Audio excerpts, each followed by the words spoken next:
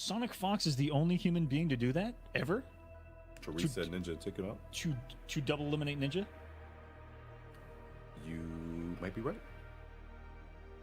I can't think of any other person. That may be quite a statistic. And if it happens tonight, we may be witnessing a little bit of Mortal Kombat history. And it's going to be the same exact matchup here, Tento. Grand Finals time, guys. Strap in. It's NA East. It's pro competition. There's points and there is money on the line. Ninja fighting and clawing his way through the loser's side. Ninja sitting pretty on winners. It's the Baraka striker. Liu Kang Lao from Ninja. Here we go. Combat begins.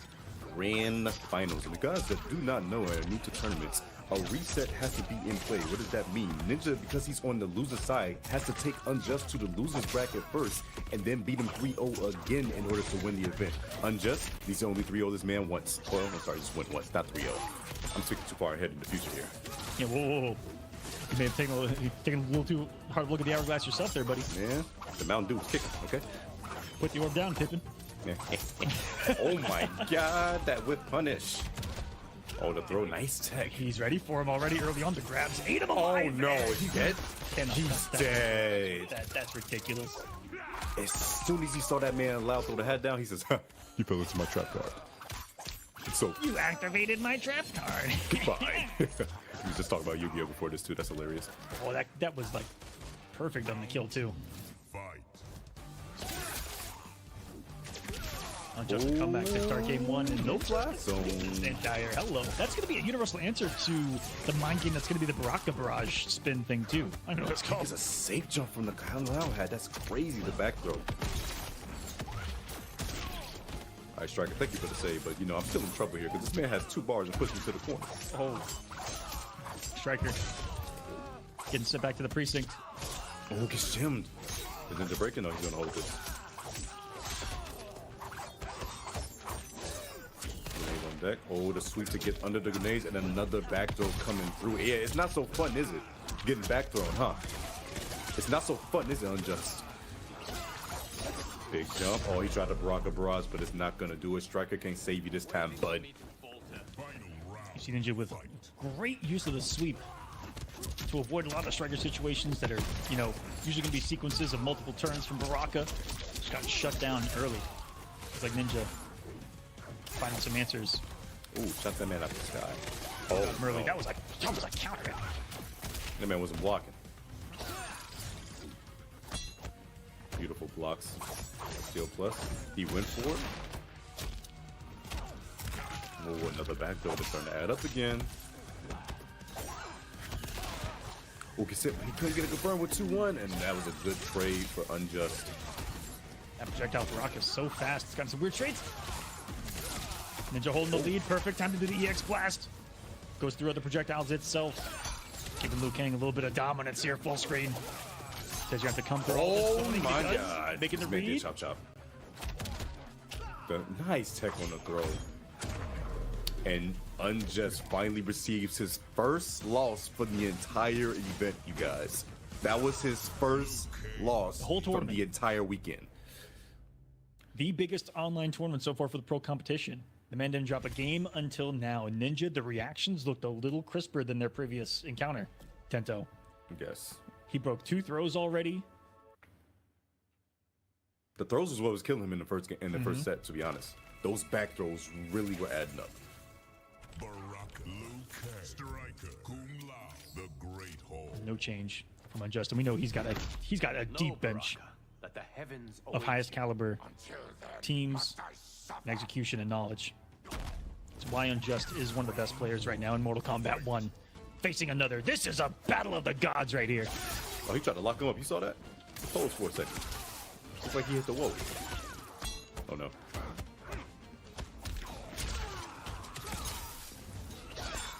And guys, stick around. West is going to be coming up shortly after this. So a whole nother top 8, a whole nother region. And a multitude of other killers here in Mortal Kombat to watch. More points and money on the line after this. Ninja just challenging with a throw there in that weird situation. Oh, come off the wow, though. Oh, nice getting through.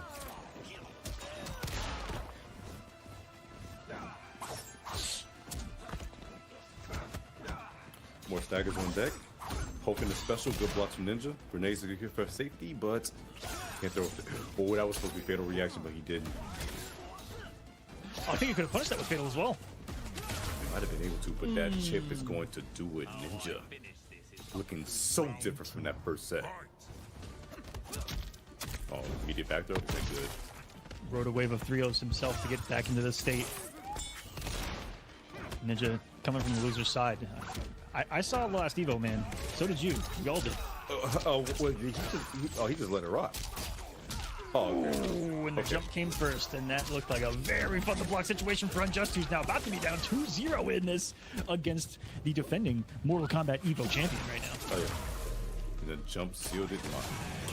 Okay, you got it, brother. We get it. We get it. You're mad. You're mad. Okay. He had to feed the beast, man. He had to feed the beast. Cool. There was no way he just did that. I wasn't familiar with your game, son. I apologize. 2-0. He will need to reset this tournament, guys. If anyone's watching that is unfamiliar to tournaments, everyone has 2 lives. So, right now, Unjust hasn't lost in this tournament. He needs to right now beat Ninja Killer in order to win the tournament. But Ninja Killer, in order to win, has to beat Unjust twice. Everyone has 2 lives. He hasn't lost yet. Makes sense, right? So he needs to put Unjust into losers first, and then do it again. 2-0. He closed out 3-0. Can he respond in kind to the damage that Unjust did in winners, or will Unjust, down 2-0, be like, now's the time to start throwing some craziness and to start counter-adjusting? You know, we're about to see, but right now, this man Ninja is only offensive. Oh my god, he almost got him. He's so lucky that that hitbox didn't get extended from that jump too. Oh, armor through that. Oh, gets the back throw and grenades are on deck. Oh, and that's gonna be a big punish. Spins the bar too. Now Chip is the issue after this setup. Especially now because he's gonna be adding dot damage. My goodness, look, it's still ticking. It's still ticking. So much. Letting that Tarkov kicking a little bit right now is Unjust. And sometimes you gotta let it take over and go full savage. Just like in the story mode. It's a big air there. Ninja says, you're staying in the corner, young man. You're eating all this damage, young man. That was a lot of damage. 422. I see you, Ninja. The air combo? Oh, gets the forward throw. Shines the light. Takes the man. I like as soon as he sees that loud hat go down, he tries to throw a projectile immediately.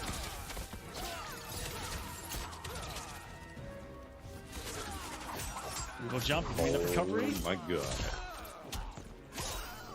He can actually die. If he can force a breaker here, hold on. Chip. His timings on Striker have given Ninja, I think, too much time to get his normals out. You know, not enough jailing with that Striker grenade. Other than that, he's impressive. Another hat. The beautiful jump back from Unjust. Scouting that Ninja wanted to go for an air-to-air and get shimmy. Unjust might be waking up. Hold on. Oh, he didn't want to deal with that corner press. I respect that break. But armor's right through after the double dash up. No Mario Kart. Hold on. Grenades. Scary how consistent Ninja's been flawless blocking multiple spots of that. String 2 wake up buttons from Unjust. Got the lead now and tried to... Yo, the duck again. Unjust, should you not drop this combo? You're going to take the score 2-1. Brutality? Oh, come on. Nah. He's going to be respectful.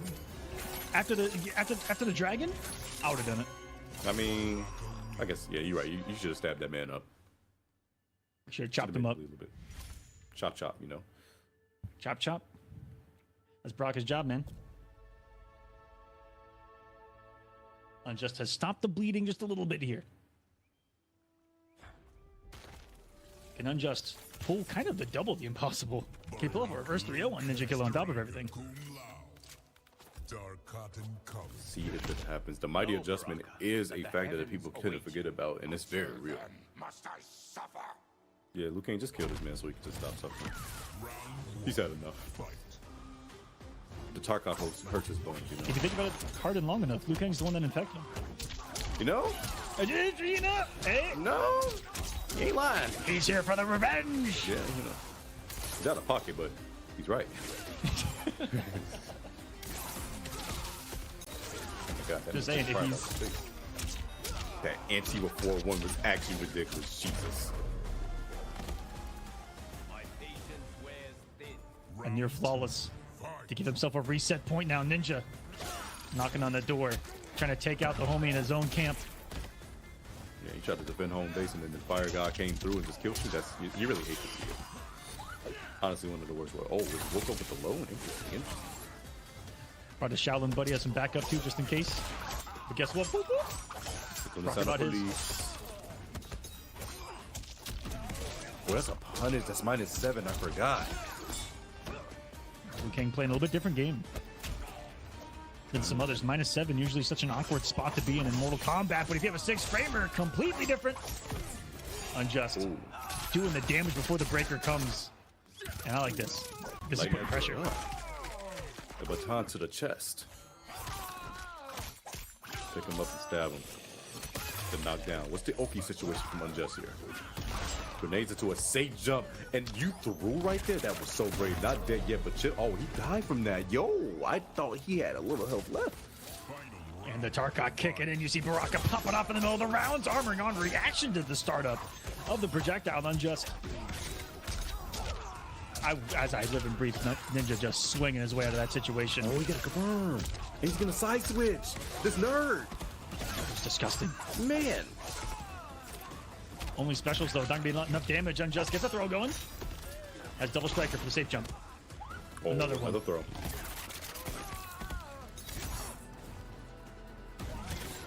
Oh, wait, it's punished? No, he doesn't. Just tries to go for down 4 instead. And the throw, not gonna kill, but this is tough. What do? It was so low. And that's a reset. I think Unjust breathed wrong right there. 3-1 indeed. Ninja has responded and sent the mighty Unjust to the loser side of the bracket. This is a reset tournament. It is now 0-0. Both players can change their character. Both players can change their cameo. This is as if it is 0-0 and a brand new match has started, ladies and gentlemen. I don't know what to think right now. This man Ninja has been on a complete tear at the moment. We're gonna see if Unjust makes some adjustments. But it looks like he's going to stick it out with the Baraka striker he believes. It got him this far. I believe in it too, and I respect the decision. But you got to find a way to kill the momentum right now. You cannot let Ninja take game number 1.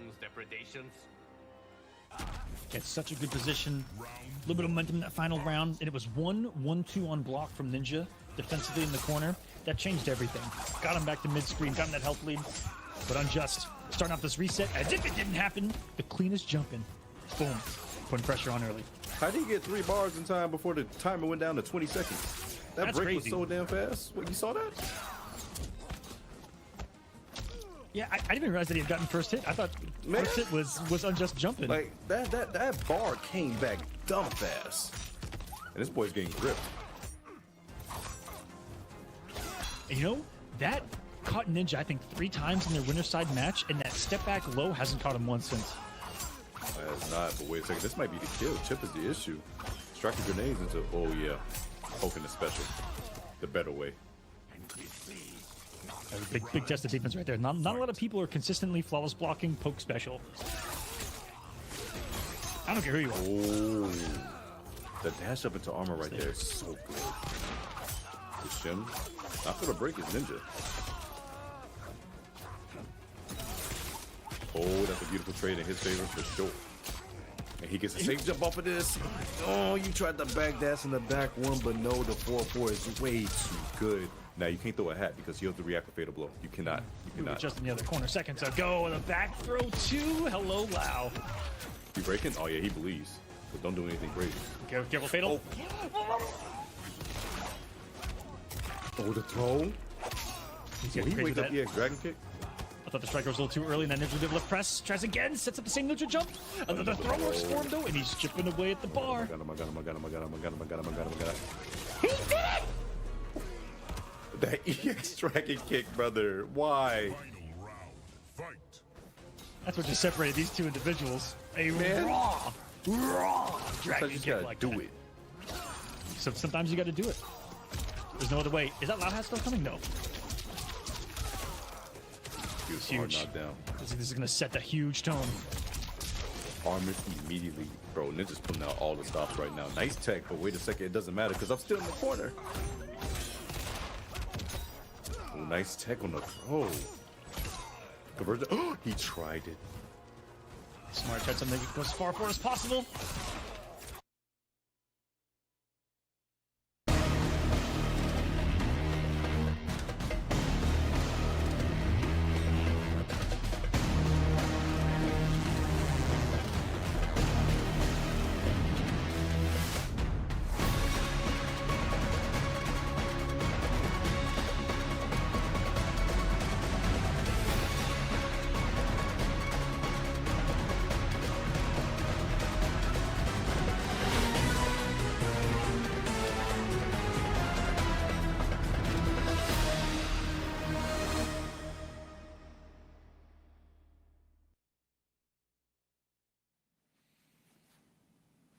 What's going on, everyone? This is Ketchup here, and I'm joined by History Behind the Warrior, the one and only. You are watching our latest edition of the Intercontinental Kombat.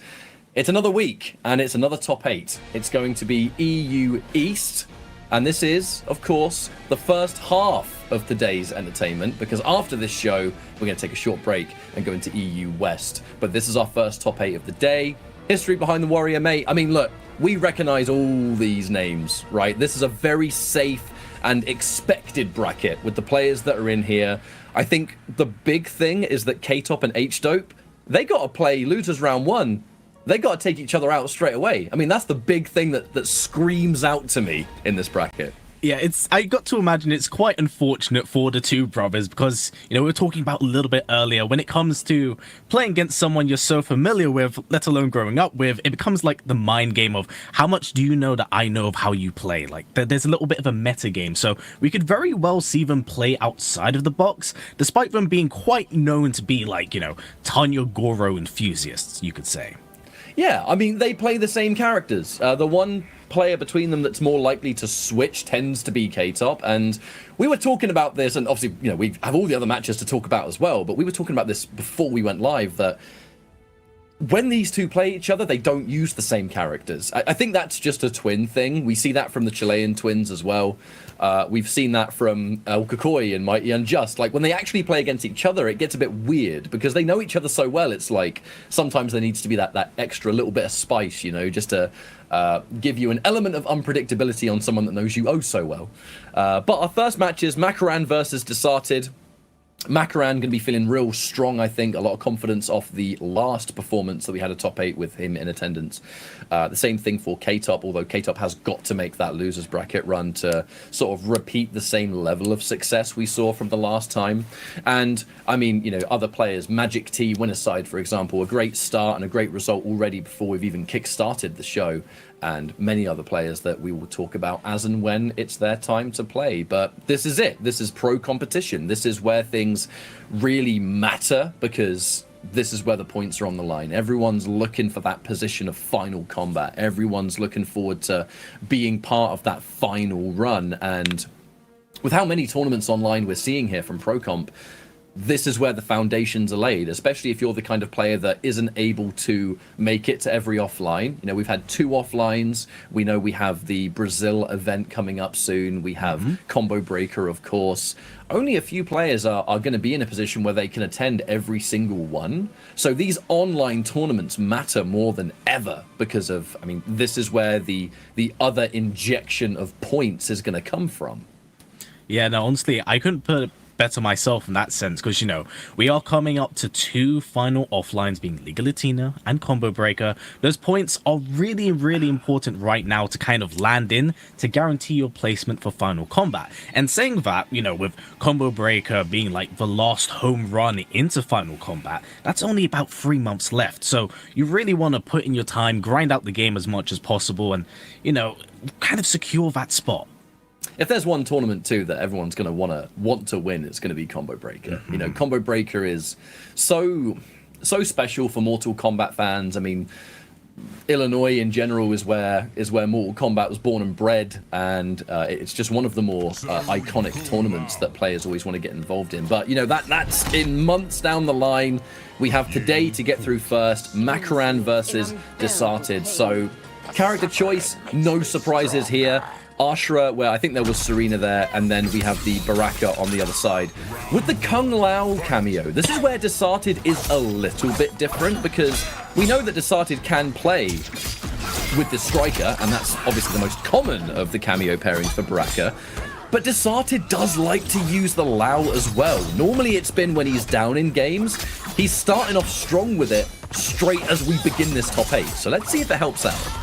Yeah, very much so. If there's anything to describe Desarted and his time really as a NetherRealm player, his versatility and style of play can really adapt on the fly, and it's whatever he feels comfortable with. And, you know, when we talk about his opponent, Makaran, who's unfortunately taken quite a bit of damage, these two have quite a bit of history in the scene, so there must be a lot of player familiarity in knowing what Makaran wants to do, that Desarted wants to go for. There definitely will be. No doubt they've played each other countless times in Combat League. Even when I jump and play Combat League around those Elder God areas, you're always bumping into these tournament level players. It's where they get their practice in between community events. And there's that reactionary block. You are crouching first, you see that overhead, you stand up. That is how you defend against Ashura, even if that overhead is historically a little bit tricky to react to for some players. And with the health that's currently left, favors Desarted at the moment. Hang on a minute though. The standing 2, and that throw, that's going to equalize and give us a very interesting end of round situation. Baraka has the better projectiles, especially thanks to the Kung Lao, and Serena is no longer available, so Makaran goes in for something slow, and Desarted just instantly in there with the blade charge, and that will be the first round.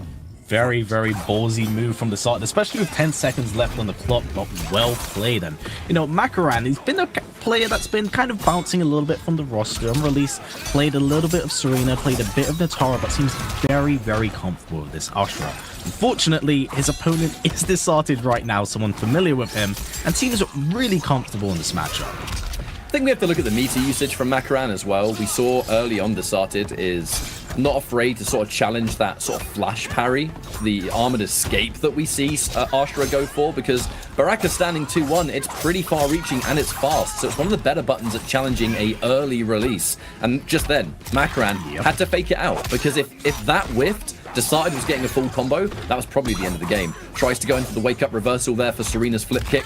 That is something that Ashura will gladly welcome. It did whiff though, and that's a clean first game. Overall, Desarted just 1000% in control, and Makaran having to play the entire match from behind, having to look for some kind of opening. I'm always having to play Desarted's game here, so we'll see how much that's going to change, but right now, Desarted very comfortable. And I gotta say, the Lao cameo is a pretty big reason for that. Extra full screen presence. I know that there are full screen options for Serena with the Ashura. The Serena makes a huge change for that. But the second you've got Lohat and Blade Spark, that's where Baraka has a little bit more to compete with that range option. Yeah, very much so. It covers a lot of issues that I think Baraka players have. You know, I know that Lao Hat has, of course, taken a bit of a nerf or an adjustment in the last patch, but even so, it's still a really, really good tool. You know, you can lay it out, you can hold out, and I mean, Lao in general, and of course, you know, he has the launcher as well, so he has a lot of really good tools that help complement Baraka's toolkit. Yeah, I mean, that low hat was absolutely a sort of slap on the wrist change. It's resulted in the cameo still being used, just not to the same extreme, but the utility of what Lohat provides was always there. And another nice reaction. That's one thing about Ashura, right? She has these projectiles on her own, but they have big wind-ups, so relatively easy to react to if you have those armored advances with Baraka. Now Desarted. Oh, big neutral jump. I feel like Makaran did try and anti-air that. I could sense a little bit of hesitation, though, which results in you just getting blown up straight away. Now Lohat again to cover the advance. Whiffs the 1-2. That's actually a full combo. Forced to use the combo breaker just to keep that corner positioning. Now Desarted. That was such a risky forward 2 from Makaran, actually. Gonna get a full combo punish. Gonna get him in the air. This is gonna be pretty good damage, but unfortunately drops the ender. Won't quite get the mileage, but there's the armored reversal. Gonna take a round up for Makaran. It changes the Baraka dynamic having this Lohat, because you're not going to constantly be able to just do various unsafe things and call in like a striker grenade, maybe a Kano knife toss. Like, you have to be so set up early to make sure that Lohat can cover your bases that it's interesting to see the slightly different playstyle, I suppose, but that's going to be a full screen catch. Makaran really trying to go for a bigger reward, but just slightly too far away. Yeah, unfortunately, Makaran throwing out a lot of ideas, but not quite getting everything he needs. Good throw tech, but he needs to pull things back a little bit. Maybe recompose against this artist. Oh, that was a lovely block. Good block there from Makaran. And that's actually a confirm too. Here comes Serena holding on to the other bar because obviously we'll use that assist later. In this case, used to absorb the low hat. I've got to point out, this is actually the development of the cameo meta. We've seen it from Serena, Scorpion. The less popular cameos like a Tremor, definitely not a Shujinko because no one really seems to play that cameo, but just calling in this cameo specifically to sponge up low hat and being able to essentially eliminate that advance that an opponent might have over-dedicated to something. Very, very true. And, you know, touching on what we were talking about a little bit earlier on with Makaran and really about utilization of Ashura, he's really refined this character in a way that I must say I'm quite impressed because he seemed very dedicated to playing Melina for a while, but this character's fitting on him extremely well. Just strong fundamentals. Makaran always has had that, and the double knives again. What it is going to do is waste the time, and even if those knives didn't hit Desarted, with only about 5 seconds left on the clock, I mean, that's all Makaran needed to take that second game, and a little bit more comfortable because I'm able to stabilize. I'm able to play a little bit slower. I'm not going to get overwhelmed by Desarted from the get-go, and Baraka, such an overwhelming character. If you are able to calm the fire down a little bit, it gives you a little bit of a better chance. Easier said than done at this level, but I think it's a decent character to go up against, right? You've got that range, you've got the buttons, you've got the neutral. I mean, that's all great for Makaran. That's what he's known for. The best Scarlet in MK11, by far, in my opinion. It's no wonder he went to a character with similar strengths, I suppose. Yeah, hard to disagree in that instance. But yeah, as we were talking about Baraka, these are two characters that I would say have absolutely insane burst damage. Like the second they get one touch on you, that's like 40% guaranteed. Oh, ooh, very bold move from Makaran, not like, punished by Desarted. The thing is, I'd say that looked unintentional, but because it was EX, I think it was. Maybe there was meant to be a button on the end of that or something, but hey, look, I mean, didn't result in the world's biggest punish, right? So who cares? Going into the Dark Stance. The first time we've seen Dark Stance come out to play in this matchup does allow a little bit, like less of the projectile presence, but slightly more pressure based on those dash cancels. And again, that Serena being called in specifically just to absorb low hat didn't work out, but it is something that we're seeing a lot more, especially against low hat users. Yeah, definitely. It's one of those really smart things I actually see be utilized a lot more by fellow UK player Mega K. Just bringing out the Tremor, absorb the hit, take the trade, and take advantage of that. I'd say he stole that one from me, but I don't think he ever saw me do it. I think he's just more smart and found it earlier. However, there's that combo breaker. Wants to really hold on to this because Ashura with Fatal Blow and Serena, yeah, good thing that connected. Ashura with Fatal Blow and Serena, that damage is like, yeah, say goodnight. You got half your health left? Oh, that's too bad, mate. That's too bad. So that's cute. That's cute. That's mine now. I'm going to press both my buttons. And now you're dead. Oh, beautiful blocks. I must say, I'm very impressed by Makaran's blocks of a majority of these 50-50s. He's been doing a really, really solid job of holding up his defense. They've both been doing a very similar thing. You know, there's one thing both these characters have. It's a overhead that can be tricky to react to if you're not ready, but you just block low and you stand up when you see it. And they've both been pretty on it so far. Again, there it is. I almost commentators cursed that, but not quite. Yeah, beautiful catch up for Serena with the rangs coming back. And nice damage off Makaran. 29% going into the throw and putting another round on the board for himself. Now, I guess we have to look at resources going into this next round. Desarted has the meter to break if he needs to, but also has meter to do ungodly amounts of damage. So Makaran's going to have to play this incredibly slow. And again, there was the Serena, just in case you went for something. Yeah, that was actually very wise. Funny enough, talking about commentators, Curse wanted to maybe cut off that breaker very early on. Could be. A lot of the slow game being played by both, with another back throw from Makaran, not taking a lot of these back throws. Yeah, mid-screen, it's so hard to determine where those grabs are going to come from. Ooh, talking of grabs, then one press gets Lovely. hit with the forward throw. Yeah, just decided now just mixing up his throw options, slowing things down, but oh, big damage. Going to get caught by Makaran here. Well worth going for if you expect there's going to be some sort of low hat. The armored reversal of Desarted. I think slightly mistimed it in the round previous, but managed to get it there. Oh, that's going to hurt, actually. Yep. had to break. Thing is, if you didn't break that, there would have been so much chip you would have had to deal with. Oh, was that like 5 forward dashes? Yep, 5 forward dashes into a back throw. And Oh, that's gonna go through. That's it. That's it. Whoa! Smart stuff right there. Fatal blow to armor. You know the knives are coming back, but I'm now in an armored state. There ain't no way I'm losing this game. Lovely confirm. Yeah, I can't lie. I felt like Macaron kind of had that in the bag right there. He seemed relatively comfortable, had the life lead, but you can never count out the Sorted, and he just stole that ending from Macaron, which is, I imagine, quite unfortunate for him because he genuinely looked a lot more comfortable in that last round. That's where Baraka gets a little bit scary. That fatal blow, the range, the startup speed. I mean, it kind of does everything you want a fatal blow to do in this game. And then when you pair it with his aggression, his neutral, his buttons, there are instances like that where, yeah, okay, I've landed a jump in, I've landed a single hit, Lao is available, which means I can fatal blow. There's knives coming up behind me, but my fatal blow's armored. And that was just a perfect decision. But it was merely to take another game on the board. Still, we have the rest of this series to play out. The side needs one more to move on into winners finals.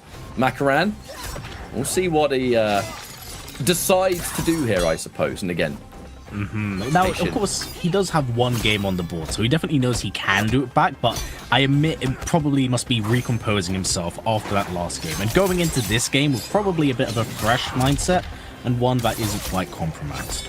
I like the slow start there too. There was a really obvious low hat that normally I think there would maybe be some sort of cool to absorb, but unless the first hit has been landed, that's one big thing, is if your cameo gets hit, the opponent still gets first hit bonus. So using a tactical cameo to absorb a projectile right at the beginning actually isn't the greatest idea. Now that's a lovely confirm. Gonna get some damage, gonna drain a little bit of meter as we are trying to deny the break as we're trying to get that first round on the board. Decided with a chance to come back here. A very wise decision from Macaran. He's actually been using the Serena Drain in a really smart way. Just kind of just taking a little bit away every time, just making sure that Sorted doesn't have that breaker locked in. Especially with the health that's left. But this is a very scary position. Has full screen to work with. Definitely more favorable Macaran's position. But, oh, You're dead. You're dead, mate. Yep. GG's 2-1 into Fatal Blow, taking it again, just like the last round. Every time Macaran seems to be in a favorable, comfortable position to win, just decided threads the needle and he just gets the big damage to close out the game. I mean, we got to be honest here. That was a mistake from Macaran. Yes. Macaran was sitting at full screen. I was looking at the cameo gauge, and it was really a second or two until Serena was available. I know there was possibility for the fatal blow to maybe be a concern, because the second you throw a projectile, that fatal blow reaction is going to work. But choosing to go in there and give up position and just open up a whiff punish was possibly the worst thing that could have happened. However, Macaran now, a clean hit. Standing button probably tried to go for the projectile there, but we still get a full combo, so who cares? Yep, still 36% at the end of the day. And, you know, I can imagine, again, we're talking about composure in the first round. Macaran can get things together because, you know, Desolate now does not have Fatal Blow. And there's anything we've seen of these two characters, that the second they touch each other, it can pretty much wipe out a quarter of the life bar. Oh, the patience. That wasn't even a counter hit. I don't even think that was a punish. Maybe Macaran was reading a throw on the other side or something, but even then, the 2-1, I mean, it connects no matter what. Big jump in and the breaker forced. Fatal Blow's ready, but with a Lao hat from that distance, that's not the greatest situation for you. Oh, could have been a big whiff, and that 2-1's going to come out. Macaran falls 3-1. The Sarted makes it into winners finals, and I gotta say, real impressive stuff. Every time I had seen the Lao cameo with the Sarted, it was at the end of a set, there's like one game left, and it almost kind of felt like there wasn't enough time to make it work, to find this sort of flow, perhaps, because it's so different to when you just take a striker or whatever and you throw the grenades off the back of what you're already doing. The Lao requires you to be a little bit more predetermined on your advance. Seeing that straight away and seeing it work, I love to see stuff like that. You know, players that are just still being a little bit creative with their characters in a way that works for them in a gameplay sense. Desarted looked so confident there, whether it was reactions, whether it was the whiff punishes. Macaran definitely made a few mistakes. So we have to definitely mention that because it was not the greatest match. But Desarted was at absolute peak form. And yeah. to get 3-1. it's hard to disagree. He was playing very, very well. You know, it was all the micro decisions he made at critical moments that mattered that ultimately determined his victory over Makaran. 'Cause as I kept pointing out, he was playing fundamentally really well and really solid, but you know, those little tiny moments just slipped through his grasp. And saying that, we will be moving on to our next match in a second as the Started proceeds into winners finals. We have now Magic T against Fish Like Steve. Now, Magic T, prominent streamer, probably caught him on Twitch every now and then. I like Magic T's approach. You know, I think I've seen a lot of Baraka from him, actually, in the past. I think it's mostly Melina these days. I do recall it was Melina last time we saw him in the last top 8, because Magic T got top 8 in that tournament too, as did Fish Like Steve. Fish Like Steve, another Ashra user, actually, has a slightly different style to Makaran, I would say. One of the big things that I always notice from Fish Like Steve is a lot of knowledge. But it's not just knowledge, it's kind of the opposite effect.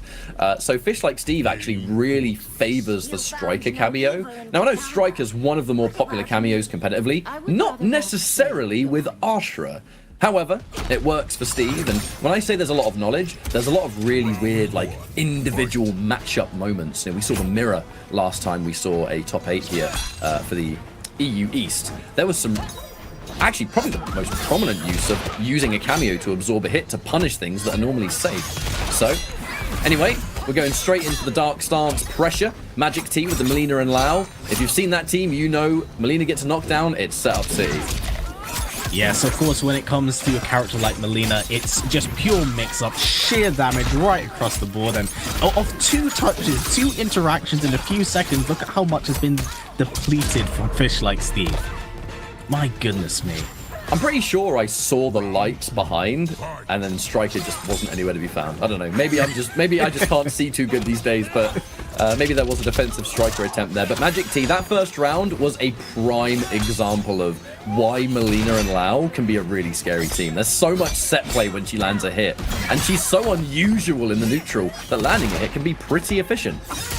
He's a character that can fundamentally just like snowball you so quick. And the thing is, when you have a character that has 950 health like Steve has with Ashra and having Striker assist, you just, all that damage, it just all eats up so much faster. Beautiful blocks from Steve, but again, he just has to find his turn and take it back. Looked a little bit like the low hat pushback made the 1-2 whiff, so we'll call that a happy accident. A good block all the same, and we're able to get around it. There's that low hat.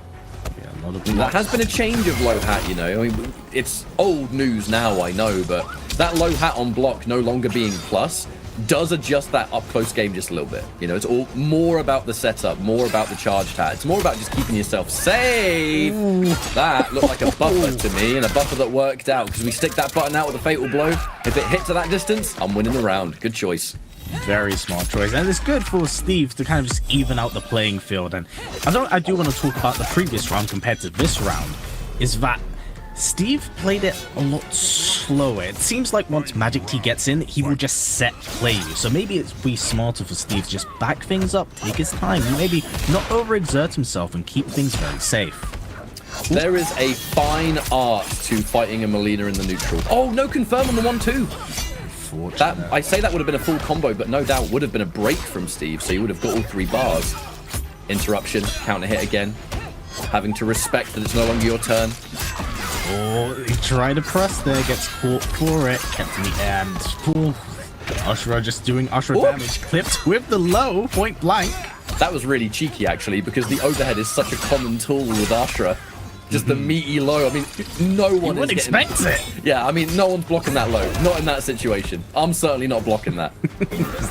Beautiful punish from Steve, and there closes out the game. It seems a lot more comfortable once he brought things back in the second round. Fish Like Steve is going to have a superior neutral. You know, he's got more range on the buttons. You have a little bit more confidence, I think, because you can stick out those buttons with a special on top, knowing that the Striker Grenade is coming in to keep you safe or plus or whatever the situation is. where Magic T is going to win is going to be that knockdown. And that's why we saw such a devastating first round, because that one hit led into low hat mix-ups. It changed back into another one. That is kind of the bread and butter of the Melina and low hat combo, right? But you have to earn that hit first. You've got to get that hit first. And that's understanding that Steve won't have a breaker. So, an interesting matchup first of all. We'll see how this next game goes. Can Magic T find the hit? That's the question. That really is, because like we pointed out, yes, once he gets that in, he will just set play you. Just mix into guess, throw out the low hat, mix things up, and, make you second guess your options and your block timing. But Fish like Steve, one round up, let's see how it goes. Happily welcome that first hit. Oh, the delayed low hat. That's going to prevent the striker. That's good. That was good. That was good to hold on to. However, that's a confirm for sure. It's going to be big damage on the board. Also has the corner to work with, but empty overhead. Full combo punish. Let's see where Magic T leads this all up to. My goodness me. Love the use of the armed reversal. Wants to get out the corner. Not a place you want to be against Melina.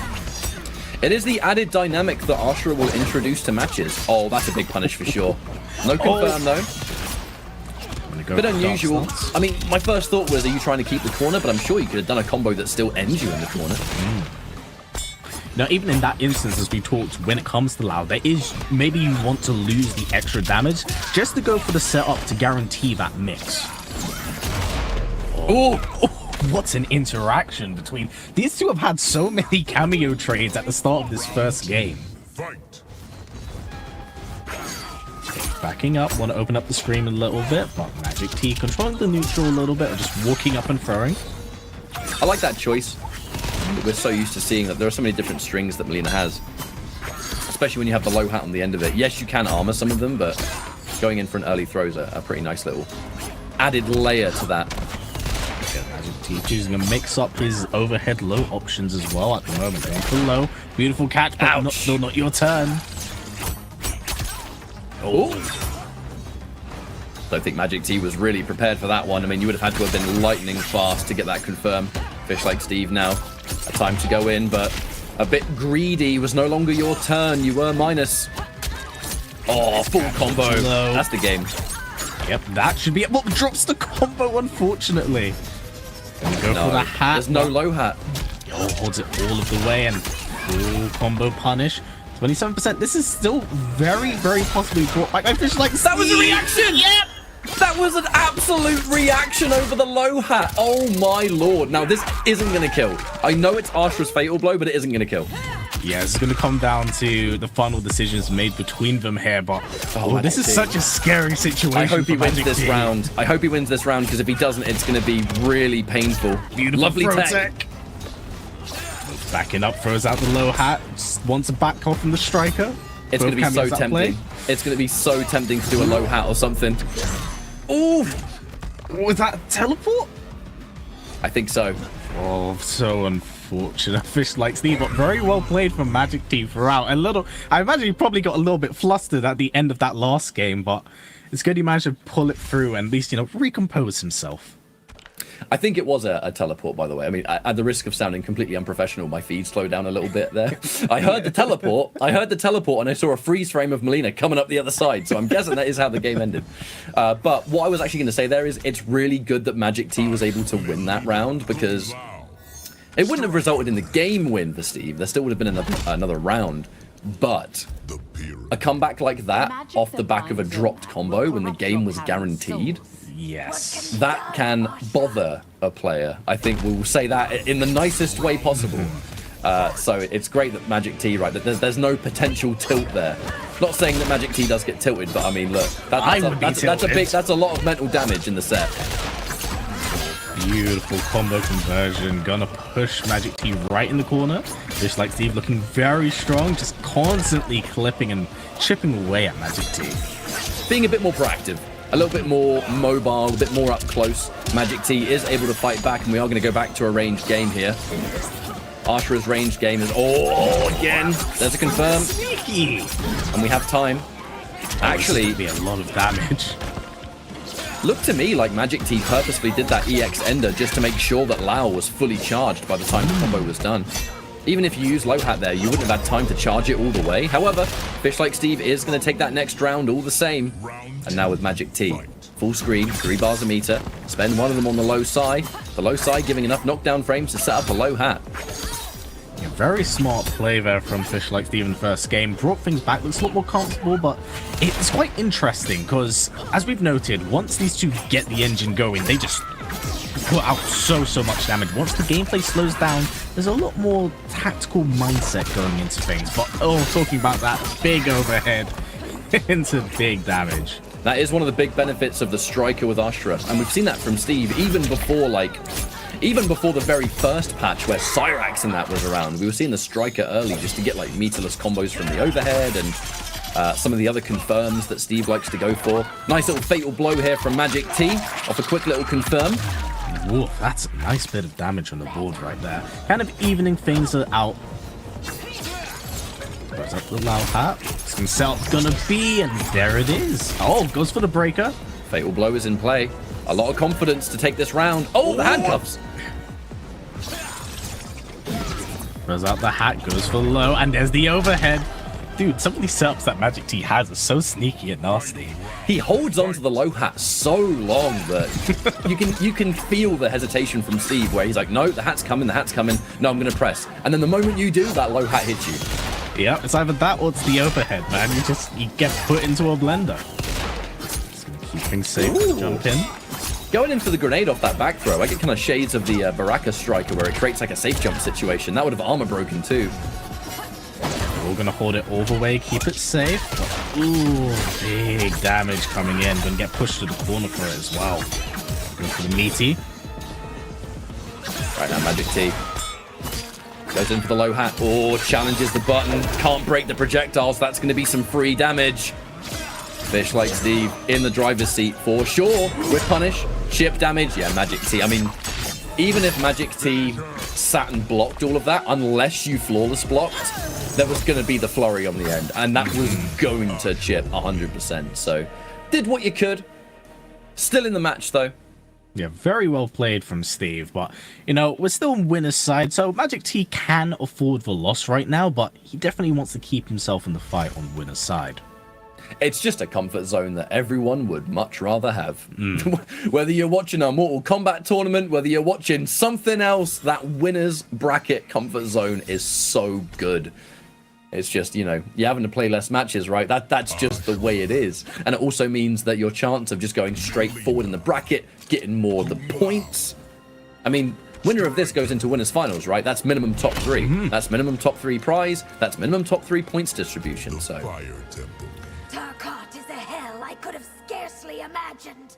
May it prove more. Melina also complaining about the cruelty of Tarkat, learning that from Baraka. Yeah, unfortunate that Baraka in every timeline is cursed to be inflicted with some form of Tarkat. But all of his intros too are like, they'll say something and he will just say, yes, but I have Tarkat, so I have it so much worse.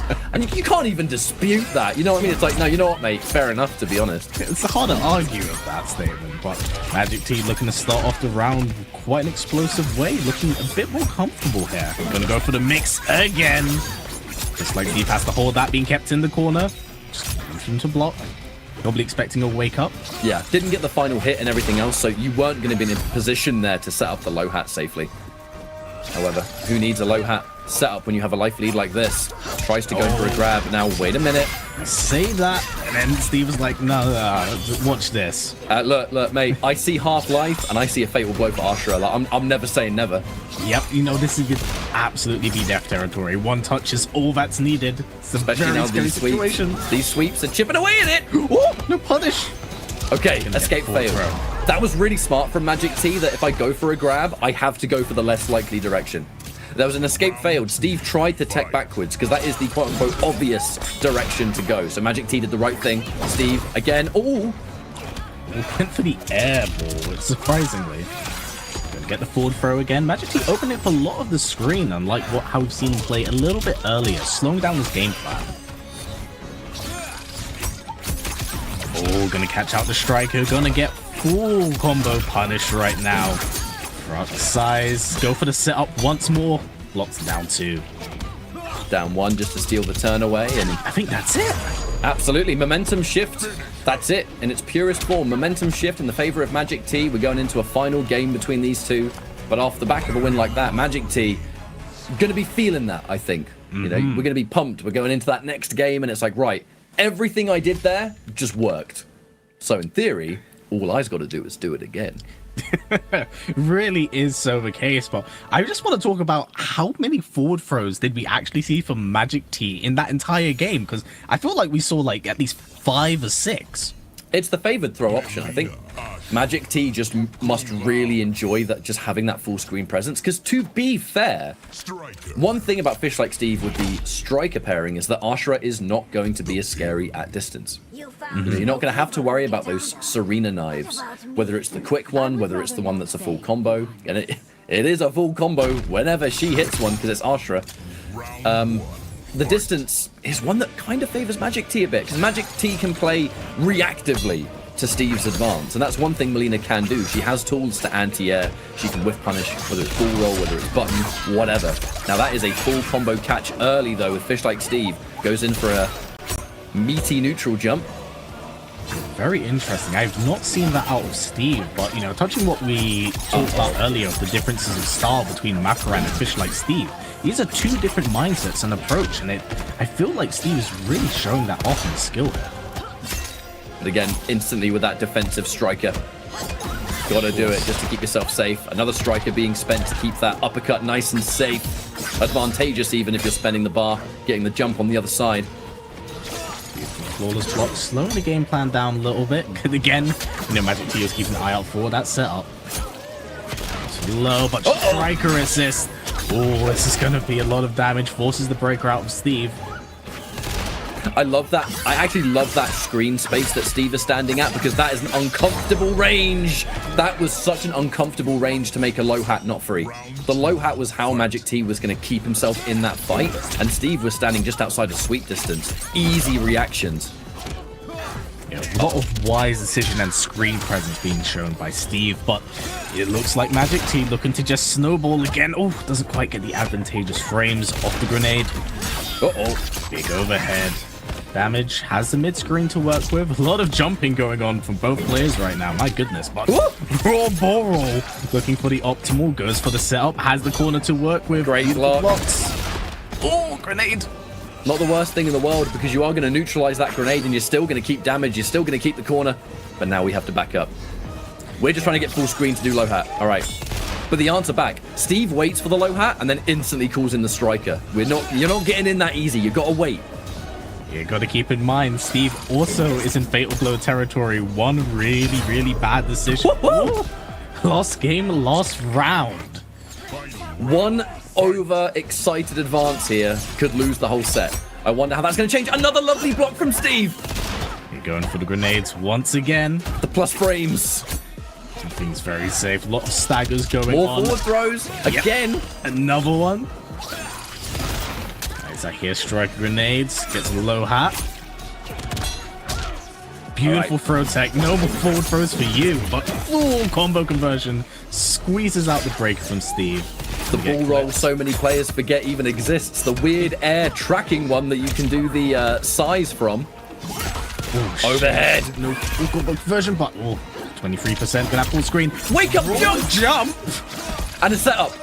Yeah, you gotta guess. Throws out the armor, doesn't have to deal with it. Big overhead. Full combo conversion. This is gonna... No! So unfortunate for Fish Like Steve as Magic T pulls things back, gets the win, and does a brutality. Yo, where's the hat gone? Dope, that was... Alright, Into the abyss. I think I know why that dropped. So, Ashura's Fatal Blow does have some pretty significant startup on it, right? Like, it is one of the slower Fatal Blows. And off that specific combo, it was a quick standing one into Fatal Blow. Personally, I don't know if Fish Like Steve has actually done that specific combo all that often, because the only reason it was done is because Magic T was one hit away from Building Breaker. Any extra hits in that combo, and the Fatal Blow would have been broken. So we had to do something that eliminates that. Like right there, I think that was a very similar combo, actually. Yep, I believe it was the same one, which is very unfortunate. Maybe just a mistimed It situation. must have been slightly too late. You just mustn't have had the height. That's the only reason it would have dropped, but he had to go for it to prevent the break. It's Yeah, just... there it is once again. You throw Oh, that no. out. Yeah, it was a little Oh. bit too low to the ground. Oh, So unfortunate. So hurts. unfortunate. that hurts my soul. But GG's to Magic T. This is a really good result for him because, you know, I see Magic T in brackets all the time. I constantly see him playing them, whether it's community tournaments, whether it's the official pro competition. This is some of the highest placements I've already seen from him, and that is fantastic. as Well a player. deserved. Yeah, absolutely. Absolutely. That was close. That was final game. It ain't his fault that Fish Like Steve accidentally dropped the combo. You know, he capitalized. That's just the way it is. And he had to put himself in that position to get one more hit anyway. So, well done. Desarted versus Magic T. Another Baraka versus... Actually, no. Baraka versus Melina. I keep wanting to think it's a mirror because I know he played Baraka ages ago, but I just can't unlearn that. Like, I can't unlearn the fact he just likes Tarkatans, I think.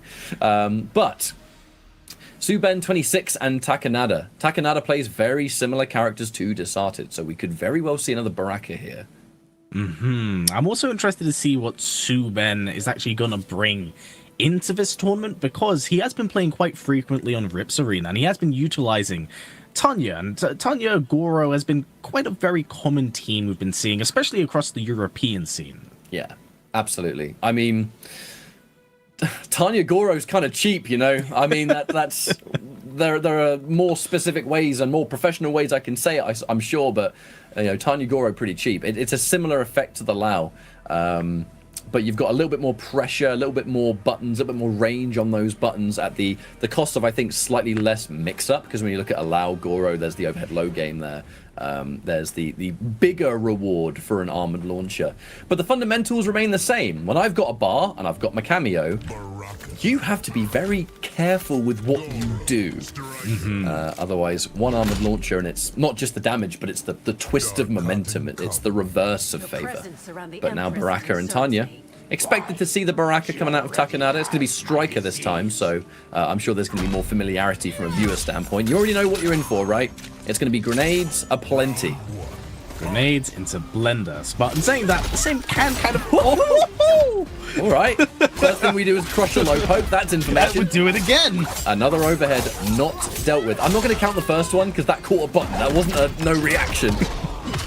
And then the armor. Dude, we're getting the full experience and it's only been like 15 seconds. Yep, it's only gonna... We got more games after this, and it's been super, super explosive right out the gate. Just going for raw spin to Goro. It's a back throw. Nice. Get the advantageous frames off it. Beautiful neutral dunk. Fortunately, not a big enough punish. There's the armor. Didn't have Goro in time though, so... Our punish is going to have to be quite small, it seems. Takanada.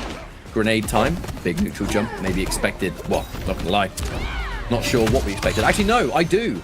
A common way to bait out Tanya armor is to neutral jump. I do it myself. It's a good way to make it either whiff or you get hit in the air and she kind of just flies away and she can't get a combo from it.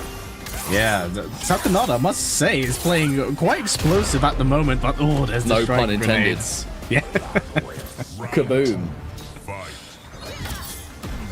Starts slowing things down, blocks the mid projectile. One can go for striker grenade, use the advantageous frames, and beautiful tech from Caesar Ben. It does really force the Tanya player to work around the fact that your opponent's neutral jumping. I said it before, I know I got a little bit confused with myself, but because of the angle of her armored reversal, the neutral jump is a pretty common answer. Because if it whiffs, you know, she's just sort of stuck in the air and you're still pretty safe. And if it misses entirely, you can punish her. So the Tanya player has to know you're doing that. And then, like right there, case in point, ask and ye shall receive. Yeah. The question is, what does Suben do now? Because you know that's something your opponent's going for. Do you wait for a neutral? Do you wait for the jump? Do you try and anti-air it? Do you jump in yourself? You have to make some decisions, but Takanada is not giving you any time to make those decisions because that was a pretty convincing game one. That match was full throttle right from the very beginning with the overhead. And we still got more games to come our way, and I'm very excited to see what Ben's able to do to work around, you know, the obviously like holes that you pointed out of just the neutral jumps, which, you know, we saw Takanada call out 3 or 4 times, and it worked every single time. What, I don't want to use the word worries me, maybe that's a little bit dramatic, but what I have noticed though is that we did see a neutral jump attempt, like you said, about 4 times in one single game. There's a very clear reason Takanada is doing that. So as the opponent, surely you are aware that that's what happened. So, right, we're going into our next game now. We open up these situations where I might be slightly minus, the armor becomes a threat. You have got to start trying to bait that jump, and you have to now stop Takanada from doing it, because if you don't stop it, he's going to do it every time, and it neutralizes your armored game, which is one of the main reasons you're picking Goro in the first place. Very, very true. It just seems Ben needs to enforce more of his game plan and be aware of the jumps. Once he works around it, it can work more in his favor. He can start mixing around his options. But right now, Takanada looking in very favorable position. Got really good looking blocks, but still not quite your turn with striker assist. Oh, goes for the parry neutral jump into a full combo. Yeah, seeing the striker and going in for a button. Sadly, though, that is kind of striker matchup 101, is that you have to understand that your punish must be a down 2. Unless you have something specifically that can get around it. Yo, striker absorbed the Goro, that was sick. Unless you have something that can specifically get around the striker grenade as a one-size-fits-all punish, you have to down 2. If you get greedy with your punish, you'll take damage. Worst case scenario, he combos you. Armor break! Oh, breaks the armor. We get the forward throw. Both players at near even health at the moment, but yeah, Takanada just seems so much more comfortable in this matchup than Ben. Oh, gonna catch him, doesn't quite get the hit confirm into fatal blow. Gonna focus with back 3-1. Oh, raw overhead! 2-1. Closes it out. Thinking there's 100% hit rate on that overhead from Baraka in this set so far. We saw it a few times in the first game. It comes out again here. It must be about 3 or 4 times, and it just leads to so much damage every single time. Oh, back 3-1, beautiful spacing. Full combo punish, has the corner to work with. Go for Meaty to crack the armor, but Ben not out of the fight. Gonna keep him in the corner himself, but works his way out. It was definitely effective wake-up timing. The delay to maybe bait out that standing 4. Takanada has been trying to armor break that wake-up a fair few times. A bit closer, that perhaps would have worked. Anti-air, right. That's what we needed to see in that first game, right? Her down 2 is so fast. Another anti-air. All right, we've baited out that jump twice now, which has just reopened up the threat of armored reversal, in my opinion, because now it's not a set thing. He's not going to do it every time. He's now looking for it. Oh, but not enough to deter. This man cannot be conditioned. He still believes. You know why that's the case, though, right? Because, like, all right, the last 2 times you anti-ed me, one was a down 2 when I had more life than you. The second was a standing button that didn't really lead into any substantial combo. If I'm right with my neutral jump, I'm getting a full combo every time, and you've lost meter. So if you have 3 bars and do that, you can't break this, right? It's always a net positive. I get more damage. So your answer to that jump has got to be enough to compete with the full combo you're going to take if you're not correct. Because Takanada, I've seen him play a lot. I've fought against him. I've seen him in tournament. He is a stubborn player, and I mean that in the best way. If it's working, you got to show him something monumental to stop him from doing it, because he wants to do it, and it works, so why bother? Nope, very, very true. And I suppose the stubbornness is a really good sign of, like, he's a real firm believer of his tactics. Oh, yeah, totally confident. Reinforcing it. Totally confident. Full combo punish, going to the 2-1. Gonna have the corner to work with. The mid-screen carry as well, mind you. Looks to break the armor. Back 3-1. Just relentless offense on Takanada right now. And Ben just eating everything under the sun. Squeezing out. A little bit extra damage there. Here's the striker. Armor. Yes. Yeah, has to get it. Has to get it. It's not Had going to take the risk. Damage. Goes for the setup. Gonna have the corner to work with. Ooh, full combo. Let's go. Wake up. Oh, just a little bit left to close out that game. Takanada, match point. Just looking thoroughly unfazed here. You know, anyone that plays a lot of Mortal Kombat right now, you've played the Tanya Goro matchup a fair few times. It's very common, especially, as you said, in the EU side of things. Very common character. So, you know, if you know this matchup incredibly well, you have the options, you have the answers. I feel like Takanada has just been a little bit more prepared for this matchup than Suben was. Yeah, I mean, And it's paying off. It shows, yeah. Yeah, but full combo punish once again from Suzuben. Honestly, all of these overheads and all of these lows have just been catching Suzuben. Delay. Let's add up. Ooh, nice damage locked in on the board, but Suzuben not completely out of the fight, but Takanada right now in Fatal Blow territory. Very scary position, and that was... Oh, squeeze out the breaker. Don't throw a projectile. Don't do it. Oh!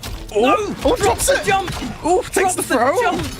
Has the mid-screen to work with just a lot of pokes. Ooh, that was a very, very scary round. A lot of stray hits that didn't lead to very much. You know when I said Takanada is a stubborn player, that was a I am so confident you are going to throw. Even now you've hit me with a mid, you probably thought, oh, he's definitely not going to duck now, and he did it twice. Obviously it didn't work, but that is confidence right there.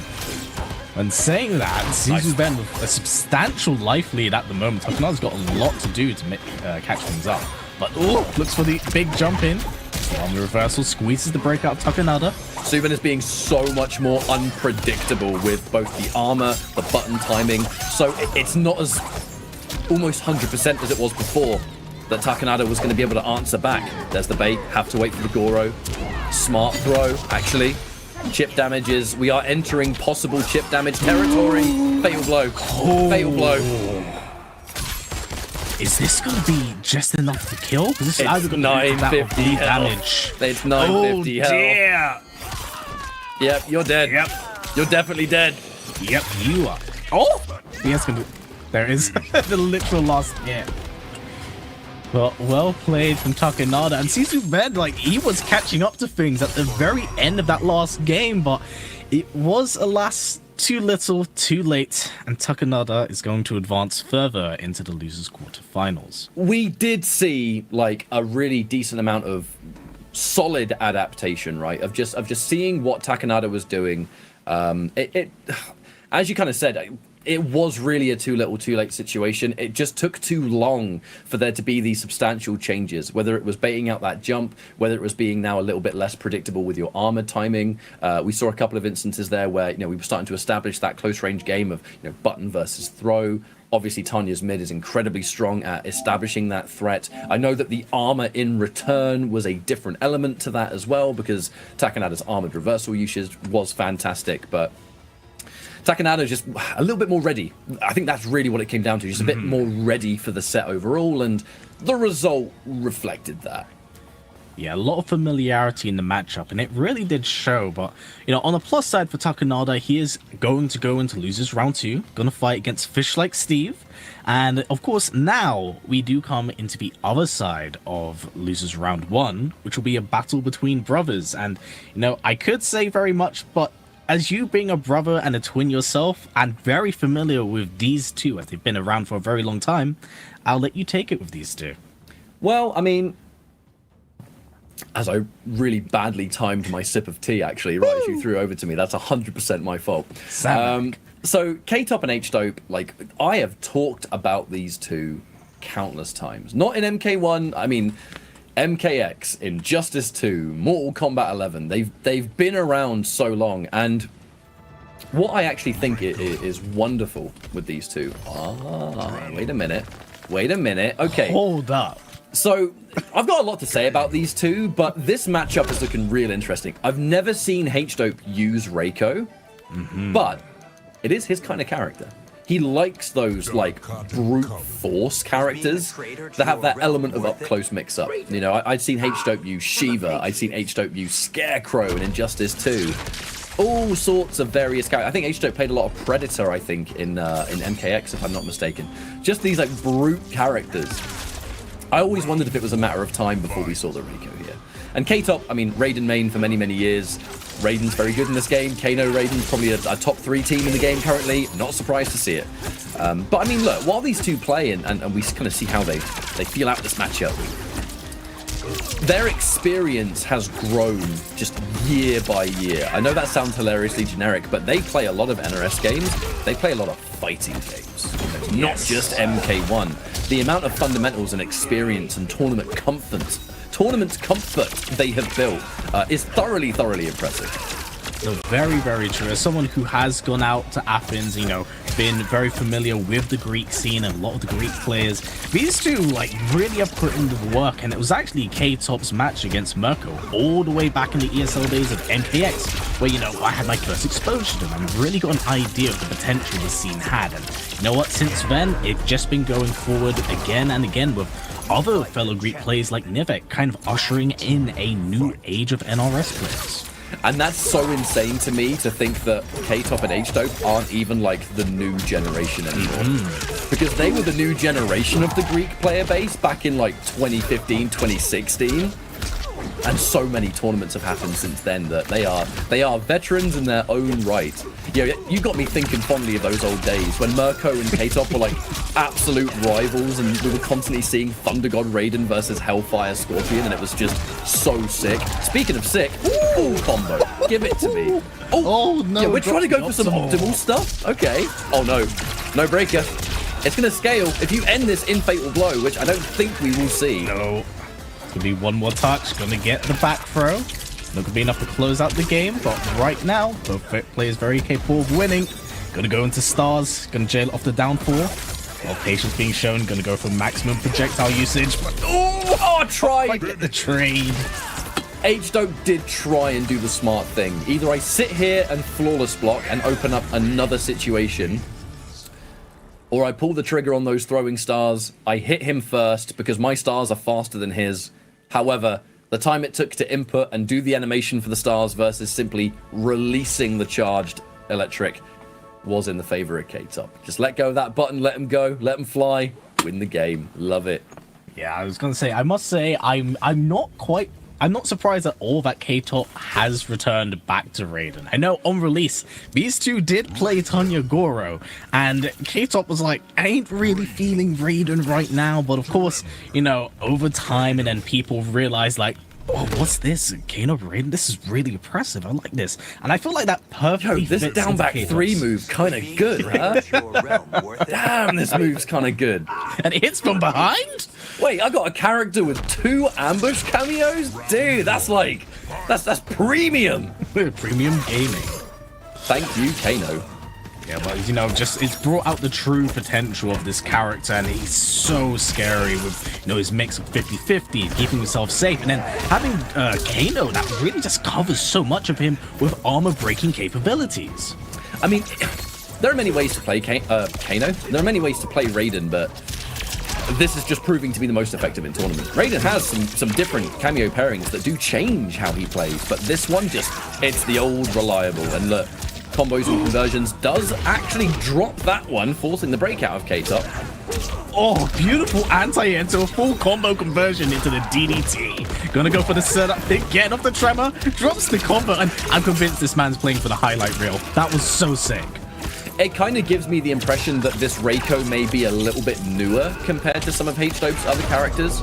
Because, to be honest, whenever I'd seen H-Dope play, it was always Tanya. I always kind of felt like Tanya wasn't really a H-Dope character, though. But we're seeing a lot more, like, individual combo conversions, some conversions that we don't see every day that, you know, we know H-Dope, if there's damage to be taken, we want that damage. This is definitely looking like an earlier character. Like, there's still maybe an infant stage here for this Reiko. Yeah, maybe he's seeing something. Maybe he played against another Reiko and was like, I want to pick up this character, see what I can do with him on the grand scale of things. Because I know, you know, as you pointed out, these two players know each other very, very well. And thus, maybe this is an experimental pick for him. Even there, you know, meeting with the forward 1-2 because the threat of command grab, ask and you shall receive, that's going to be the round. And I like that too. The 2-1, the dash in standing 3. These small little combos are so important as a Reiko main because it's all about screen positioning. Oh, greedy with the punish though. Greedy with the punish. Yeah, that's such a dirty tactic that, you know, Raiden players can do of going for the fly and then, you know, throwing in the Kano very, very last second to cover them. You can still take your turn back. You know, some of the sickest Reiko tech I see with Tremor is when they do button into the throwing stars and you call in the aftershock up launcher to turn it into a full combo. That's one of my favorite. That's one of my favorite things to see Reiko players do. I've never seen that, but that is so It's great. disgusting. It's so great. It works with every projectile for the most part, but for Reiko in particular, it just helps because the throwing stars, there's so many of them. And button into stars is pretty common, you know, down 4 into it or whatever else, back 3 maybe. Come on, grab. Doesn't have a tremor variation locked in that he needed, but oh, what is this? A lot of 2-1 snaggers in the corner.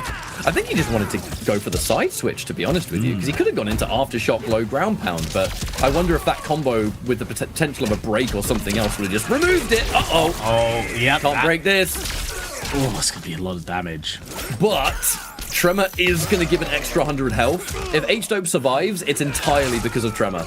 1,000,000%. It's all going to come down to this final stamp on the back. You're alive. Thank you, Tremor. Thank you. Oh, no, not that! Reversal into the storm cell. Storm Cell. Oh my god, the amount of extra hits there to just power through the armor. It was so likely we were going to see that storm as well that, I don't know, that wake up just seemed a little bit too cheeky for my liking, but... A bit too preemptive, I would say. Yeah, possibly. Because that meet you down back 3 in that situation is so common, isn't it? With the Raven Kano. Really is. You know it's coming. Yeah, Now, does H-Dope change or stick with Reiko? It looks like he's thinking about it, you know, this loser's side, last chance to switch around characters. As you pointed out, still has the Tanya Goro pick. Oh, hovering over. Oh, goes with the Shao. What is going Shao? The last time I saw H-Dope, every other time I saw H-Dope, it was all Tanya. We go away for a few weeks, we come back and he's playing Reiko, he's playing Shao and Motaro, it looks like. Yo, Yes, MK3 boss character team. Let's go. That's what I love. I love the teams that make sense. Like Ashura Serena actually makes sense. Liu Kang and Kung Lao, the Shaolin monks. Motaro and Shao. Oh, that ignites nostalgia in me. Really does. Very stagger heavy game, catching out H-Dope. Now, here's the funny thing, right? When it comes to playing against Shao, this is a character that, well, once he touches you, that's a lot of damage on the board. Not having a chance to do anything at the moment, though. It looks like 3 overheads in a row. And now going for the meaty low. All right, interruption. Go for it. Gonna get the side switch. Unfortunately, drops it in handless combos, but time he gets the 50-50s. Yep. Oh, no! Goes for the meaty. I think that was meant to be axeless overhead, and the axe came back like the frame he pressed it. So unfortunate. That is something you do have to micromanage when you are a Shao player. It's just bouncing between handless and axe slants can be very troublesome. That reminds me of the days of Armageddon. You've got your hand-to-hand, you've got your weapon stance. Man's bringing 3D MK back single-handed. Oh, whiffs the overhead. Yeah, K-top now. Pushed a little bit closer to the corner right now. We're going to see Storm Cell. Nope, going to just lightning strike. Now pushed into the corner. Things looking really good for H though. Goes for the low. Potent, stand 2. A last chance, but right, plus frames. Respected there by K-top, looking for a button. That down 1 could have been the Storm. Meaty throw. H-Dope bringing it back. Looked like a pretty bleak situation, but you're still in chip territory, even with last breath. You can see it any second. There it is. And down 1 the Storm Cell. Of course it would end that way. I don't want to... I mean, I don't want to be perhaps too critical here. It definitely looked to me like H-Dope wasn't particularly practiced enough with some of those characters. Like, don't get me wrong, like, the characters that H-Dope was playing suited what I have historically seen H-Dope play, like those kind of characters that they are sort of brawler characters. They've got the buttons, they've got the mix-ups, they thrive at that close range. They're not necessarily pure rushdown, like K-Top is more of a rushdown set play player. H-Dope's more like brute force. So when you look at the Reiko, when you look at the General Shao, on paper it makes sense, but I've seen so much Tanya that these character picks took me by surprise. And especially from that one game Shao, just didn't look practiced enough for me. I say, like, as someone who's quite familiar with that scene in particular, especially H-Dope, you know, these were unorthodox picks from what you would expect to see from him. Not from a playstyle perspective, but from a sheer character pick perspective. We're just very professionally saying, where the hell was the Tanya? I mean, look, he's there, I'm here. I'm not going to sit here and say you made a mistake by not picking the main we know you for. Because look, people pick new characters all the time. That's just how it works, especially when they fit you, you know, as a player. Yeah, variety. But unfortunately, going up against K-Top, who, I mean, that Raiden team is devastating anyway, let alone someone like K-Top, who is really good at just thriving with that sort of really aggressive, almost one-size-fits-all set play, because that is what the Storm Cell is. It's what it is designed to do here with the Kano. It's what Raiden does with this team. But K-Top's just great at taking advantage of that. And he's a smart player, you know? He'll pick the characters that fit him the best. And he'll pick those kind of teams. H-Dope just didn't look ready. And that really is all it came down to. But up next, I say up next, it should be Fish Like Steve versus Takanada. And then afterwards, Macran versus K-Top. Actually, a run back from the last time we had a EU East top 8 for Intercontinental. But Fish Like Steve and Takanada, I am guessing that is going to be Baraka versus Ashura. We're actually going to get Ashura 2 games in a row, because it's going to be Fish Like Steve first, and then Macran afterwards. Yeah, we can't get away from this character. And, you know, as I pointed out earlier, I feel like Ashura and Tanya are, like, super popular in the European scene. Actually, I see a lot more over here than I do in NA. I don't even know if it's just EU. I think it's actually specifically EU East. We just have a huge collection of players. I mean, a player that we don't see here, but I always remember, like Schoolman, for example. You know, Schoolman in Rips Arena, always killing it with the Ashura. Back when I last saw him play, anyway. I'm sure he's still playing Ashura. And that's just name one. There's plenty more out there, but yeah, in this top 8, we just get a prime look at what Ashura is saying in competitive. And right now, she's saying a lot. And that's what you like to see. You know, we're going now in a position where we're looking to see who gets into that top 4. We have winners finals lying in wait. And there's, for me, not a huge amount of character variety. We're doubling up on a lot of these picks now. I think we've got 2 Barakas still in there. We've got 1 Melina. We've got, I'm going to assume, Raiden with K-Top. And then we have 2 Ashura. So you know what you're in for the rest of this stream. Not the rest of the day, because we have the second half of the show later on when we do EU West, where I gotta say, last EU West's top 8 was a phenomenal bracket. I thoroughly enjoyed watching that one. Yeah, I'm really looking forward to it as well. You know, like the one thing the European scene, you know, we don't have that many big majors, but every time there's something going on, we love to bring the fight, and we do like to put on a show for everyone to watch. I think it's tricky for EU because we have so many online players that there seems to be a pretty big split between those that go offline and would go to like major events, and those that are kind of happy to sort of just sit and play in the plethora of online activity. You know, we have to give a huge shout outs to Rips Arena, you know, for doing so much work for the EU scene. A lot of players are content to sort of just sit and grind and, you know, get Combat League for their practice and then play in tournament when the time is right. It's why I enjoyed watching UFA so much, because I was seeing so many players that I know had never really gone offline like that before. And seeing them rise to the occasion, like a Javier, for example. You know, even Desarted. We saw Desarted and Takanada at UFA. I know they didn't get the results they wanted, but that experience is just so valuable to then help you down the line for future tournaments, even if they're online. Very, very much so. And it helps, like, give you an idea of the scene as well in person. And, you know, it can be quite scary going to your first offline. So it's a good time to kind of do it, you know, especially after 2020's lockdown and kind of having everyone come together after so long. It was a really nice experience. A lot of people are meeting each other for the first time, and you don't see that every day. But you do when the online scene just, you know, had spent so many years not being ready for it. Speaking of which, though, we are jumping into this match. Fish Like Steve, who is overwhelmed by that Baraka pressure at the moment. However, it is merely round 1 of game 1, and before we can even say it, Fish Like Steve looking to turn things around and equalize that health. Escape failed on a backwards throw. Takanada meeting with that low. Ooh! Very poke-heavy game being played between the two. And of course, when it comes to like striker assist, you kind of want to lull your opponent into a false sense of security before doing just that, bringing them out and let you take your turn back. I feel like Takanada was so confident in that overhead, he stood up the whole time. That is the confidence that I like to see. I will say, something I'm seeing is mirrors from what we saw earlier of Takanada. A lot of really big neutral jumps, looking to fish as much damage as possible. I feel like Ashura may be slightly better at capitalizing on an opponent's neutral jump. Ooh, just fully commits to it. No punish from Fish like Steve. And go for the grenade to keep himself safe. Save more offense. Get the back throw. That back throw of Baraka, I mean, it does set up so perfectly with Striker's grenades to create that safe jump. We've seen so much of that for the first time, I think. UFA, we saw the one and only Tekken Master, of which, shout out to Tekken Master, by the way. Congratulations on your win yesterday evening. It was evening for me, but if it was evening for anyone else, but yesterday evening for me.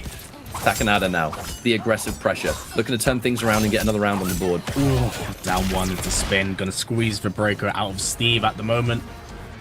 But it's still definitely winnable territory. 2 touches and 1 into fatal blow, and that could actually close out the game. But both patience needs to open up to Kanada at the moment. Just a stagger heavy game. You can see him overpress, overextend, but ooh, gonna get the forward throw. I don't think that's gonna be it. Oh, looks for the armor. There it is. You know it's there. You know it's coming. And if the world's most obvious armor happens and they have Striker cameo, even without looking at the cameo gauge, you just know. You just know. Woo! Boom! Goes for the back one. This is such a stagger heavy game, and Takanada, he literally is just pressing into button, into button, and there's only so much Steve can block before he does have to try and take his turn back. He's gonna go for it. Beautiful blocks from Takanada at the moment, just spacing off a little bit, going for the armor. Gonna get a nice even more. 60%. Don't need meter for the rest of this. I think you will slightly survive. Yeah, the breaker just to be safe because you don't want to get chipped out of this situation. Oh, there it is. You hate to see it. Oh, man's looking to style on him to close out the round, but Takanada, just that last game was all him, just looking very comfortable in this matchup. I gotta be honest with you. I am so happy that Baraka is finally good in a Mortal Kombat game. It took a long time, let me tell you. Well, you did go through the age of MK9 in competitive history, you know, all the way up until now where the character's been kind of but now in this game, he's Look, just an offensive juggernaut. Mustard always, because I know, he played Cyrax in that game, as you would expect. He would always sit and say, no, look, my secondary in that game was always Baraka, like his secondary was Baraka. This is so confusing when you're talking about your identical twin. He always swear down that Baraka's better than people think, but he's still like mid-tier, right? And that's it. That's the last we really saw. Because no, MK11 wasn't very popular. Hit like a truck, but had bad movement. And now just seeing Baraka, he's thriving. He's in his own nice little space. He's flourishing. He's jumping around. He's slashing you up. He's doing big damage. Applying bleed damage as well. Why not? It was about time. That's what I'm saying. It was about time. Now Takanada. Here's Half-Life down here, but one nice little slice will change that. Yep, very possible. Again, just the burst damage from both of these characters, so insanely strong. More checks, good space and Fish like Steve wants to just stay out a little bit of range, but Takanada choosing his moments to take his turn. Beautiful blocks. Interrupting down one. There's the armored escape. I mean, you know the gap. Oh, the grenades are behind, but that wasn't going to save you no matter what. That first round now goes to Fish like Steve. Yeah, Steve looking to bring things back. Looks like he's just opening up the neutral a little bit more, choosing his moments and threading them through, and just chipping away at Takanada. He's blocking these things really well, but I feel like he may be getting a little bit impatient here and there. Yeah, it's a fine line, isn't it, when you're playing Baraka, because you know that you have to cement yourself and you have to be aggressive. It's what the character's best at. But a little bit too much excitement from your side and you just leave yourself open for either a full combo or they can reverse the momentum. As we can see, even though the down forward 2 of Baraka is great for combo tools, you can make it safe, there's still a gap. As long as you have a good armored launcher, you can interrupt that gap. Oh dear, double strikers on the screen right there. And just like Steve, just getting bullied in the corner. I was very worried the breaker to get pushed in there. But wait, this is still oh, that is unfortunate. That's going to be enough. I was going to say, Fish like Steve, he landed one hit. I'm pretty sure that would have actually killed Takanada. Was it the low health deficit? Absolutely. I'm not sure if you would have had a breaker because a lot of that breaker was built up by hitting the combo, right? So, But either way, what does feel bad is using your combo breaker and then getting hit instantly afterwards. That's one of the worst feelings in the world in this game. It's very true. Honestly, right now, I feel like Steve he needs to get himself out of the corner. This is a very scary position because he's got nowhere to go. Has to hold all of this damage. Looks for the optimal as well. No, Takanada, I remember watching him the last time we did a Intercontinental top 8. He loves whipping buttons into Striker because you just want to punish him so bad. But it's all part of the plan. It worked there, you know, whiffing the overhead. The Striker comes in, you try and punish. Even now, look, again, that's it. That could have been a full combo in a slightly different spacing situation, but Takanada. He's done it again. He's done it. Yes, No, don't fall for it. Don't fall for it, mate. He's going to get the breaker out of him at the very least. But wait, this is still definitely winnable from Fish Like Steve. But, you know, again, you got to second guess your options at this point, especially with Striker in play. If he does a forward 3 into Striker, don't do anything. Don't press. I know what you're thinking. Don't you do it. A lot of slowdown. 15 seconds left on the clock. Oh! Locks him up, but it's not going to be enough. Takanada perfectly content with just sitting there, just letting the... Oh! That was so BM! I just stood there and just threw out the striker grenades. I don't know if that button was even the... Because I very rarely see a Baraka do that one button on purpose. It's normally like they're trying to jump in and do a different string, and they might get just a slightly different... as they try and move, like, different button will come out or whatever it is. It doesn't matter, because obviously it won the game, but that's just pure... The purest form of the Baraka striker. Yeah. You're sticking out those buttons, you're whiffing it, you just want them to press. And now, Steve is going to be thinking about that in this game. If you are in the neutral and Takanada throws out an overhead, not at overhead range, like, you know the striker is going to go, woo! The grenades are going to come in, and if you try and press a button, Baraka is going to annihilate that health bar. And then get pressure afterwards. I mean, it's a great strat. It really is, and honestly... Look, again! Oh, good challenge. Oh. Good challenge. Good challenge. Great button to answer back. Trades don't matter there. Very smart adaptation from Steve. At least now he knows what he needs to fish for in order to challenge, to take his turn. But you got to imagine, Takanada, despite being someone quite sewn into his ways, very aware now that that trick won't work every single time. Absolutely. I think maybe give it one more time with that specific punish for Takanada to totally stop doing it, because that will be a complete guaranteed answer. All right. Low. Gonna get the throw right now. Gonna keep everything full screen. Gonna go for the grenades to get active frame. Nice throw tech. Ooh. No punish, and there it is again. But it was off a different move, so the situation is not identical. That is information for Takanada. Yeah, constant checks. Again, this is where Takanada thrives. You're just throwing out buttons, makes you second guessing. Oh, good blocks from Fish Like Steve. Goes for the neutral jump as well. So much chaos going on with Takanada right now. Maybe expected a grab. Down one trade. Whiffs. Stick it out buttons. Left. Yep, We're swinging. Yep, this is just swinging, man. Oh, no! Two. We were so confident. We were so confident. And that is rewarded. Oh, this is a scramble if there's ever been one. That's the thing, like, Takanada, you just walk up in your face, start pressing buttons, and you gotta hold that, man. Baraka's moonwalking. Yeah. Schmoving. Oh, beautiful answer here. Gonna shut him down. Gonna go for the meter to possibly break the armor. Striker grenades again. Beautiful neutral duck, but no damage off it. All right, here we go again. The 2-1. The backup expects a button press. Yo, these cheeky turn-stealing down ones have been on the money for Takanada every time. They really have been, and it just looks like Steve is a little bit too scared to challenge it, and he keeps getting caught when he does. Big overhead. Oh, double overhead. Let's go. Oh, that worked. Nice. Gonna thread the needle on that one. Back up a little bit. Beautiful catch. Gonna look for damage. Not enough to close things out. This is still definitely very winnable from Takanada, especially if it's like Steve not having all 3 bars of meter. Now, armor or no armor?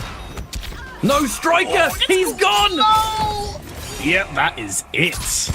Takanada is going to take it 3-0 over Fish Like Steve. I liked how he approached that match because, like, there were so many, and it keeps being the magic word, right? Confident situations where I'm going to make you think you are safe to do something, but you are not safe. And it only really switched up in that third match where Off that first whiffed overhead, we saw that string. I can't remember the exact string for Ashura, the one that leads to a crumple that you can trade favorably because the opponent's stuck for ages. Worked once, but never worked again. We saw it off the blade charge, which created a slightly different distance, so perhaps does not work as guaranteed in that situation. But just the aggressive, as I said, I know that Takanada, and I don't say this offensively, as a very stubborn player, wants to do what they do, and you often have to play around that. You know, you have to be kind of reactionary. So many. Look at the sheer amount of low pokes and turn stealing down ones that so many of them worked. That he just finds the time. He's got a sixth sense for just when I can press. But 3-0. Yeah, very well played from Takanada. Unfortunately, Fish Like Steve is out, which now brings us on to our next Losers Round 2 match, which will be Makaran against K-Top. We have seen them play many, many times, not just in previous games, but recently in the last top 8 for Intercontinental, the Pro Competition, EU East. They played a fair few, and Makaran, he is just so fundamentally sound. Now, K-Top, it was slightly different characters, I believe. The Raiden was something that he eventually settled on. If my memory serves, I believe it was about halfway through the bracket. Kind of embarrassing, seeing as I commentated that very top 8, but my memory ain't what it used to be. I do kind of favour Makaran here. I really do. I think he's more prepared. I think he's more ready. He knows these matchups, and he just has such strong fundamentals that if there is even the smallest thing that can be squeezed out of a matchup, even a matchup as overwhelming as Raiden and Kano, if anyone's ready in this top 8, he's the one my money's on. It's hard to disagree with that. You know, Makaran is someone who's been a very prominent figure in the scene. He's done a lot as well. Shout out to the Venality crew.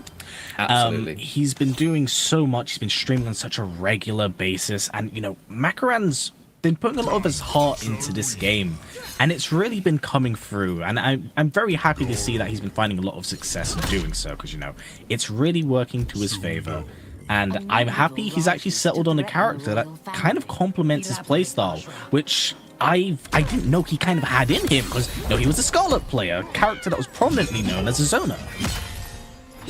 But she had buttons, and those buttons could anti-air, they could whiff punish. Weird corner situations like a low launcher.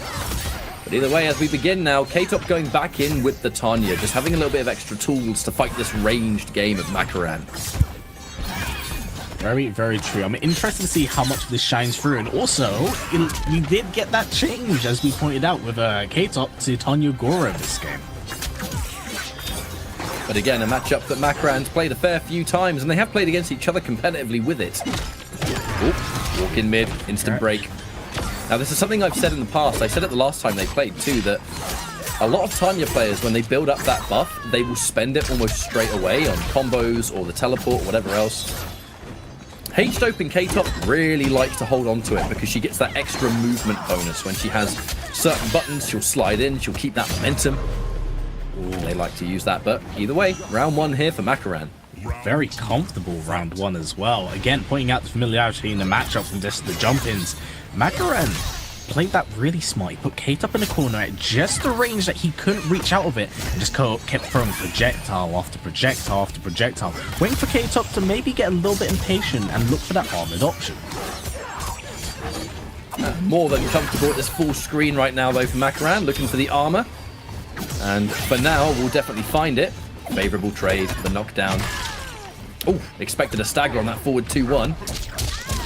Thrown back into the corner by Goro. Gonna press a lot of buttons going on. Goro just gonna keep staggering. Just a solid wall of defense from Makaran at the moment, but chooses his time very wisely. Gonna get a full combo punish, but squeezes the breaker right out of K-Top. Yeah, had there been no break, that would have been way too damaged to want to take this low in the game. Side switch, fatal blow, breaker. Yes. Squeeze it right out of him. Goes for low poke, gonna get the back throw. This is now fatal blow territory for both players. Stagger's gonna go assist, goes for the down 1 challenge, goes for the forward throw himself. Is this gonna be it? No, it's not quite enough. Chip becomes real, but you have to worry about fatal blow, armored interruption. K-Top tries to stay in the air, but to no avail.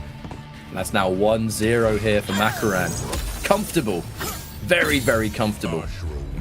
That was quite unfortunate for K-Top because that was basically he would have needed to flawless block those projectiles in order to stay alive. He couldn't absorb them with his EX projectile, which is a mid. But right now, Makaran looking quite comfortable, I would say.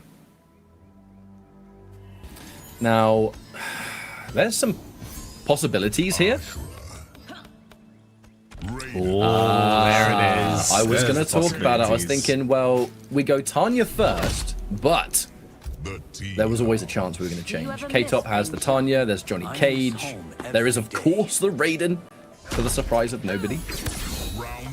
If you're going to be a Raiden main in all these games, you're going to play Raiden in this game when he's insanely good. Yeah, it's always been K-Top's go-to character, so I'm glad he's finally settled on this character, but man, he's so strong in this game. Ooh, double projectile at the moment, and it comes back so quick. Big down two for Makaran. This is just... Everyone's just swinging right now, and Makaran takes this round. My goodness me. There was nothing in that round that Makaran hadn't seen a million times before. And it's one of the elements, even here with the Kano. If there is one thing that can be had from the Raiden Kano team, with it being so popular, you've played against it once or twice, right? So if you have this really good team, and you have these fundamentals, I mean, look, you're going to have to work hard. That's one of the things that this team forces you to work hard. If you're better at the matchup than the opponent, you have such a good chance. Makaran making a matchup that gives a lot of players trouble just look like a non-issue. Even now, right? Full screen, doesn't get the launcher, sadly. But either way, probably try to go for the EX, actually. I know that when you try and do an EX move and you haven't got the meter, the move tends to just straight up not come out. But that doesn't matter, because look at this comfort from Makaran. And K-Top just not looking in the right shape to fight Makaran right now. Yes, that's putting it quite generously, I would say. Just Makaran, from that very first game, not only was just like familiarity shown, pure comfort. So this he's just ready. That's Yeah, it. he's He's just just ready for prepared. this matchup. So this may be a character that K-Top might switch off again. Again, we do know they play a variety of characters, and there it is. Never seen the katana before. Me neither. This will be quite interesting, I would say. Of course, this is a team where we saw quite a bit of from Foxy at UFA. Tends to be Foxy's competitive team, to be honest. It gives you the range, the buttons, the confirms, really good damage. Low hat with katana is mad cheap. I mean, and importantly for this kind of matchup, excuse me, just options to fight back against a Ashura that wants to be full screen. Because look at this, you know, low hat with the fan toss. You're trading favorably from the projectile damage. That's even with the 1050 health. You know, Serena giving the extra health to Makaran here. Oh, just constant teleports going to work around those projectiles. Makaran going to get a full combo punish. Push K-Top right into the corner. Goes for the meaty string. Ooh. And that Serena flip, I mean, if it's... Oh, knowledge again. I mean, there's so much to break down here. I was going to talk about Serena flip being like -3 or something, so it's safe. But also knowing that when Katana does things that she'll do a string into like a close fan bomb or something. If you have an advancing button, that's a guaranteed punish, which again requires the matchup knowledge. And again, Makaran just looks more ready for this set. Match point now, however. All right, a little bit of range here. That's a full combo for K-Top and a chance to get back to a range we'd rather be at. Oh, no. Yeah. Oh, no! Oh, did Serena take the hit off the Lao hat? It looked like it. Oh, that was so smart from Makaran. That was just a confident reversal. Lau ain't turning that into a combo. This is still... Oh, good damage. The drop! Drops the combo. Again, the neutral duck. Oh, my goodness. Wait. It's Ashura. Wait. It's Ashura. I'm never saying never. Oh, no. Oh, dear. This might actually be enough. This Yeah, I think you're dead. You're dead. You are dead. Oh, no. It's Ashura's fatal blow. It just doesn't scale. Oh, my days. That was so much. And I knew it would. You see this character and you see the fatal blow start up and you're like, Just wait for the end. Just wait for the inevitable end. Well done.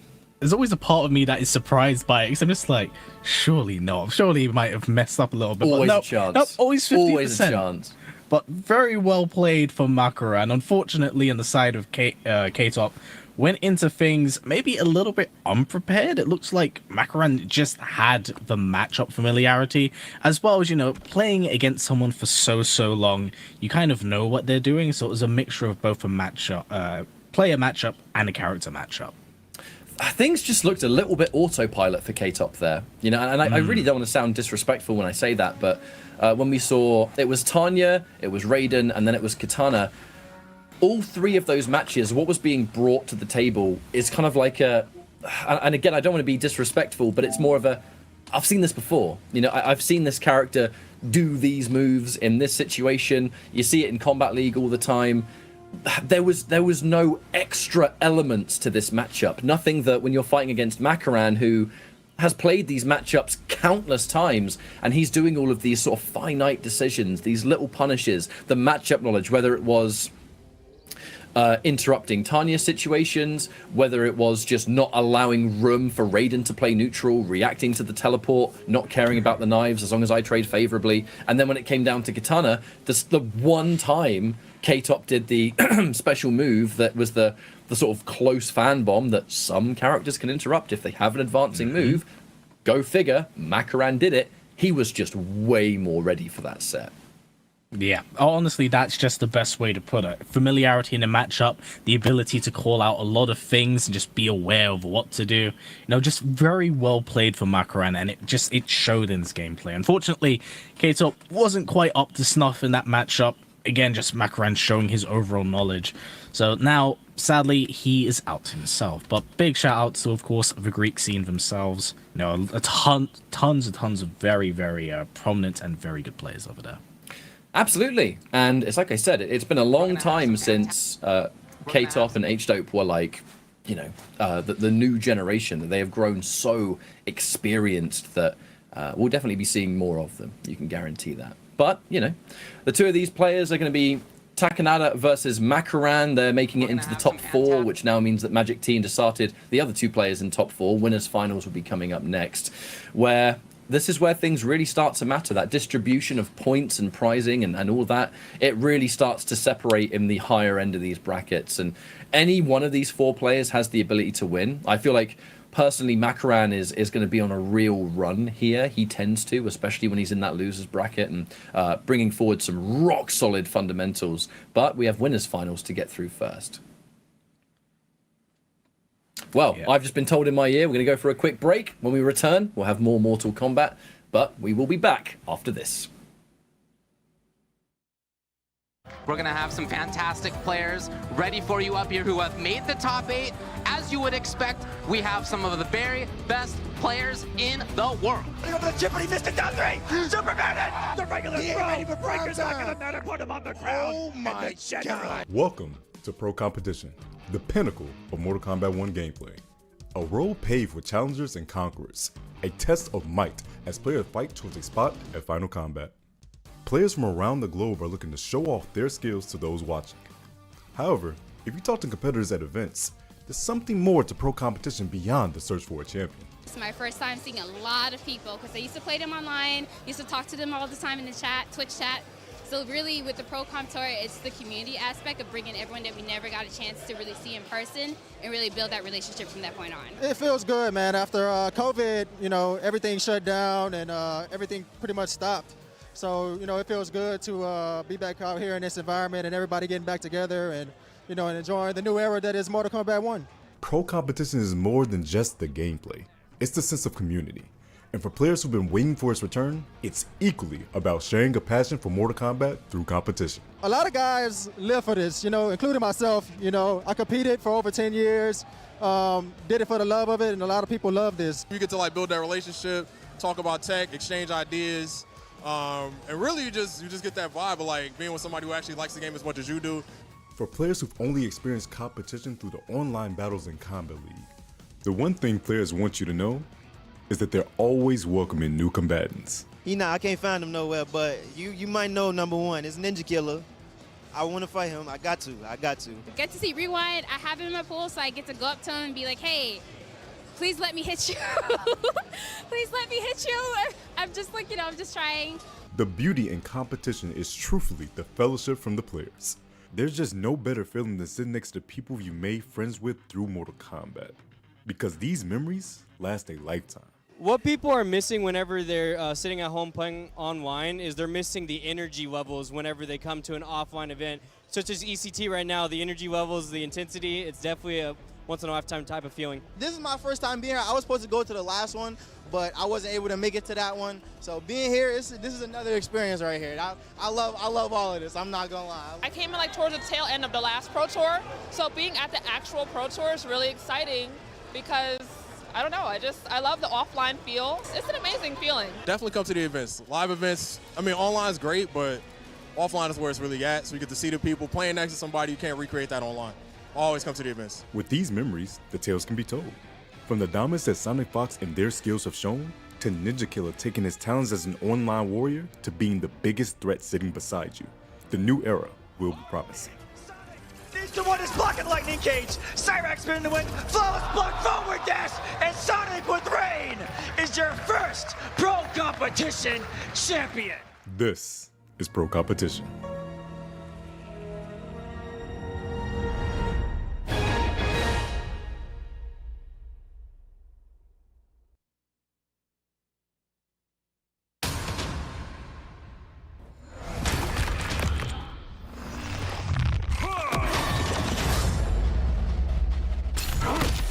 Put your demons at my command, and we'll talk. Do you think my hand that weak, Bihan?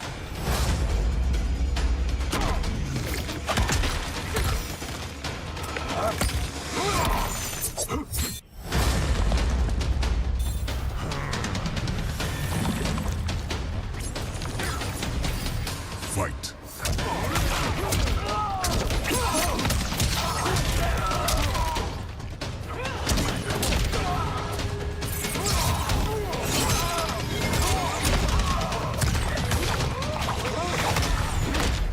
Anyone who draws power from the Netherrealm Is destined to be a god among men.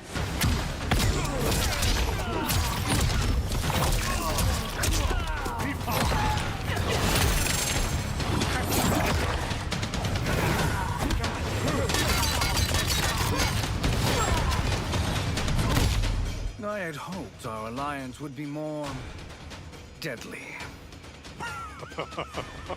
All in good time, Shang Tsung.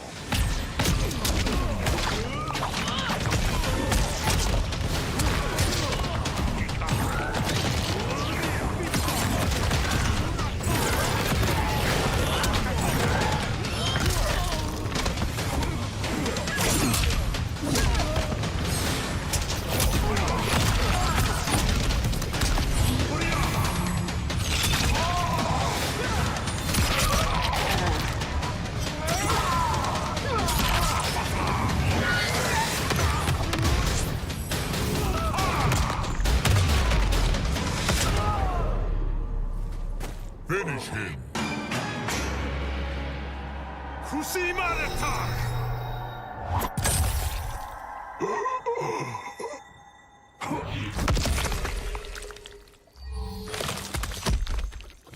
Fatality. Quan Chi wins. Flawless victory. You wish to fight me? Not fight. Beat senseless.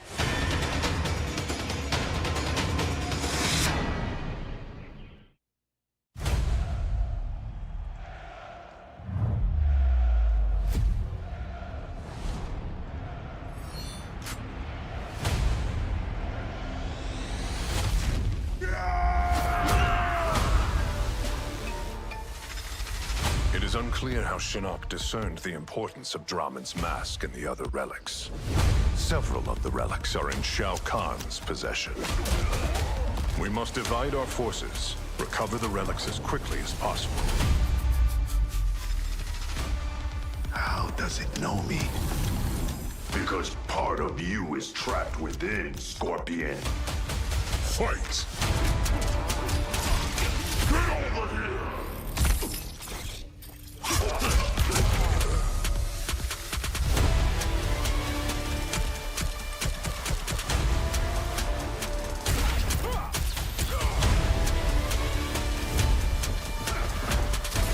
some. You die. For the Shaolin.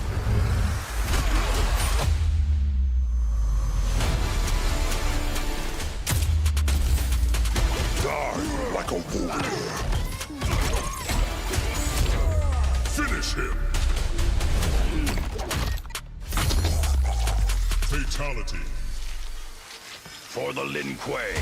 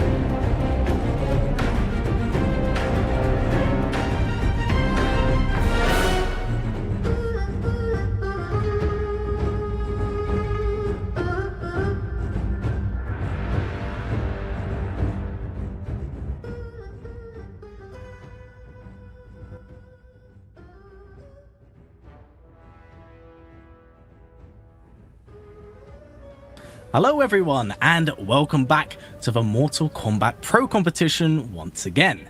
I'm History Behind the Warrior, joined none other than the magnificent P&D Ketchup on commentary as we go deeper into the European scene with our remaining few matches. We've gone through that first half. I mean, we have winners finals. We're in our top 4 now, so we're going to find out who's getting into top 3, eventually the last 2 remaining, right? And we've been talking about it today. It's all about the placements. It's all about getting those points that ultimately lead into final combat, and everyone in these brackets wants to be one of the remaining. So while we get our match set up, a great opportunity to remind you at home that you can pick up some official Mortal Kombat 1 merchandise. You can see merely a taste of what's on to offer in front of you right now, but if you want to check it out yourself, simply go to wbshop.com, and when you go to Mortal Kombat 1, everything you want is right there. Now moving on, we do have our bracket here, and as you can see, we've had quite a few eliminations. You know, we've had a fair few and very good matches, but we'll be working our way from the top down now for our winners finals with the Sarted and Magic T, which will then go up with Takanada against Makaran. We got 2 Barakas, a Melina, and an Ashra left in the running. So, Desarted versus Magic T. I think just based on it, like, previous experience and how Desarted just seems a little bit more consistent in a competitive sense, I feel like prediction-wise it does kind of go to Desarted here, but Magic T has been playing really well today. So, I mean, the question is, Melina Lau, that's a team that really needs to get going to thrive and to become real cheap. Whereas Baraka's more about that constant aggression, the buttons, the pressure, especially when you have, like, you know, Striker on the back end. However, today, it has been Lau cameo from Desarted, which has changed things up a little bit. We're not going to see that now. It is going to be Striker versus Melina. And we'll see how this unfolds as we start our first round off strong.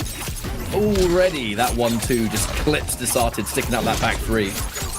Yeah, and Magic T, one thing we do know that he likes to do is not quite finish all that damage, but instead constantly go for Lao setup. And, you know, as we did see at the very first touch, goes right into the setup, goes for the mix, going to keep himself relatively safe. Oh, presses the button afterwards. Beautiful neutral duck by Desarted, looking to add quite a bit of damage up and have the form to work with.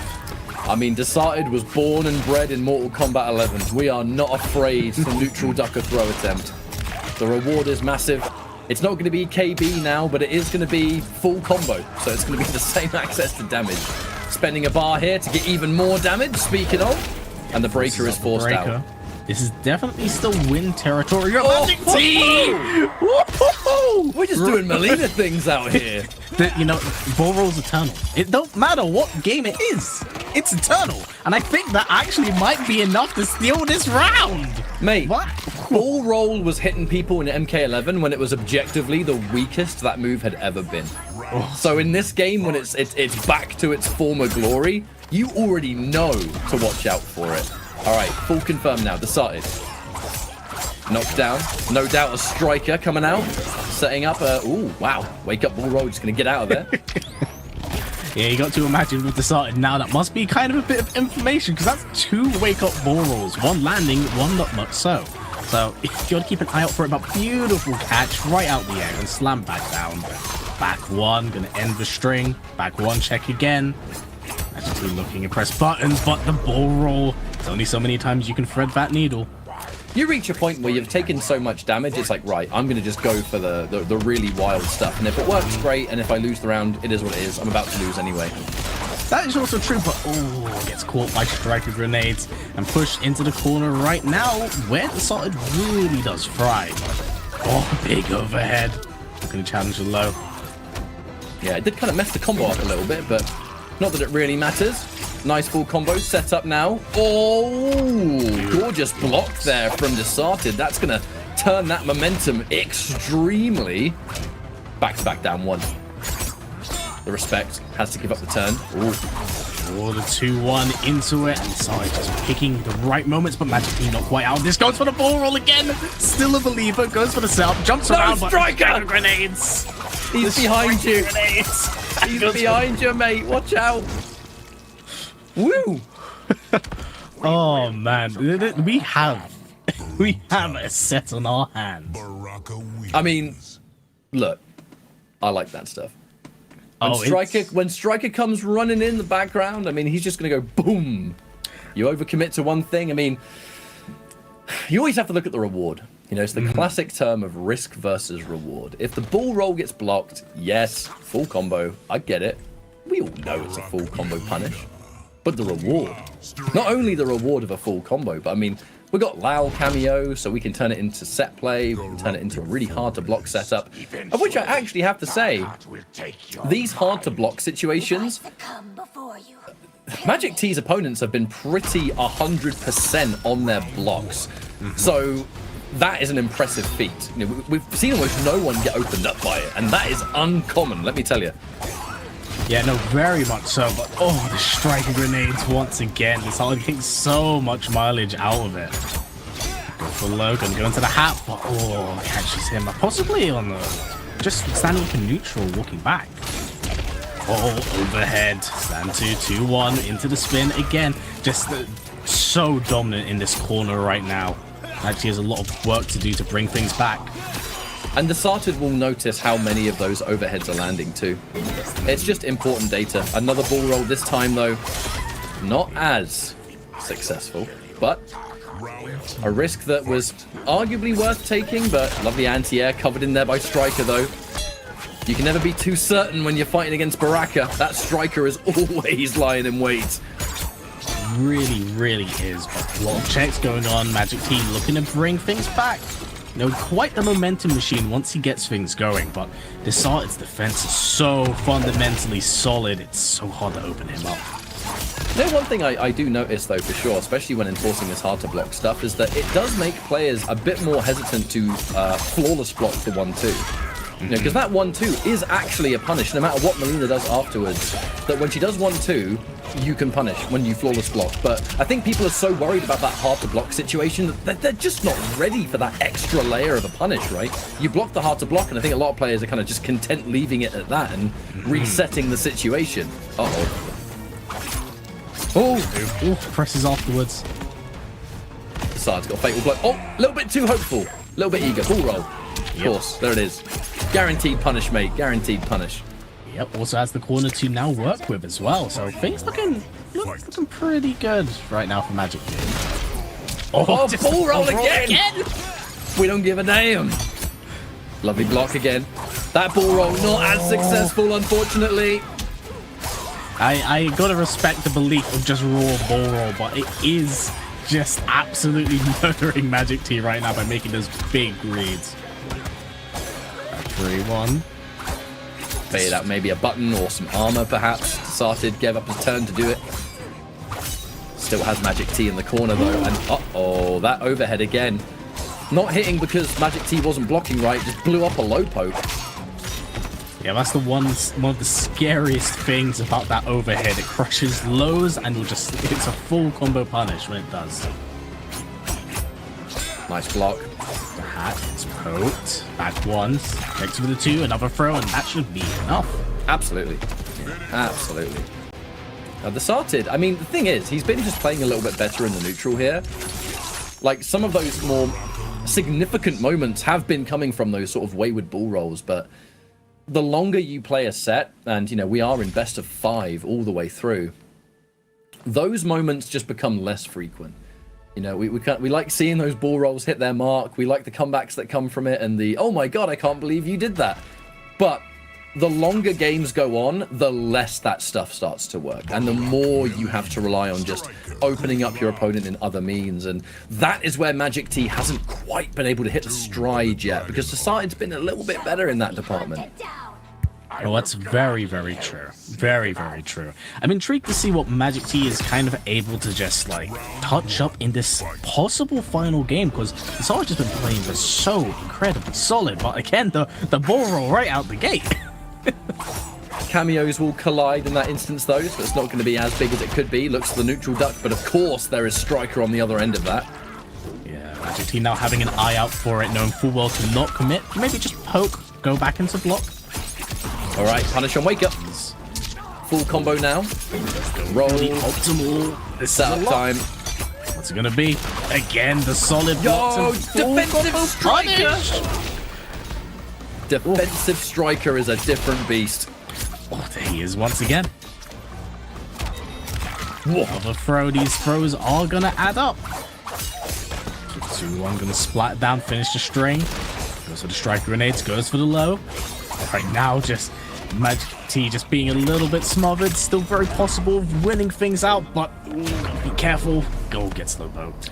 Magic T had to try something weird there, because like if that was a wake up from Desarted, even if it was a wake up that technically isn't one, you're going to get chipped out. So you would have had to flawless block preemptively, done some galaxy brain read. All right, the 1-2. No, the combo drop. No punish, thankfully. Gonna get the back throw once again. That was really good. I'm quite upset for Magic T because he made a really ballsy read and did not lead to very, very much. Tries to meet you with a high, and that's going to get disrespected by another low poke here from Desarted. Oh, put yourself minus into a down one. That was a risky decision, but one that did work for Magic T.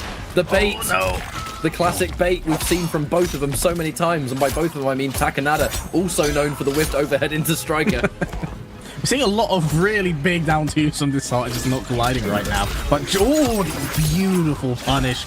Gonna have the corner to work with. Magic T finally lands a mix-up, and it worked in his favor, putting a round on the board. The first time all day we've seen Magic T do the low hat into just raw overhead, not using the 1-2 on the other end, and that is the extra dynamic. One that becomes actually much harder to block. You just don't get a full combo for it. But clearly Magic T, the situation is being forced. We have to go for something harder to react. Throw counter. Yeah, we're also going to have the corner to work with, which is really where he wants to get the setup game going. But it's all about opening up the Salted in order to get that to go. But, oh, nothing off that standing one to anti-air. Just considering it. Just getting clipped. Just getting clipped. Magic T's going to have 1 bar of meter, and that's going to be a pretty hard decision to make. How do you spend it? Should you even have the chance? Meter pressure. Gonna put him in chip territory, to be fair. Low hat. Back one. These games are getting quite scrambly, but this is 100% death territory if Magic T lands that raw ball roll, and you can imagine he's probably... We're punished! No! Oh, didn't quite get it. 2-1, and there it is. So that was a final chance that was just unfortunate there, because Desarted just whiffed that overhead right in front of him. There was no Striker. Striker had only just been used. I was so so ready for a bull roll to catch that whiffed overhead, but it just didn't come. And by the time he decided to press something else, it was too late. And that is going to be a rather dominant victory there for Desarted. Yep, there's no other way to kind of put it. You know, clean, very clean 3 games, but Magic T had these very brief moments of it. Just looked like he was going to get things in. He was making some really ballsy reads and call-outs. But at the end of the day, Desarted just kind of let him overextend. And into the last match, as we did see, because of that kind of being put into him, he started to second-guess his options a little bit more. And I think that's kind of the mind game that Desarted wanted to play.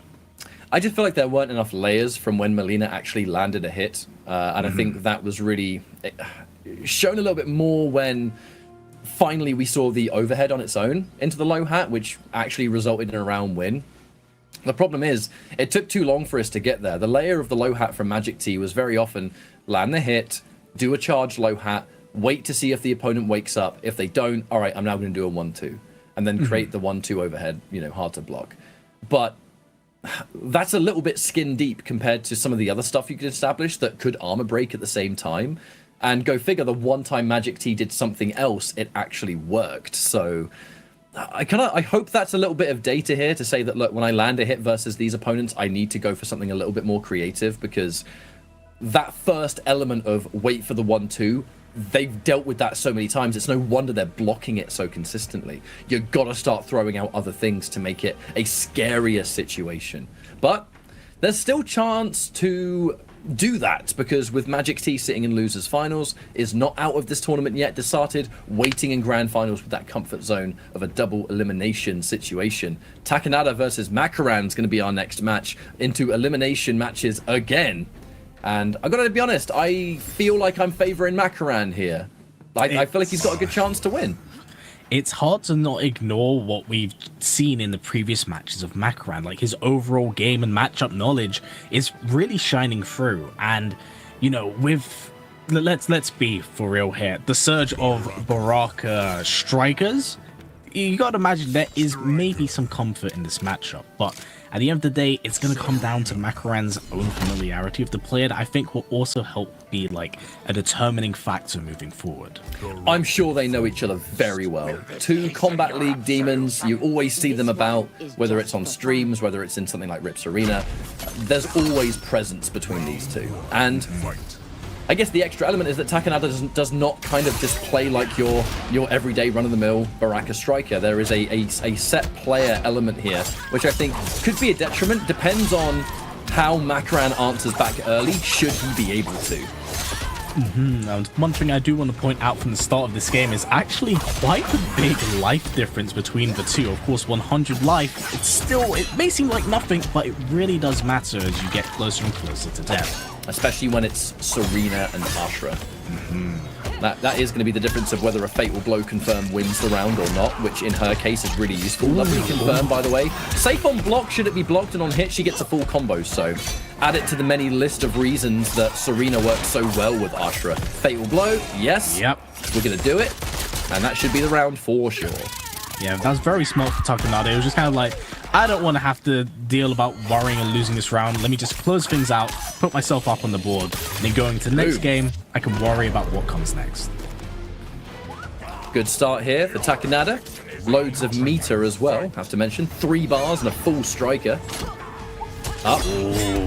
Stops him, the overhead from coming out. Gonna keep him in the meter drain as well, and Takanada more than happy to sit in it and just goes for the back throw. Took a significant amount of me. I actually think 100% of what could have been drained was drained. Didn't expect the final hit. Expected a stagger, no doubt. The final hit. Again. Oh, slash the feet. Throughout the projectile. Makaran slowing down things a little bit, but beautiful neutrals up from Takanada. Gonna get a lot of damage off this as well. Keep him mid-screen. Low. Makaran is going to be mindful of those back-to-back buttons. The question is, what is the right button to answer back to stop Takanada from just swinging as much as he constantly is? Overhead. Wait a minute. You're not going to have enough gravity to finish this, but we're setting up the chip damage debuff. You can't armor now, otherwise you're not going to survive. So they wake up into button. Yep, that one's a spin. Really smart, I think. End a combo in the EX Air Strike. That is going to set up the chip damage debuff that Baraka has. created a mind game of, does Makaran wake up attack? But if he does he even have enough health to absorb the damage? Makaran did the, on paper, safest thing. Delayed wake up, down 1, tried to interrupt whatever Takanada was doing. Couldn't quite come off better in the scramble, but today, looking like the day of Baraka, I think. We are in the age of the Tarkatans, especially with Melina, being in quite a strong position in this game, I would say. Now, with that said, I'm intrigued to see what Makaran is going to do coming into this next matchup, because we pointed out the familiarity when it comes to Striker. What I'm going to, really wondering is, how is Makaran going to deal with it and work around those grenades as well? Didn't really see the opportunity show itself last time, did we? Not really. It was Takanada doing what he does best, which is just bully smother you. Yeah, bully you and smother you at close range. Create this instance where I'm always the one in control. Again, overhead into the Striker. It's just such a common maneuver of Takanada. It's a signature move. Ooh, can take those hits of armor. It's only 12%, mind you, but still you want to get out from this position situations. Unfortunate drop from Makaran. Flash parry. That was so sick. MK9 Cabal, what? And everyone else that had it afterwards. Crystalline. Goes for the low. Both poking out. Gets the catch of Makaran. Good damage on the board. Gonna close things out. Comfortable round. I think I've used that word so many times today because we see it, when it's just... Maybe I need to open up the commentary thesaurus of other ways to describe the same thing. A common occurrence you can have as a commentator in the fighting game space. A fireball, a projectile, a... absorption! Haven't had the chance to use that word today. And I gotta say, talking about what I said at the very beginning, how is he gonna challenge Striker grenades? Let Serena eat one of them. Get the full combo. I mean, she's already back. Like we said, it's the defensive cameo meta. It has really started to show itself over the last few months, and I'm really happy to see it. There's that combo breaker. It says get away, keep you in the corner. I've still got Baraka. I don't have any meter. Uh-oh. Quite comfortable at the moment. Has a lot of health to work with, but Takanada does have Fatal Blow. It's going to take one wrong touch to eat all this damage. Saving it for the next hit. Next hit will win the round. Makaran tries to go for the flash parry again, just in case. Double knives. I say double knives. That was just one. The fast cooldown. Oh!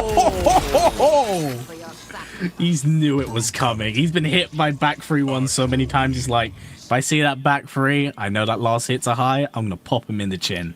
I don't care if Striker's there. And again, it is like I said earlier today, it's Striker 101. If anyone watching this right now is like, man, I'm having trouble against Striker.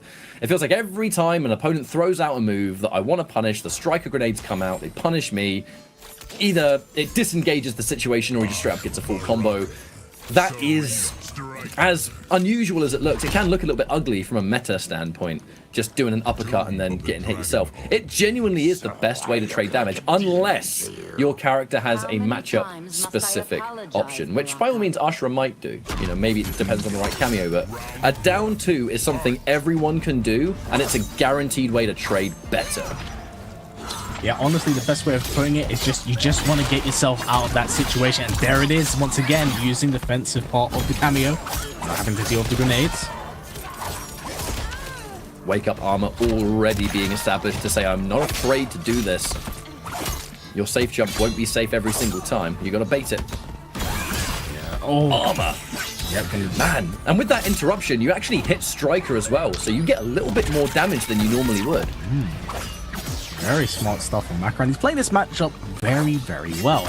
And I feel like since he's been able to kind of slow it down, but that must have been a misinput. Gonna eat a lot of damage for this and get stuck in the corner as well. All right, where do we go? Armor or no armor? Delayed wake up into down 1, back-to-back down 1 actually, and that, no!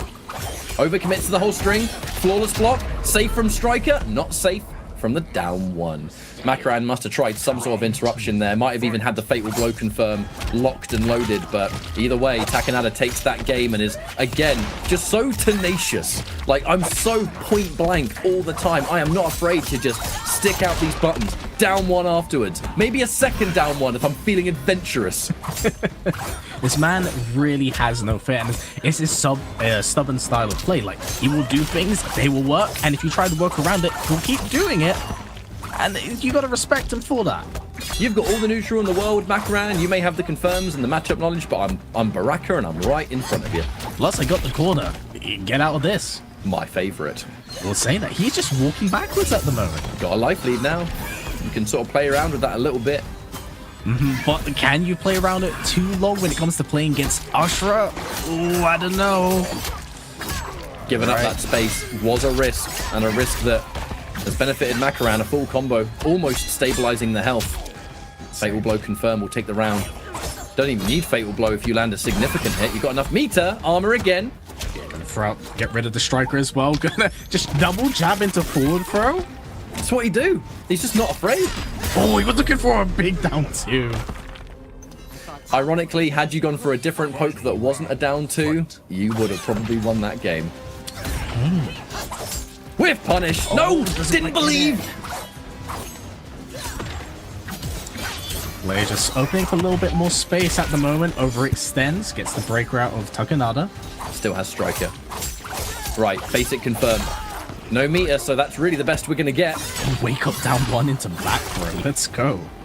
But Makaran doesn't want to be point blank. We want to stay at a range that we're more... Oh, better off at fighting at. Full combo again. Tries to go for meaty fireball. Delayed wake up for Takanada to avoid that situation. Another reverse throw. This time Takanada with meter to build, but the threat of the armor is real. Even if it was a one-hit absorbed and blocked, who cares? We are out of the corner, and now Makaran, best part of the screen to keep this round in your favor. Overhead. Meter as well. You're alive still, but barely. Yeah, very much so. Very smart of Makaran to open up the screen a little bit more. Takanada overextend like so and be punished for it. Makaran goes a game up. Much more comfortable now. He's had a few games to work around with. It's the two different styles. It's a clash of play style. Makaran, while can play up close, would much rather sit at that neutral space. That jump distance almost, because I have the advantage in this matchup. Takanada, thriving at the point blank.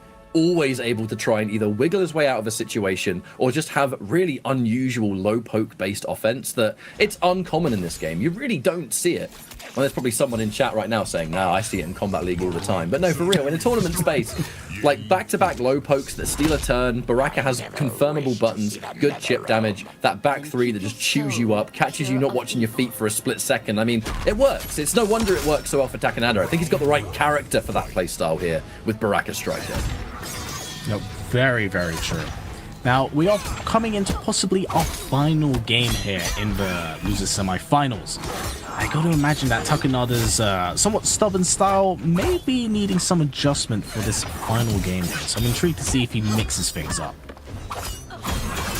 I guess the question is, where do the other layers go? Because there's one answer that has been consistent within this pressure, and it's been the multi-armored absorb that Makaran is using with Ashra. Without that one armored move, I feel like this pressure would be so much more airtight for Takanada, because you can't really armor break Ashra, right? She has multiple hits to absorb. More meter being spent for big damage here, 400. Ooh. Serena lying in wait. There's the safe flip kick. Not only safe, but if you're unsure with your button timing, I'm going to squeeze out a down one and do to you what you've been doing all day. Now, match point here for Makaran. And corner positioning, I mean, best case scenario. Yep, looking very good. Makaran does have a bar of meter to work with, but Takanada does have 3 bars. And this is, of course, Baraka in MK1. One touch, lead to 30%. Tag on a bit of bleed as well. Very problematic, but gets under it. Beautiful throw tech from Makaran. A lot of jabs right now. A lot of patience being shown Takanada. Definitely some adaptation. It was like, oh, you poked me for it last time. I'm going to block this time. Yeah, Makaran was 100% looking for armor or something. Something to give him his turn back, because that... Oh, lovely throw tech. Mid-screen, that's just a straight 50-50. No prior information. Again, a favorable trade for Makaran, who just down 2s, knowing that strike is coming. That was so sneaky as well, going for the ghost dash, and there it is.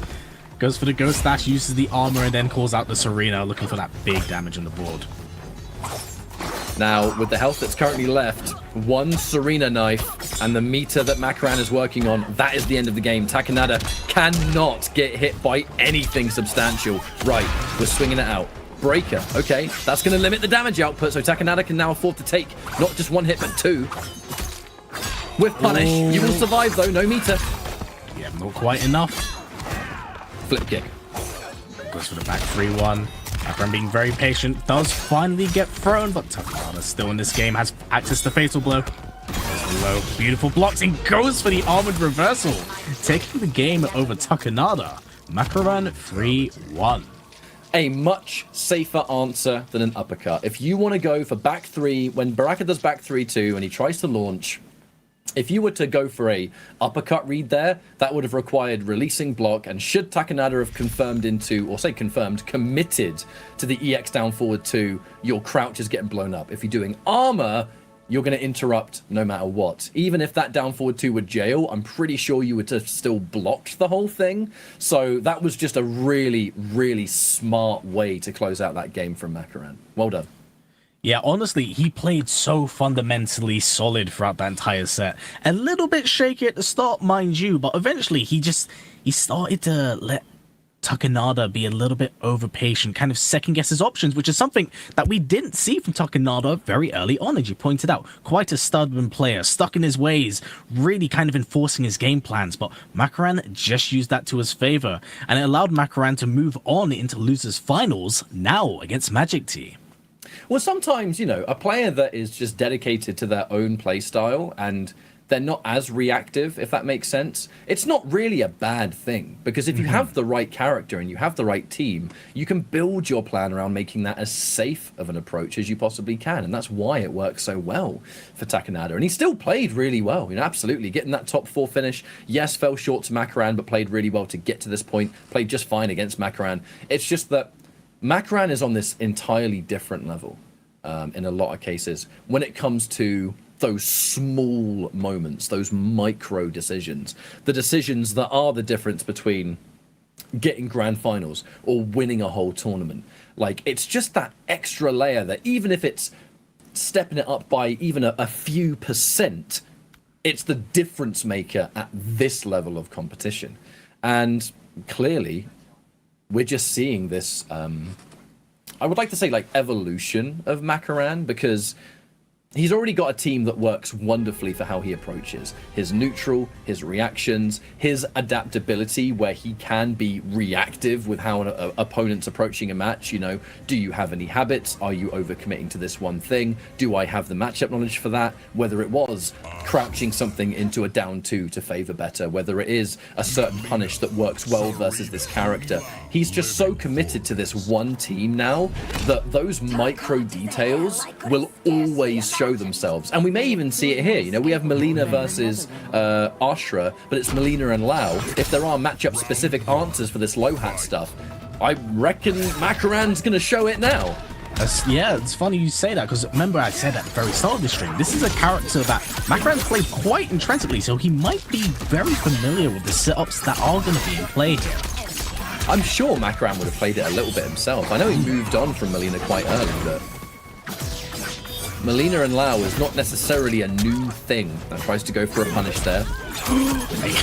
Man, these raw ball rolls, they are just stacking up today.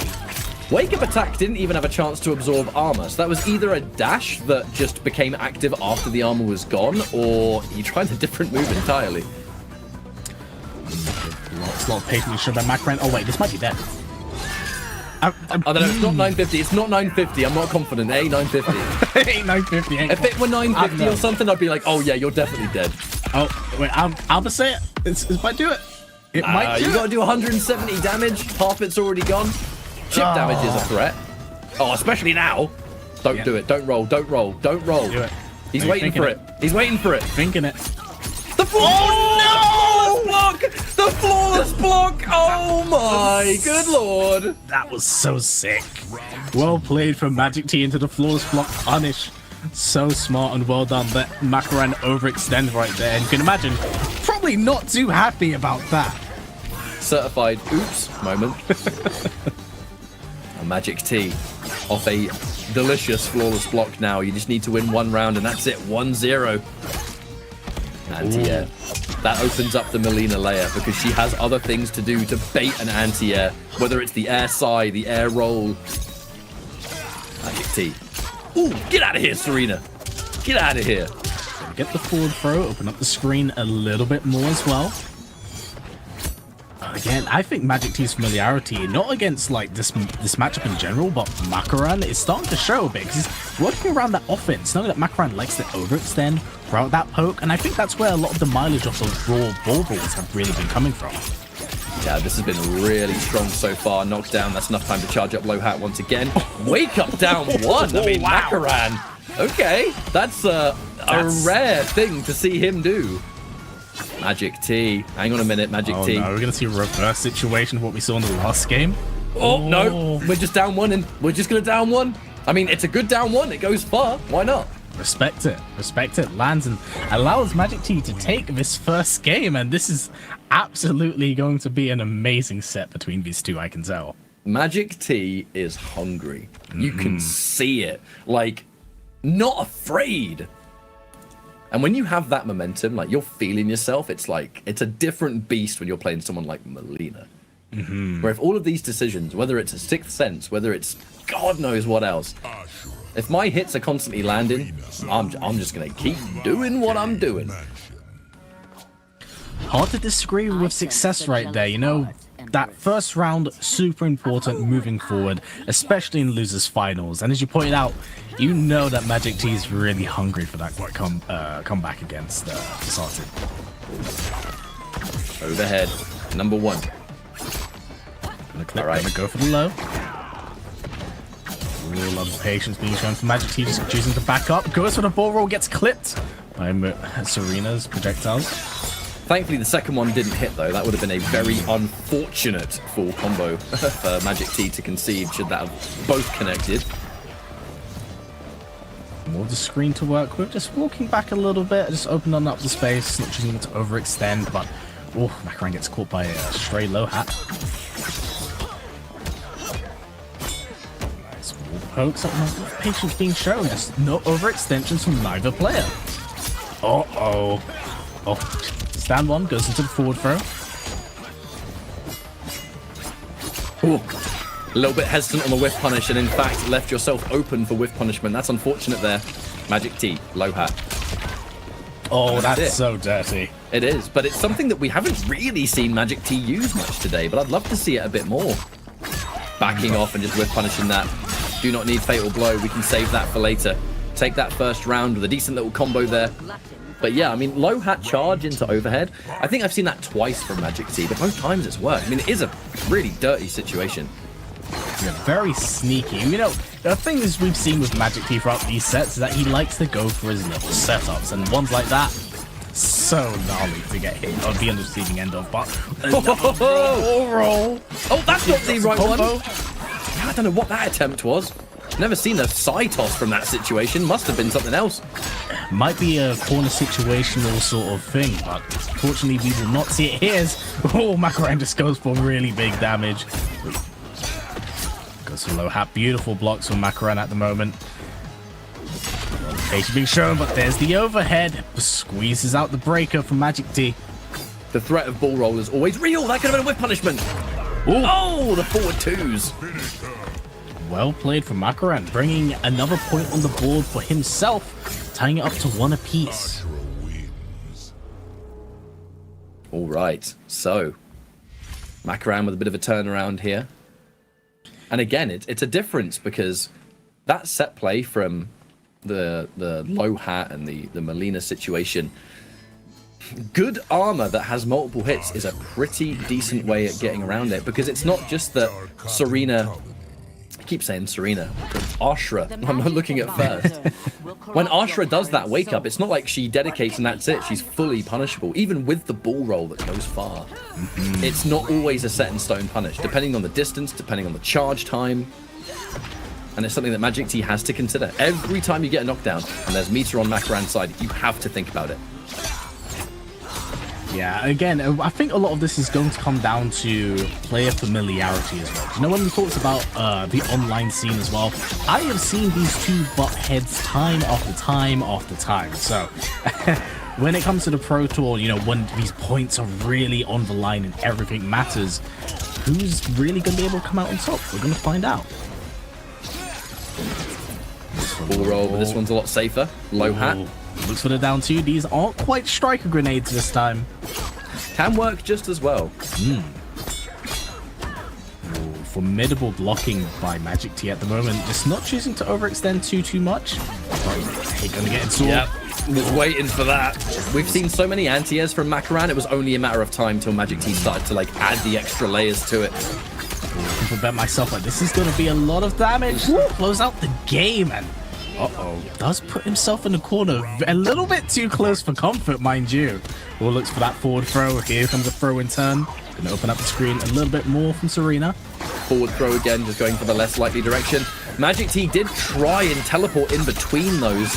Couldn't quite squeeze it out, and that's a lot of damage. That was an insane amount of damage, 47%. So snapping one, goes for the low. Once again, beautiful blocks of both of these players, just kind of stonewalling each other. That low hat's going to mean very little with those knives coming out and actually trading better from the chip damage department. Fatal blow for Magic T. However, finding that hit into it is not going to be easy, not with this just brick wall of projectiles. A bit eager with that low roll. I mean, yeah, we're in Dark Stance, right? So you can't do projectile. It's going to slightly make the combo a bit more awkward, but Makaran still had a life lead. So not worry about it too much. 2-1 here. One more game in Makaran is going to move on into grand finals. Yep, he will be taking the fight to the Sorted, but Magic T definitely isn't out of the fight. Whilst he looked a little bit more uncomfortable at the end of that last round, it seemed like every decision he made was just happened to be the wrong decision, which happens. You know, we're going into this next game and give himself a few extra seconds, kind of think of how he wants to work around Makaran's game plan, because Makaran has been playing unbelievably solid all day. The Order of Light. He's playing as solid as I'm used to seeing, to be honest with you. Yeah, Makaran, I feel like he had a little bit of a slow start. Like, he didn't start out MK1 being this, like, instantly dominant player, but he just put the time in to learn the game and explore as much of it as possible, find the team that worked best for his strengths. And the moment he settled on the Ashra Serena, it's been only up from then. Yep, honestly, I cannot disagree with that at all. He's been playing so well. But now, I want to see how Magic T is going to kind of answer a flying turn, because, you know, he's been playing really well, fundamentally, but fortunate mishap from Makaran right there. But these teleports, you can only do it so many times. Magic T calling it out, forces the breaker out of Makaran. Has to try and jump and get away from the low hat. So active, so active. Oh, Serena took the hit. He's still alive. No, not anymore. I mean, yeah, that was a hard one to avoid in that situation. Very well played from Magic T. Let's see if he can carry this and momentum throughout. But that would have been an interesting interaction if he could combo off that. Oh, both these players. Makaran, he is just waiting for Magic T to press something, and nothing's been pressed yet. Anti-air, no, hates it. Expects maybe Magic T would have committed to an air special there. But low hat, no one home. Mid. The buttons. It's just very scrambly, very small combat going on right now. Just waiting to overextend. And there it is. Makaran pushing for it. Gets the damage on the board at the moment. 36% goes to the meaty projectile. Magic T just respecting all of this, but he has to eat that. And that's the life powers and rounds evened out. I'm happy to see the evolution of the Serena cameo. The way Makaran is constantly using that launcher, I mean, it is a incredibly good tool. A launcher on hit in the corner and on block, it's -3. I think it's -3. I think it still is. It was when I last checked. It's just dangerous. It's a mid too, right? You can't crouch it. Yes, it's one of those things you've got to keep an eye out for. Because, you know, when she's fishing for that long-range hit, it is a high, so you can duck under it, but you got to keep in mind, but she can still keep checking you in the corner. She doesn't always have to fish at that range. Even before Magic T found that hit, look at how the threat of that flip kick was slowing down Magic T's button pressing. Because if you press too early and that flip kick comes out, it's a full combo. Speaking of full combo, set up, we escape the armor. That's what I was talking about earlier. Oh no! You can break, but it's the last break you're gonna get. This is such a scary position. Oh, beautiful blocks from both these players. Gonna go for the low. This pokes and chips away, and Magic T not out this fight. Not out this fight at all. Final game between Magic T and Makaran. Magic T, I gotta say, stepping it the hell up today. Like, I've always acknowledged Magic T as being a fantastic player. Always, always, always. But losers final, you know, top 3 at least here in pro competition. The highest caliber of competition you can get your hands on online. 1 game away from grand finals against Makaran, by the way. You know, this ain't just any old player. This is Makaran. Magic T is really, really impressing the people today. Can he take it all the way, though? That's it. 1 more game, right? Can you get grand finals? I think it's very, very possible. And again, you know, he's just dying to get his run back against this Artin, man. You can taste it. All right, well, last chance for both players. One's going to grand finals and one is out of this week's pro competition. I wouldn't expect any other way from these 2 players to come into the losers finals, put on a hell of a show, go 2-2 a game. So incredibly back and forth, but Makaran's dialing things up a little bit, being a little bit more aggressive than how we've seen in the first few games. Absolutely. If there's a time to step up the notch, it's now. Take it up to 11, as they say. Very, very true. And saying that, looks like you want an aggressive start, but now wants to slow things down. Screen a little bit more, overextend maybe. Right. Get the screen to work with once again. Good situation from that throw. Oh, those highs. Technically, this time. I mean, technically a huge risk to stick out those highs, but if it doesn't get punished ever, it's never a risk. I'm very surprised that we actually haven't seen more just kind of ballsy ball rolls from Magic T just to throw out and challenge those highs, honestly. Well, it is match point for Makaran, who was just being a little bit more proactive. Big jump. All right, setup time. Armor. No, it's Wake Up Serena. Oh, however, that is tech. People do use Serena on Wake Up to absorb the low hat. I've seen that many times. Kung Lao's ready. The meaty. The grab. No! That could have been the round then and there, but just 2 wrong reads. The drop combo, Makaran! Oh, this is so scrappy! He wants the combo again! Spaghetti all over the floor, and the jump. And the jump. Match point both sides. Let's just forget that happened. Yeah, definitely some nerves being shown from both of these players with such high stakes on the line in this losers finals. Last game, last round for both players. Throw counter. This is out. Ooh, 12%. Back to it. The charge low hat. Whip punish. Oh, no, quite good for a throw. Protect. No anti-air for you. All right, no meter, 1 Serena. And a dream. Using Serena to absorb the low hat. So smart. Now has the corner to work with. This is where Makaran found so much success in the first round. Going to get the forward throw once again. See what Makaran. Go for the pokes. Open up the screen a little bit more. Maybe overextend. Down 1. Again, waiting for a button. Both players are just so unsure of who's going to press when. Yeah, they are both looking for that punish window at the moment. Have to be so careful. This is definitely a do or die situation. We trade cameo for cameo. Makaran. All right. The reverse throw. God, the life is so even. It really is.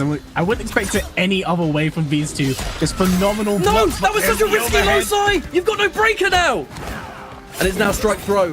Oh, no, low poke. Ball roll gets the breaker. Or 10 seconds left on the clock at the moment. Magic T has to do something. Goes for overhead. Goes. Oh, is he looking for it? Oh, tries to bait out. Oh, overhead. Overhead. Starting buttons into the timeout. Oh, the timeout. Oh, that was so close. Oh, the second the delayed wake up happened, and it gave Makaran more time to see that the overhead had come out, and that you can just block it accordingly, put your opponent minus, do a string that has no gaps in it. That's just going to run the rest of the clock. That was unbelievably close. Makaran barely making it through, but a GG's all the same. that set was unbelievably phenomenal. The amount of layers in that game plan of using the defensive cameo options, along with just like the little tech that came across from everyone, along with just like Magic T's really big ballsy plays with just the ball rolls calling out and just setting up so many of his own options. Just GG's all around. I could watch that set again. That was amazing. I mean, it was sick. It was fantastic. GG's to Magic T. I know he's probably going to be gutted that he couldn't quite make it into grand finals, but with how close that was, honestly, either side could have taken it at that moment. But yeah, this was the moment. So overhead one, oh no, this was the next overhead, sorry. Where the Yit caught airborne, you have enough time to see that the next one's coming, your opponent's minus, and from that point, they no longer have time to make anything happen. But now, Desarted versus Makaran. Desarted, the comfort zone of the winner's side of the bracket, so 3 out of 5, that's it. Desarted's going to win. Makaran's got to reset that bracket, which means the first 3 out of 5 we're going to play here, Makaran has to win it. Got to send him to loser's bracket. We've got to be able to repeat. That's a lot of work, but of anyone in this bracket that's up for the task, definitely that's Makaran. Gotta keep in mind as well, that was actually the very first game of the stream between the two, so this also is a runback. And runbacks within the same top 8 can sometimes spell different results. I mean, you can never compare the last 2 times players. At this level of competition, you really can't compare within the same top 8 because that's so much time to think. What could I have done different? What were the weird situations that perhaps, you know, right, now I'm going to do this. Now I'm going to be more aware of this move or that move, or I'm going to use my armor more. Like, there are so many moving parts that can help a matchup be different that when it's within the same top 8, you've got so much time in between those matches to just sit and think about it, right? You know, get those gears turning, and before you know it, the next time they play, it's a very different affair, which I think has a high chance of happening now. Could eat my words. Desarted's been looking unstoppable today. So who knows? Maybe this is going to be a clean sweep. Easy grand finals. Who knows? It's very possible, but you know, Makaran has been riding a wave of momentum, and it has been a little bit since Desarted has played. So I want to see how the momentum's probably might carry Makaran into this match and where it goes from this point onwards. Maybe he played a little bit of Combat League in between, who knows? Got to get that rank up. The leaderboard. All right. And actually, worth remembering, back to the Lao cameo. This is what we saw at the start of the day too. Yes. If that is so was the case, then for Desarted, this definitely must be like just a player or character matchup. He just wants to work around having to deal with Serena and some of the I'm options. certain it's an Ashra answer. Like, it has to be. I mean, it does give him a little bit more presence at a range that she would normally bully him. Big jump in at the moment. Life bars is very even. Makaran looking to take things back. Goes for a big jump. Doesn't quite get much off it. And that is a clean hit. Again, the down 2 to just say, nope, I'm going to win this round. I'm going to take it. Not a striker in sight, but that muscle memory still exists. Oh, most certainly. At the moment, goes for the hat setup. Going to get caught by the projectiles and gets the back throw. Now has the corner to work with, but tries to go for the jump in. Can't quite get it. No combo. Gets the forward throw. That would have been a lovely pickup. A lot of patience being shown, but caught by the straight projectile. Beautiful whip punish from Desarted. Threading the needle. Goes for the 2-1. Gonna get the splat. Ooh, we got buttons? I actually like that, by the way. So, again, calling out Serena just to take the low hat, remove any risk. But like I was going to say there, that time Desarted used the low hat from Lao and backed off. Oh no, sorry, I'm so wrong. It was the up-close flip kick that he backed off after. Was expecting Makaran to be the one to press a button. Yeah, no, it was actually quite interesting. It's something I want to know, because we've been seeing Makaran use it quite a bit. Every time he's actually been seeing anyone use Lao Hat to go into setup, he's purposely been challenging it with Serena meter drain to kind of take any meter whilst they sit there and go for that setup. It's very, very smart. Round on the board here for Desarted. This could go either way at any point. Both are playing so incredibly solid, and Makaran looks a lot more comfortable than their first game on the stream. I did trade with those knives. You know, in that last patch, Serena did get adjusted where if she gets hit in certain situations, you're not always going to get the 2 knives. And that does hinder her ability to trade and then get a full combo, as we saw just then. Dash at range here. Projectile, that's plus frames into a good situation. Corner positioning still exists as well. Back-to-back buttons. The side finding a low poke. It's going to be a forward throw. Escape failed. A smart direction. Yeah, still has the screen to work with, but whoa, beautiful catch. Unfortunately, wasn't quite ready for that big punish. But again, still treated. Are you kidding me? God, I mean, to be fair, stabbed him in the stomach. Probably hurt a little bit. It's but a flesh wound. All right, then. We'll call it a draw. All right, forward throw. Again. But at this distance, if it was Striker before, I would say maybe not as good for Baraka. But here, much better. And even with Serena, one of the extra benefits of letting your cameo absorb the hit is that they do not take the same damage that you would. Oh my days, what a down two. And oh, whoa, one of his own. Serena takes the hit. Oh my. What is happening? Beautiful breaker. 10 seconds left on the clock. Things looking to be in the Salted's favor. The jump! But Fritz, he was scared. He was afraid. He jumped back. And Makaran answered. Man, now we saw so much more of the Serena absorbing low hat in that matchup than we saw when they first collided. And it just, even in those clutch moments, I kind of like loosely mentioned it, but I'll sort of go into a little bit more detail while we wait. When you call in a cameo to absorb a projectile, the cameo takes a very small amount of damage. Like, the main penalty is supposed to be that your cameo is out of action. The average is about 6 seconds. Some cameos are only vulnerable or outside of the game for like 3. So, like, Tremor's form change, Shujinko's meditate, Cyrax self-destruct. I mean, like, there are instances where they're faster, but for the most part, 6 seconds really ain't that bad. Not in this kind of matchup. The big thing is that they take such a little amount of damage that it doesn't matter. It really doesn't matter. It's the benefits of using them as a bit of a meat shield. And you know what? If they can take that damage and you don't, go ahead. Would have worked there, but Desarted punched Serena in the face. Yeah. To get out my face, doing it once again. But yeah, no, Desart going to this matchup far more ferocious than he did previously. Yeah, way more aggressive. Beautiful blocks at the moment. Makaran, yeah, Desart just slowing things down. He's opening up the screen, kind of choosing his moments right now. And definitely can with the life advantage he has. Jump on reaction to the startup of the ground projectile, thanks to Dark Stance. Waits for the inevitable low poke. Looking for a clear moment to take a turn. Nice stand up. Oh, down 2 to punish. I mean, we're close enough that down 2 is going to reach. That's great awareness from Desarted. Finishes the string this time. Going to get clipped by the forward throw. Going to put Makaran in quite a comfortable position to throw out meaty projectiles, mind you. It goes for the overhead instead. Going to go for the check. Another forward throw. I think that's, yep, just going to be enough. Even with the 1050, I think that was absolutely only just. But yeah, no, we are going into this game with quite a different Desarted from what we saw in the first game. A little bit slower in the first game. This game, Desarted just dialed things up a little bit more. He's want to be a lot more aggressive, challenge a lot more what Makaran's looking for. Desarted's just looking a little bit more warmed up in this match, to be honest. And now we're straight back into that fast-paced throw escape. Lovely. Let's go for the hat set up, but gets a jump over. Can't quite get the full combo off it. There's definitely a reaction at play here that when Makaran is seeing Kung Lao appear, he is just throwing the 2 knives. You know, it's a way to sort of trade out the situation. Oh my lord! Oh, it's gonna be a lot.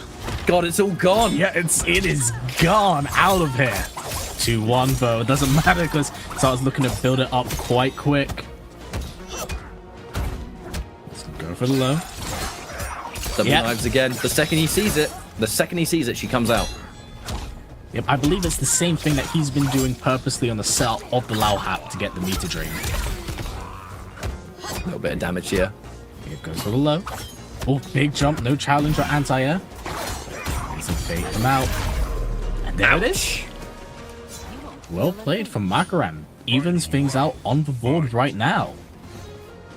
Straight back in there. And a low hat. Now you can see Desarted, he knows his opponent. He knows that Makaran is either throwing the knives, is using Serena to absorb. Like, when that low hat's on the screen, it's not just, I'm going in for free. Like, even now, look. You have to hesitate that advance every time. It is the evolution of the anti-Kung Lao tech, to be honest with you. It explains a lot. I mean, Lao for a very, very long time was considered one of the strongest cameos in the game, so it's only natural that this far down the line there is tech to work around that, but Decided does not care, and he's looking to keep thriving. I think we would have seen this tech a little bit like, look, even then you can just continue after the down 2, no punishment, no trade. We probably would have seen this tech earlier in the game's life, but the main cameos that early on was showcasing its strength was Shujinko, and then eventually it was Tremor as well, and they're not really the most common cameos you can encounter, right? Not at all. I feel like both of those cameos specifically work around certain characters, and and it was so rare. Like you and your content in general were one of the few enthusiasts that showed off Shujinko and the potential he had, because it's a multi-utility sort of cameo, and not a lot of people want to work around and learn that many cameos to work around with. I just love 3D MK, man. Like that's it. Yeah, that's fair. That's fair. It. 3D Mortal Kombat forever. I love free throws. They're my favorite thing. One thing I do want to wish and point out today, that I'm actually quite surprised we have not seen any Chameleon now that we talk about 3D MKs and returning characters. It's a bit bizarre because we know that she's popular, and a lot of the time when I watch community tournaments, and we saw a little bit in the NA Pro competition, she's just not that popular over here. There's a chance we might see Chameleon in the next top 8, because I do know that some players in EU West are using her a little bit more. But here, I mean, people are just going with what they know, and the character choices, I suppose, as well. Here, Macran with the Serena on the end of Ashura, and then Desarted and sticking with what he knows best. It's been really good from Macran so far. A clear night and day difference from when they last fought. Desarted having a harder time establishing himself, and there's a reason we've been waffling on about the cameo absorption for so long, because it has been such a game changer in the neutral. Desarted can't just throw this low hat and go in. He has to worry about what else Macran's gonna answer with. Yes, and he's been playing so fundamentally strong. Like, he's been just the utilization of the defensive cameo while simultaneously carrying on his same game plan, making every single hit count as much as possible, except that one, mind you, commentator's curse. It's really landing a lot for him, and he is on the brink of resetting the bracket. One more round and we hit the reset. We start again into a fresh 3 out of 5, and Macran is having as much momentum as you can possibly have. Hasn't got any meter, so we go for the jump in. Doesn't quite get the ender, sadly. Unfortunate. And one thing I do want to point and note out, and surprised that Macran is getting hit by it, he's getting clipped quite a lot by back 3. It's a weird one, right? Because like the second hit, it just kind of just catches you hesitating or whatever else. The way Macran is playing, I think he's just, whenever he's released and block, it's just too early. That's it. That's it. Sometimes it is just that simple, and the funny thing is when you're playing that deep into the game and using this much tech, sometimes it's the small minute things that slip through the cracks. Yeah, it really can be. Delays there from Desarted. Macran looking to answer back with a string of his own, but any substantial hit's going to do it and equalize the round, and that's a down 2. Nice and safe.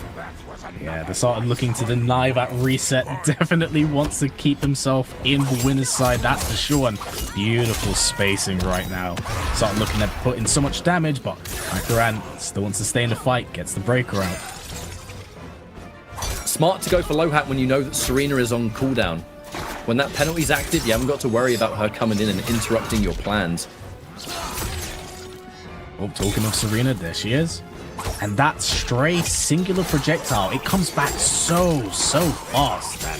But goes for double this time, knowing it might be quite difficult to open up the side a little bit later on. Chooses to maximize his damage, goes into dark stance. Oh, switches it up.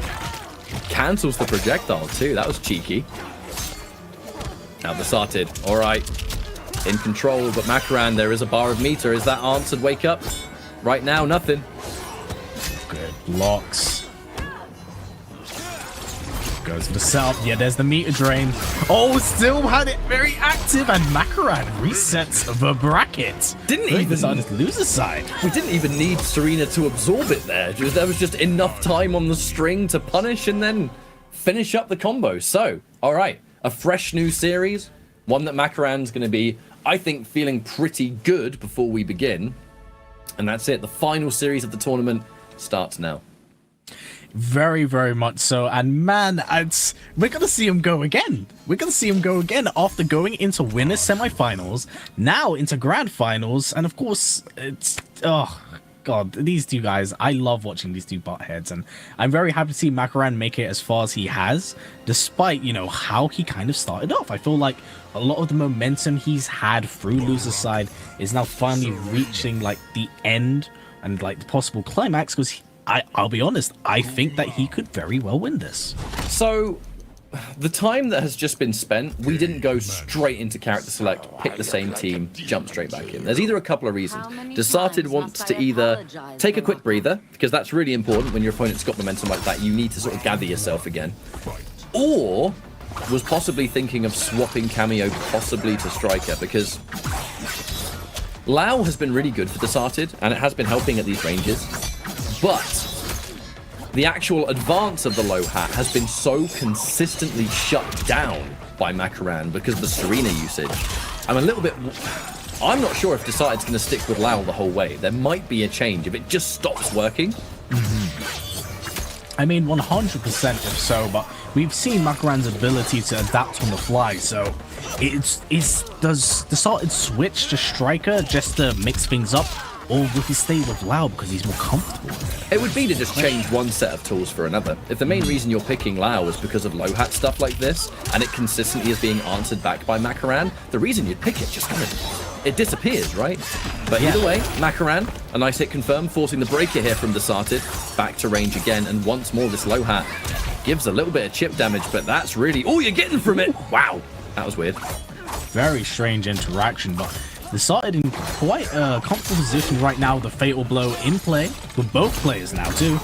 Oh, that's the tech. There it is. The low hat is not doing anything anymore. The answers of Makaran, really smart. I mean, it's just the evolution. You know, when you have a cameo like low hat, it's been good since day one. Eventually, people will find various answers to get around it, and this is a very, very efficient answer indeed.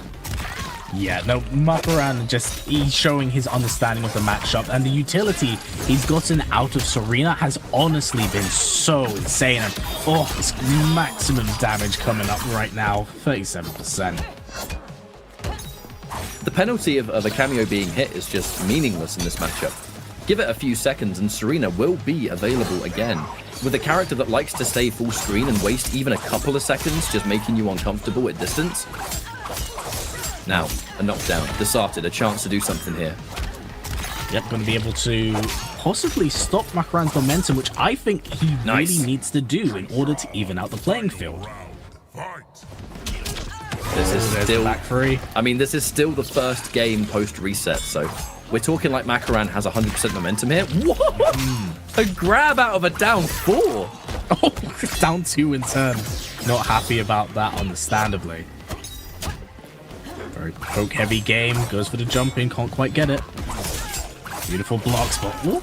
Yeah, was looking for it there, because the thing about the back 3 game here, it is such a bigger commitment for Baraka when he does not have an ambush that he can just throw on the end of it. Lao will change that. And a big risk here from the side is currently paying off because we get a full combo, we get more hits still, back to the mid-screen, low hat, stealing the turn with a down 1, and now all of a sudden Makaran has to do a mammoth amount of work to bring this one back.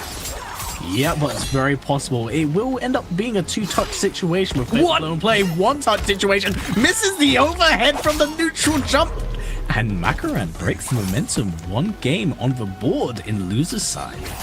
Desarted's going to do it here. And that is the best kind of game to win. Because when your opponent comfortably 3-0s you to reset a bracket, and then the first thing you do is win the next game, right, we can breathe easy again. There's no amount of... The set is not escaping you anymore. You've been able to bring it back. And I like it. I like what I'm seeing. It may have been those extra few seconds that you pointed out at the start, which, you know, maybe is what allowed Desarted to, you know, just go, stop. I need to take a breather. What am I doing that's not working for me? What can I do that works around what he's doing? And I think that's what we are going to see now. But even in pointing that out, Makaran himself taking a few seconds at the character select. We just saw less reliance, I think, on the charged low hat there from Desarted. A lot more of those decisions were being made himself, even down to back 3 into EX down forward 2, a colossal risk. But with how many of the highs that Makaran was crouching, and like I said, the extra risk, because Kung Lao is not going to give you a ambush effect from that move, and he won't have time to charge it. Just dedicating and believing in these decisions. Makaran starting off pretty strong here, good little chunk of damage, and is now poking his way bit by bit into a bigger life lead. Throwing out projectiles at the moment. It's saying that the extended range of Baraka in this game is so good for him to close down the space. Something so minute. Too low, just a lot of turn stealing we've seen in these last 2 games from Desarted. The aggressive button pressing can often leave you open for armored interruptions, though, as we saw Makaran just did. Now projectile, delayed wake up to get around it, smart stuff. Side switching throw, no breaker for Makaran, but armor is available. Down one. Download. A lot of patience being shown. A lot of low pokes, goes for the overhead again, and already it's a Serena flip. Makaran has done so many just individual overheads that, yeah, there's no way Desarted was looking for that flip kick on the end. Oh, hesitated on the anti-crosser. Beautiful flawless block. A lot of staggers, but Desarted is going to get the hit. Has the corner to work with, but the delayed wake up into buttons. Going to get a full combo punish with a lot of bar to work with, mind you. 40% on the board, and get away from me. Spending your only bar of meter there on a wake up like that. There's no wonder Makaran wasn't looking for it, but Desarted was able to create just a little bit of space. Sadly, though, walk up throw is going to be just the right answer here for Makaran. Full screen now with almost a full Serena. I think you kind of want to wait maybe a little bit of time to see if we can get them both ready, because if you wanted to throw a single projectile, you don't want it to be on like slow cooldown. Completely understandable, but another escape fail. All these players in each other's head just making them second guess their options right now. Beautiful duck from the side. We've seen him duck under that projectile so many times in this one game alone, actually. Oh, there it is. Oh! Ouch! Maximize the damage of that singular button. And Makaran evening out the board once again. I'm convinced the longer they take at the character select screen, the more time they have to just win the next round. I think a big part of that is just understanding that there's no rush. There's no reason to go, right, I'm in a tournament, boom, straight into the next match, boom, straight into the next match. In fact, that has often been proven to be a mistake, because when a player is getting steamrolled or a match is just totally falling away from them and all they do is go rematch, rematch, rematch, rematch, you are lending yourself no time to calm down. And that can sometimes be just what the doctor ordered. Now, 1 game apiece may as well be a 2 out of 3 at this point. We're back in the Kombat League realm. As now Makaran and Desarted head-to-head. 1 game. And I'm thinking, who's going to have that next layer? Wait a minute, Baraka Chameleon. Oh, that's the there next it layer. is. How the hell did I miss that? Oh. Okay, this is going to change up the matchup drastically now. I'm intrigued to see, because maybe low poke Melina roll. You said it. Damn right. Oh, you're going to see some dirt right now. But you got to imagine that probably is going to... I want to see how Makaran works around this, because we've seen he can counter and work around the hat. How does he deal with a character, well, a cameo specifically, that rotates every few seconds with multiple different options that you have to adapt with on the fly? And how does Serena like deal with it? Yeah, the thing is, every cameo assist will benefit Baraka in some way, but Makaran, he's seen that one before. Full projectile into fan lift, yes, it's a full combo, but if they wait, they can just anti-AU. It's a big part of the matchup. And now meter being taken away. No breaker for you, even if you wanted it. With punish, though. Yeah, but Makaran still can win this. He needs the 1 touch, but there's an overwhelming amount of offense that is going to be slung his way to do so. Going to get the forward throw. It's going to be Jade. By the time the throw's done, Jade's time. Another breaker. 15 seconds left on the clock right now. It's going to turn into quite the scramble. Ow. Low poke into launching fan drop as a combo! All right. Okay. We got around, but it was almost a disaster. All right, Melina's ball roll. No time, though. Down 2. Full combo now. End it. Now, are we going to have time for one Jade? Not quite, but it's still a launcher, baby. Yeah, gonna get the katana, gonna slam in the corner once again. Jump and work around that offense. If Desarted did a jump punch, that absolutely would have beat the anti-air right there. Oh, it's so dead. This character has so much tech, and it does so much for each character, man. Big damage, and it just comes down to fast cooldowns, great utility. The fan toss and the Melina bull roll have their own hit animation, regardless of combo gravity. I mean, so many moving parts. I love it, personally. Bull roll. Oh, bit too eager, but no punish! Big down two. Oh, gets caught in the meter drain. Oh, big down two. It's just down twos everywhere. It's getting real ugly. All right, punish. And that is now Desarted, one game away from winning. And the chaos that Chameleon provided was just that extra little benefit, I would say. One game for Desarted now, and he wins the whole thing. Yep, very, very close to winning. And honestly, that was as chaotic as I had expected with the nature of Chameleon's character, because there's so much to maintain and keep on the fly. Not for just you, the player, but also the opponent, because you have to keep an eye on what she's switching to, especially when you got like the Melina roll, which hits into the overhead and into the low, and then of course you got the Jade projectile, which hits you from behind as well. Like, there's a lot to keep an eye out for, and I mean, I don't know how Makaran is going to be able to keep up this cycle, as well as challenge Desarted's like really solid offense. It's very hard to keep track of her timers. And I don't mean as the player. You can learn that easily. As the opponent, it's hard to keep track, because it's like just understanding where it goes. Now, starting off trying to go for a projectile into leap again, something that, again, solid fundamentals can answer back with. Oh, hesitant on the whiff punish just in case. No openings at the moment. Makaran has just made this airtight. However, forcing the breakout there from the Jade Glaive. Yeah, it's quite early on, so he can't afford to get the breaker at the moment, but it could wind up biting him. No pun intended, I suppose, with Baraka. And Melina, disguise, tries to down 4 into roll, but that isn't real. Makaran will know that. I'm sure he knew it before, but poke into button is just something that will catch people off guard. Yeah, no patience. This is probably the slowest we've seen since Chameleon has been on the screen, mind you. We finally have room to actually gather our thoughts. Got a projectile slowing things down a little bit. Maybe. Oh, gets caught by the ender. Can't quite get the full combo, however. Beautiful throw tech from Makaran. Both in each other's faces again. Another forward throw. Holding the input so we can become Melina straight away. So that was really smart. Oh, armored interruption. Wise decision from Makaran, keeping himself in the fight. He's happy with the reset, but he wants to win. You can tell about... Oh, beautiful spacing. Bit of a hopeful down 2 there, sadly. Did not work out. Decided forced back to the range, and no meter, so this combo is going to be real simple. A lot of blocks, a lot of patience being shown. I feel like now that Makaran's kind of opening up the screen a little bit more, not wanting to overextend very much, it's going to his favor because he can start challenging with Serena. Throw straight projectiles, maybe get rid of Chameleon, maybe look for a full combo punch if he throws out both projectiles. But he is pushing himself into the corner right now, and this is just a really ugly position. That's going to be plus.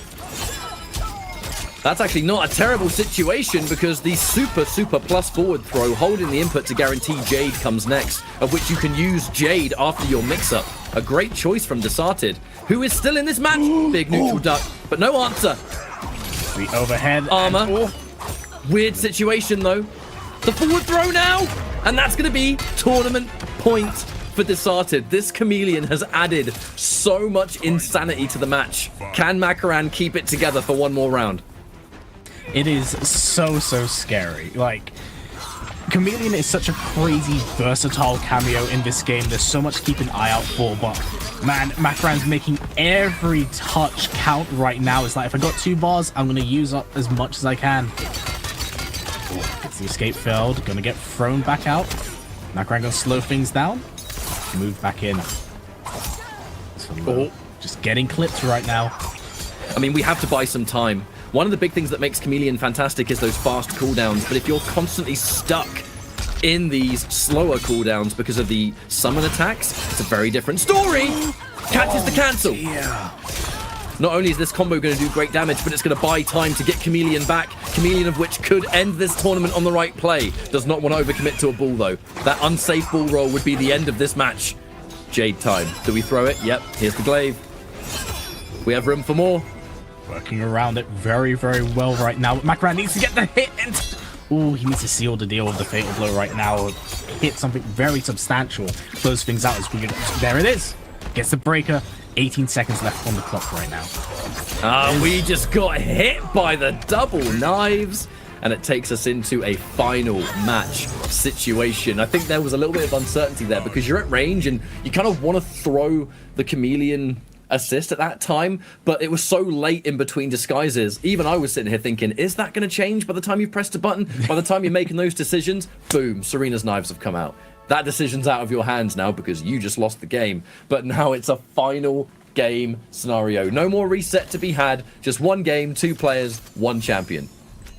Yep, I could not put it better myself. And honest to God, after watching these two play back and forth, the adaptability we've seen on the fly, both of these players deserve to win. They are playing so incredibly well. You know, the few extra seconds at the select screen right now, I think that, yeah, Desarted hasn't quite locked in Chameleon. Yeah, you don't necessarily have to pick it, do you? Nope, you can change it. We're doing it. But he's found a lot of success with her. It can't be denied. Will this hasten your absolution? Here we go. This is something that Mustard pointed out to me recently when we were talking about Chameleon, and he said it's rare people use it first, but they go to it in a set. I kind of wonder if we're ever going to reach a time where she becomes more popular from the beginning. Anyone that's seen Sonic Fox's Nitara and Chameleon combo, I'd love to see that in tournament, but understandable. Well, it'll definitely only be a matter of time, that's for sure. Especially with the experimental nature of Sonic Fox's play. Well, as we start off this first match, it has been pretty much a I hit you, you hit me. We'll trade it back and forth until someone does something significant. Oh, the big duck! This is going to lead up to a nice bit of damage and keep things middle of the screen, mind you. But at the moment, the side looking quite comfortable, going to go for that hyper armor, and Makaran sitting in fatal blow territory. One touch, absolutely can take that round. And one thing about this is the Melina morph has not really given Desarted much utility. Besides that one ball roll that hit in the first match when he picked Chameleon, we've seen Melina get very little else. Desarted. Just that one brain. Oh, the overhead. The overhead, finally. Second guessed it. Tournament point now on the other side. Makaran now needing one more round. I can tell this man can taste the victory and he's hungry for it. Challenges the high, gets the overhead again. Armored interruption though. All right, Katana. Oh no! Expected it to get blocked, I'm sure. Low into overhead, full combo now. Melina is gonna do something. Yeah, as the corner to work with as well. Beautiful throw tech. No! At the stagger frames, it's gonna do a lot of damage. Is he gonna spend? Okay, so he's not gonna spend both bars for it. But 38%. Makaran, he can tell, he can smell that victory. It's on the tip of his tongue. He's so close, but Desarted willing to fight for that. We're going into Foxy Grandpa mode of don't get hit. All right, the glaive, waiting for it to come back. Can't quite get it. Slow on the button. Makaran back-to-back buttons of his own. It's turning very scrambly. 40 seconds left. That's gonna work. To challenge it. Oh, he gets it in time. Desarted not out of this fight, looking to even out the health bars. This isn't going to kill by any means, but it's going to put Makaran in bleed state. And it will be Jade by the time we end things, which is exactly the ranged option we want. Down one to steal it away. Match point, both players. We're going to get the Katana mode to start things off here for Desarted. And we commit! We commit and finally get it! Melina mix, do we do it? Yep, no! There it is. He just ate it! There's no low on the other side, is there? Oh, it's going to get caught by it again at the moment. Makaran just feeling maybe a little bit flustered after all of this offense. Going to get the back throw, have a little bit of breathing space to work with. Nice, going to go for the meter drain. Get rid of it. Melina mode to begin. All right, plus on hit. Are we going to go into Jade? Yes, we will, because it creates a mix-up. There it is. Forces the breaker out of Makaran. Things not looking great for him right now. Oh, no! It's going to be a lot of damage locked in. Even out the health bar. Oh, Desarted not going to break that. Oh, we couldn't with Chameleon out of the play. Very smart from Makaran. Right. This is going to do an insane amount of damage, but I'm looking at the meter. Desarted has the utility to land a significant hit, and he has the benefit of a break should he need to use it. Oh, these trades! Twice. Oh, no! Gets the breaker! 40 seconds left on the clock. Oh, goes for the spin! Goes for the Wake low. up, down 4. Flip kick to B-, and the armor interruption! Oh my good lord! Brutality is right. That was a ridiculous way to end this tournament. Unbelievable display, and well done here for Makaran, who wins this Intercontinental Combat. Top 8 for EU East. I would understate if I said that wasn't one of the best matches I've commentated in a very long time. That was so back and forth. The counter adaptability on the fly. You know, whilst I imagine it's probably a very bittersweet pill for like Desarted to swallow, man, they both played out of their minds. It's been a pleasure to commentate not just one, not just two, but 3 of their games back to back. And it's so good. Well, well, well, there was only one left, and his name is Makaran, who takes it so close, though. So close. It all came down to that armor, something that has been just a irreplaceable tool for Makaran in these tournaments. And shout outs to Desarted for making it as close as it possibly could have been. Is going to be gutted because, you know, so close to the first place, has what it takes. I'm sure this ain't the last we're going to see of Desarted. Well done all the same, however. And that chameleon change right at the end just really mixed things up, and it clearly caught Makaran a little bit off guard. And it just gives you that extra layer, you know, and it so nearly resulted in the victory. That brave jump kick into the air spin. I'm sitting here thinking, you madman!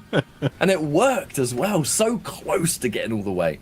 Makaran will be the champion of the show. But that is the end of this show of EU East. Hold on tight, because we're going to go for a bit of an extended break. Set up the next show because it's going to be EU West, and you do not want to miss that. Before we wrap up here, History Behind the Warrior, do you have anything to say to the lovely people before we close out? Yes, and that is thank you all for tuning in. We all do appreciate you coming by, especially watching, you know, what the European scene has to offer. You know, stick around, keep an eye out for more of these games. Of course, there's tons of other stuff for the European scene, like Rips Arena. Big shout out to them. Keep an eye out on all the talent you've seen here. If you wish to stay up to date with anything's lore related, whether that be, you know, history of episodes, you know where to find me down here. Or if you want to look on the more competitive side of things, I will relay you to my very good friend here, Ketchup. I successfully pointed to the sign. I so nearly missed it because cameras are inverted in that. But either way, look, my name is Ketchup, joined by History Behind the Warrior. This was the EU East of the Pro Competition Intercontinental. Stay tuned, because when we're back, a brand new top 8 and 8 brand new fresh faces.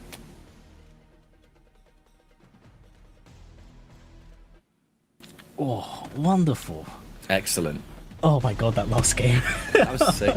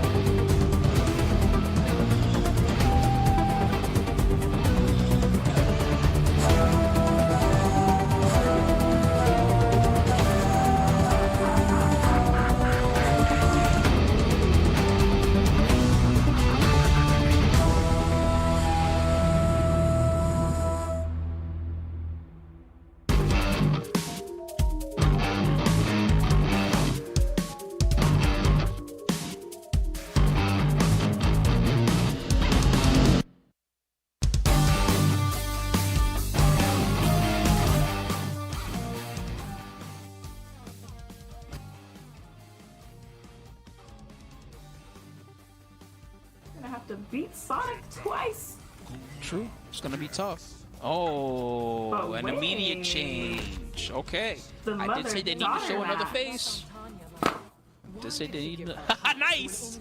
You had that ready the whole time? I was waiting for someone to pick Katana so I could do this. I love the sound it made. That was so perfect. All right, the Fox, player 1 side, rewind this player 2. One more time, rewind these 2 sets of 3 out of 5. And Sonic Fox is not trying to give it to them. Hard to blockable. They got out. Good response.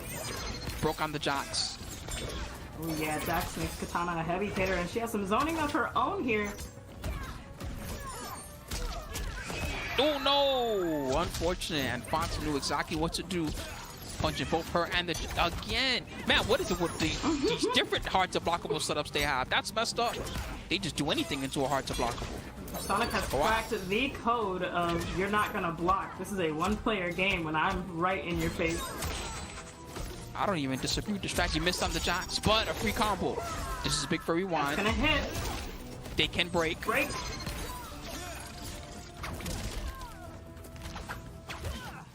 The last part, they tried to flawless. It's so hard. Too much. Sneaky low. Too much to think about. Rewind almost had something there with the fatal blow to force the 3 bars out of Sonic Fox. But you need even more. Oh yeah. Picking away. I like how they're not finishing that string just in case. It can be vulnerable to flawless. No, that was a whip punish. Nice. Great response. Good combo Damage. too. Yeah. Yep. That was juicy. Oh, spin that meter. Absolutely. That's right. Spend the cash. 210 on the throw and a Wotan 5 to close that round 2. Fox again with 3 meters.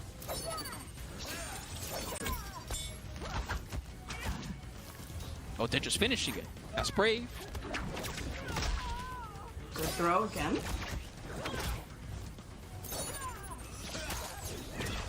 He dashes into a low hat.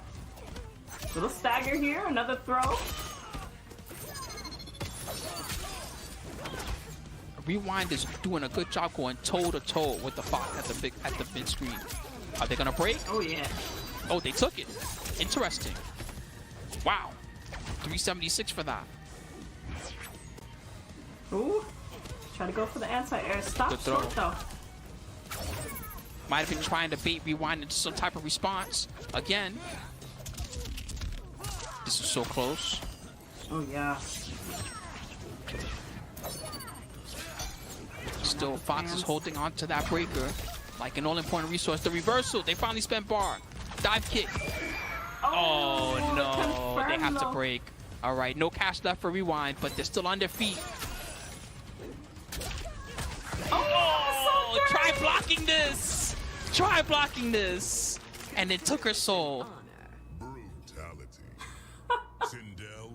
Oh my god. That was so tough right there. And I loved how Sonic waited until they were on the other side of Rewind, which made it even more confusing as to That's how to one block.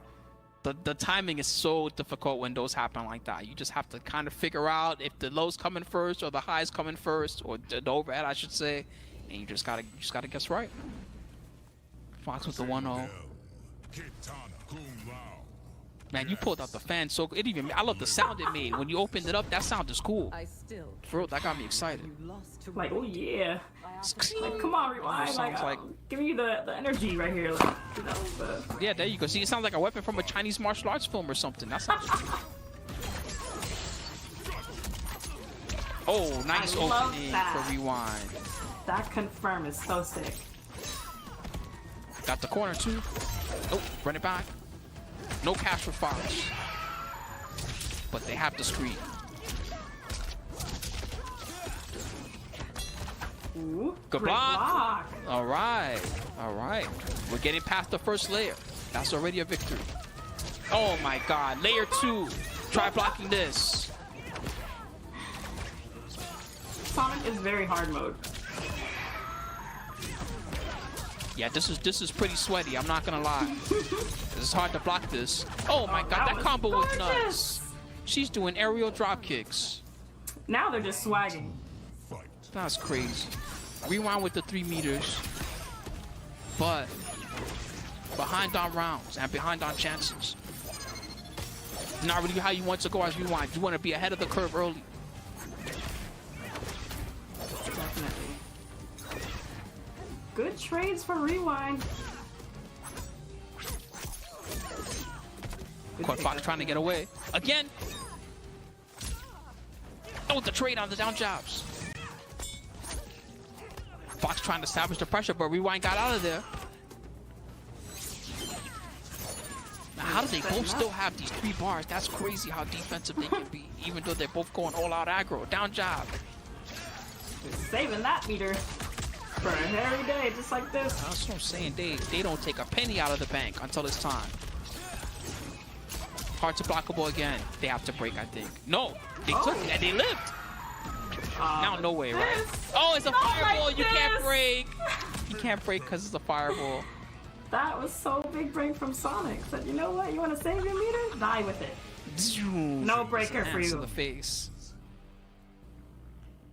Sonic Fox 2-0.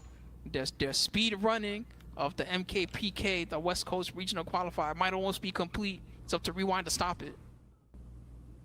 Making me question if we're gonna go back to the Reiko just for that comfort pick, or if we're gonna lock in with Katana, because the Katana choice is not bad. It did okay, but so far it's not really doing much better than the general shot. Interesting. Okay. With the Krampus skin. I can't say that did better or worse than he didn't win his finals. I can just say that clearly he's trying his hardest. Sonic Fox is really bringing an extra cheap layer of that pressure with the hearts of blockables right now.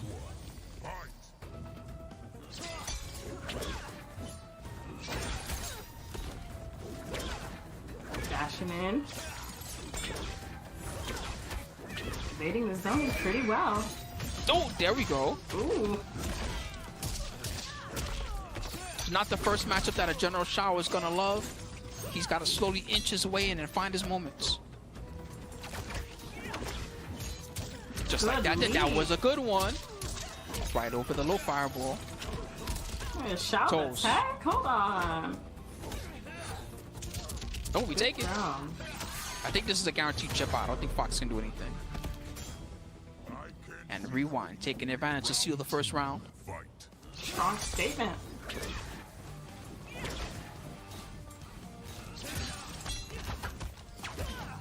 They got protected by the cameo. Did you see that? That was weird and cool. Slam. Oh, they're going for a mix-up. See? That's a big combo. If they're extra ready because they have the axe back, they can convert to the double. Yes, nice combo. That did a grip. Oh, that was tight. Yes. Overhead to get away. This is insane. It is working really well. I'm pleasantly surprised, but still, Rewind needs to solidify this round. This is getting dangerous. Yeah, this is even life against the hard to blockable. Nice, they got out. Rewind. They chose the perfect moment. I like what Fox tried to do with the flight. They were going to change the timing on their hard to blockable and make it so that the low hit first, and then they were going to come down with a button, something like that. Rewind wisely using the armor to get out and staying alive. Rewind definitely getting active here, and I'm liking this pick seemingly out of nowhere, but working so well. I can't believe that worked. That was amazing. Best believe the Fox is not going to take that line down. They're going to go in even harder. You know how they work. Oh yes. Which is why your treason is so tragic. Put in one on the board here. Still got an uphill battle to climb though once to reset this bracket. Oh my god. Oh yeah, we're channeling Ares. He's got a little bit of that God of War-ish kind of look when he has his helmet on. You're not wrong. He looks like he's ready to do battle.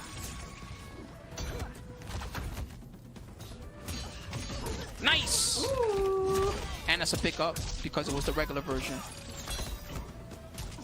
No, not save, not save. They put it all on the table with that. That definitely did, and what a response here. Setting up. Nice! No, the leap out, and that's such a good answer for that setup on knockdown for Rewind. I feel like they're trying to hold the hat there. Maybe I'm wrong. They might be trying to do a hard to block up or something like that. It's just not coming out. Either way, another hat. And the pressure's on. Good block on the overhead. Uh-oh. Uh-oh. The Fox can play. Breaker. Death thought Fatal Blow was coming before Rewind was going to get Breaker back, but you know what? Overhead. This is so close. Wake up. Oh, it worked! Oh, it worked! That's I thought crazy. that Sonic was already hitting too early. I think they were already doing the overhead. I imagine that's what happened. That's crazy. Rewind. Man, I would have never imagined in a million years that Fatal Blow would have worked. Literally. The double hats in stereo. Synchronized. Ooh, went for that punish. Good block. Plus frames, big overhead. So overhead. Oh my god, the Rewind almost forced a trade with that. Hat's coming. Man, look at that Kung Lao meter just shooting back up. Oh! Was that an accident? Either way, Rewind took full advantage, and Fox is out of bar. Didn't finish it. Nice whip punish! Godlike! Rewind. Overhead! He got it! It's down! Rewind! Yes! This is crazy. 2-2 right now. Shao doing it for Rewind. I would have never imagined, especially against Sindel. General Shao is the thing keeping Rewind alive right now. What timeline are we in? I don't know. This is that weird Liu Kang timeline. This ain't even the Shao Kahn. This is General Shao. He's fighting against his own outworld. Sonic Fox with the out. They do have the opportunity to change it up, but they think just one change will help them close out the set. I imagine they'll rise to the challenge of just keeping this in dough, knowing how Fox likes to think. I think so too. Looks like we're getting the lock-in. It's a critical moment here. Look, I love the pose that she does. Seeing that she does the yeah, dummy, watch this.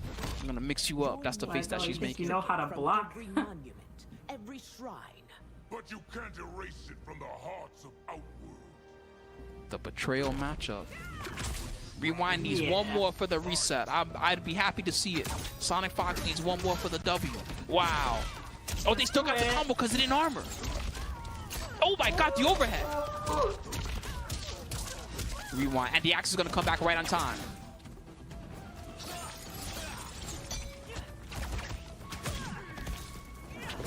This time, instead of going for the low fireball, they finish the string. Oh, tricky, tricky. You got to block it high. Mix. Delay wake up worked, and they got a combo. Rewind. Set up. Right now. Oh, man, he's going deep in the move list. That was clean. People don't really use that move that well, but unfortunately, Rewind is back in the corner. What kind of side swap shenanigans was that?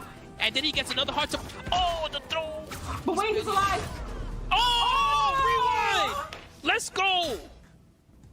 This is insanity right now. He's sitting on match point to reset the bracket against Sonic. Alive, dog. You're a genius. That anti-airs, like, what is this? I'm happy that I'm here for the ride. This is getting crazy. Fox again with the 3 meters. They're fighting their way out of the corner, and they get the screen. This is valuable. Kung Lao fully stocked and ready for a hard to blockable. You must guess. They couldn't get out. They tried to armor. Oh, Shao's getting to play. Good duck. This is still dangerous. Fox with a huge lead and picking away. Just pecking at that life bar. Oh yeah. Rewind is walking up. Throwing out the They're trying to deal with the obstacle course. No, the timing wasn't right. Nice jump. The timing was, but the hat. The hold on the hat, and Sonic Fox takes the round. Sonic on Final round. Point. Rewind on reset bracket point. This is intense.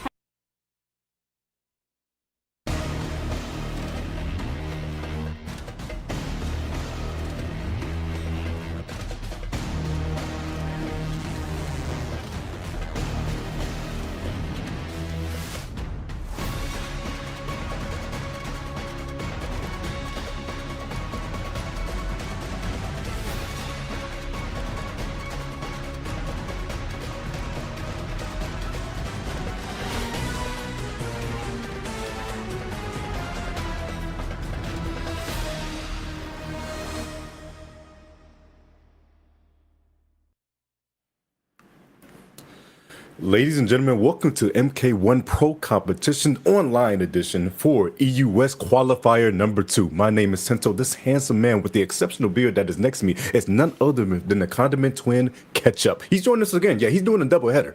He's here for the long run. How you doing, Ketchup? How you feeling? I am. You know, I want to give a shout out to Mustard. Is currently not feeling very well, and you know, get well soon, Mustard, and all that. But I'm pulling the double shift today. But we're thinking of you, Jake. We are.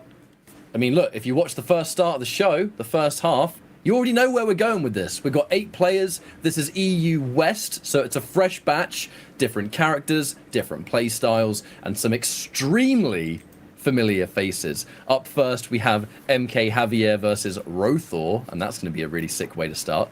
VGY and Kanamani, the run back. Medium Ninja and Boki, and then Glizzy Gobbler versus Law Corridor. I've seen that man in Combat League so many times, and the name still kills me. Oh yeah, the Glizzy's gonna be gobbling indeed, but let's see if Law Corridor is gonna, you know, stop this man from gobbling too much out here. Boki making another appearance. It's been great to see him coming back into the MK side of things, but Medium Ninja is a name I'm not too familiar with, but we shall see them later on because we're going to be starting off with that winner side of the bracket. Javier and Rothor, my goodness, these young kids, man, they make you feel old sometimes. I'm not gonna lie to you. I think Rothor's like barely like 20. It's crazy. Yeah, they all do. I mean, Rothor is possibly the world's worst tournament sign upper. To be honest with you, the amount of times Rothor will like have a big tournament and it's like, oh, I forgot to sign up, and it's like you're taking years off my life, mate. Just sign up for the tournament. Please. And look, here we are, top 8 winners side. Who knew? So look.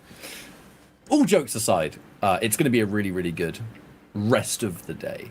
We're getting a perfect look into how things are shaping up. MK Javier, a man that needs no introduction if you've watched competitive MK1. Just so much Scorpion loyalty that we've seen. Any possible cameo that can work for this character, Javier's tried it. Mostly the striker, as we have seen many, many times in all competitive manners. This combination works for him. But I've been seeing a lot of Chameleon as well. And Rothor, known for Rain, but I have heard the whispers of the Quan Chi as well. And it actually looks like... No? All right, not Tremor. I have heard the Jax was the main pairing, but personally I play Quan Chi and Tremor because it's just fun as hell, and I like the extra health. But Jax gives you the extra health as well. It's cheap doing that stomping and Tremor just has a ground pound like, oh, this is a full combo now. This is just a wonderful time. Full combo sky drop, boy! And man, Ketchup is rejoicing, but you guys know Quan Chi is on the screen, so you're going to definitely see some skulls, but there's another flaming skull in front of him being Javier. He jumps immediately from the kick. He just knows. He knows. He's just not afraid. Like, Javier is a man that believes in his own decisions 100% and will just dedicate. And then you have the extra safety, of course, of the striker on top, where the death spin becomes pretty core to that. But I gotta say, I've always heard the whispers of Rothor's Quan Chi, especially because he plays Jax, but I haven't seen much of it, so I really want to see what Jax is saying here. Yeah, it's pretty much like all right there getting caught. Because he's electing not to break since Jax had got hit. You get that extra health, and that ground pound creates some very sticky situations when you got the skull zoning coming in. But the problem is setting up the ground pound, and like Javier just did, as you just saw, he was able to get the 2-1 in time, so with the ground pound would just negate it. But man, these striker grenades are coming in clutch right now. He has his boy to back up.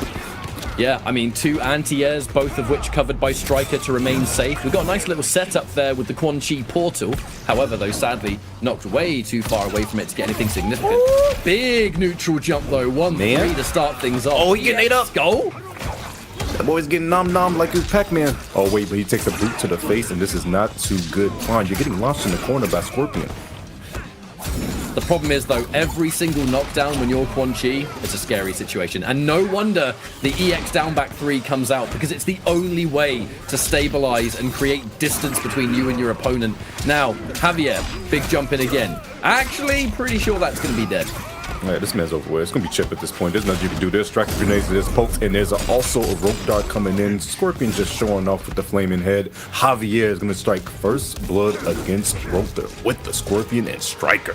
Question is it going to be Quan all the way? Because Rothor is known as one of the greatest Rain players we have in the scene. Now, playing Quan a little bit does also make sense. You know, another ranged character, someone that's a bit unusual, a little bit weird. you know, Rothor does like those characters that are a bit on the strange side. I mean, was probably the best Rambo player in MK11, and I can't believe that's a sentence I can say, and it's real. Rambo in Mortal Kombat, but here we are. Wasting no time going straight back into the Quan, though.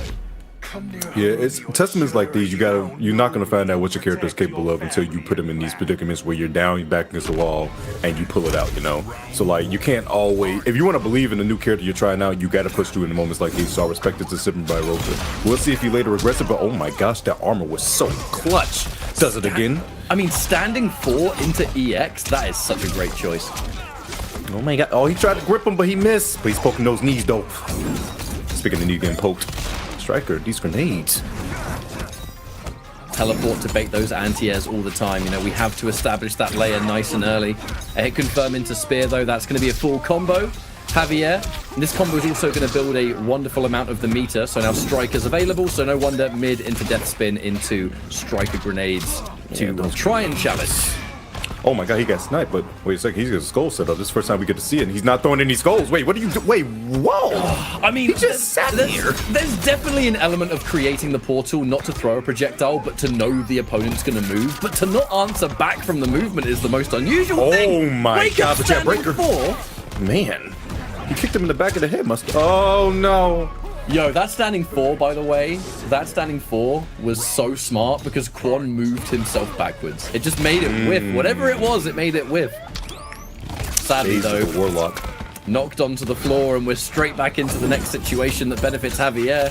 Striker grenades again. I mean, can't challenge. Tries to unblock, and that's a punish. Look how much damage that was on top of it, too. Yeah, this ain't looking too good for him. Catch up. He's in the corner. He's locked down. There's more rope darts coming out. Striker's going to come into the horizon. Jeez, some more pressure. And a big jump. Oh, no. Rothor is falling apart. I mean, Rothor's playing a really grounded game against a character and player that don't like being on the ground too much. Man. So it's like, you're hard dedicating to so many options while Javier is jumping over everything and not a single anti-air attempt. I think there's just weird ranges, weird situations. Nothing is working. He's getting cooked. He's getting cooked. As this man just said, catch up. He was just like, the floor is lava. And this man is playing the ground game when he's not going to be on the ground at all. This man wants to take to the skies, be annoying, and put boots to your face. And now you're burning skeleton corpse, and you got to think to yourself, what do you do being down 2-0? You do not want to go down to losers. Mate, I tell you what's going to happen. Those bones are going to reanimate and they're going to turn into rain, I think is what's going to happen here. Yeah, whoa. Shang Tsung. I've never seen Shang play. Whoa, Shang Goro? All right, wait, what is He going digging on? into the bag. What is this? This is like the MK movie. Love it. What are you doing here? He freezes this guy, right? And he explodes. Almost lost my lunch.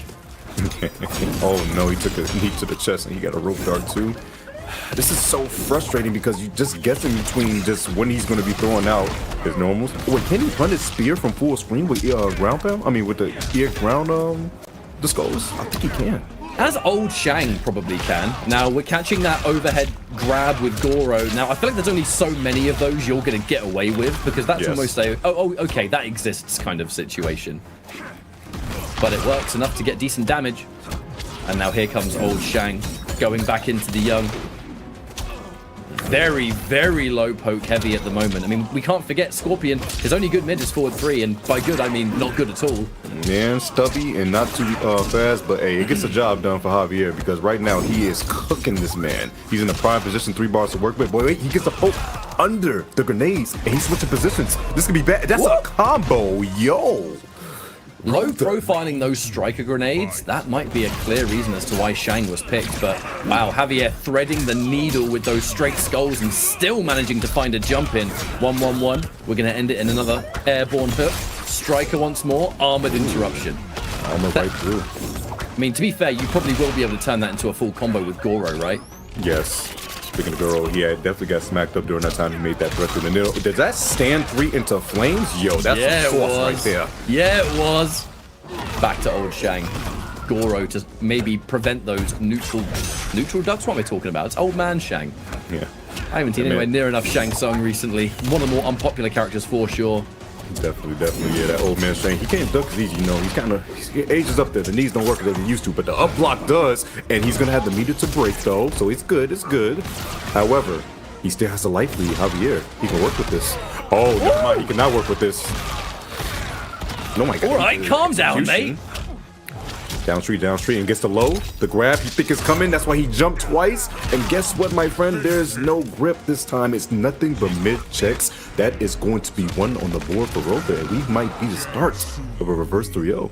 More quick conversions from unusual ranges, a low profiling low poke that went underneath those striker grenades. We were sitting here thinking, what? When man picked Shang Tsung, but clearly there was some strategy behind it. You know, sometimes when someone picks a different character, you think maybe this is them just trying to throw the kitchen sink at the opponent. This definitely ain't one of those times. I didn't even know Rothor could play Shang Tsung. You know, I don't doubt anything in Rothor's arsenal. He plays a lot of unorthodox characters, and Shang is one of those, I wouldn't say completely unorthodox, but definitely is not on the spectrum of most people's, like, you know, radar. So yeah, I would expect a surprise pick. Tento, did you see it? Chameleon. Oh no, this character's insane with Chameleon, by the way. Like, back throw combos, 4-3 becomes a hiccup from mid. It's actually insane what he can do with this character. I mean, this cameo. I believe every word of that. I've seen a little bit of it from Javier on Rip Serena, but that's kind of the extent of it. But yo, the Goro with the Shang is looking real creative. Tries to go in for the ambush there. Maybe misjudged Melina's timing. Might have just done it on muscle memory. I don't know. Either way, Rothor is in the driver's seat for sure. Down one special, just shy of a flawless victory. This Shang Tsung is doing so much more work than I expected. Come on, man. Now. Big lift after the low flames. That is actually incredible. Here's the thing I'm worried about. This is the one thing I don't like is when players, as soon as they get a loss, that was a beautiful jump back. As soon as they get a loss, they actually switch cameos, and it's just like, you were doing good. You don't need to change this game plan too much. But hey, there's a reason why I'm commentating not playing, so I'm gonna shut up and let Javier doing his thing, because right now he's doing his thing. You'll notice in that combo too, Javier specifically timed his forward 3. If you hit a string or a button right as the glaive returns, it reduces the scaling on the combo for a little bit more damage. All right, Ender, back to the young, staying in the old. Oh, no. Yo, turning it into a full combo from there with Goro is madness. And he gets the full screen to work with too, Ketchup. He can just walk back. Look at man, you gonna let this man dash up 3 times in his face and then grab you to the corner? You deserve I guess so.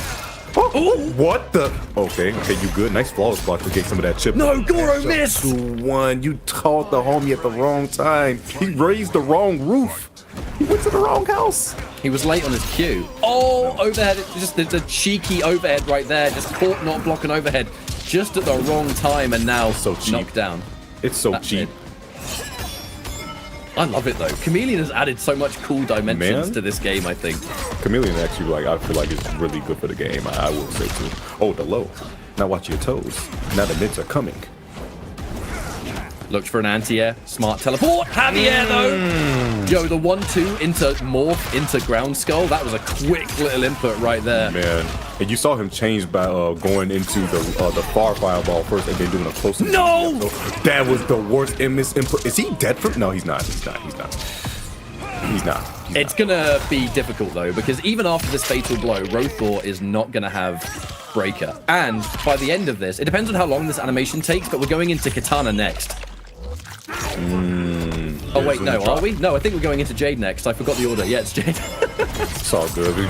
Wait a second, waits with the armor. He immediately breaks his new Goro was coming to extend that combo. This is looking really bad right now because Rothor and Katana is up unless he tried to dash up again and he stabbed him in the chest. He said, stay back.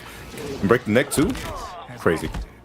Absolutely I can't believe he did that. That was an option. Can't believe he did that. That was an option. Okay, Ketchup. A successful one, Tento. A successful one. Yo, last game though. Last game situation.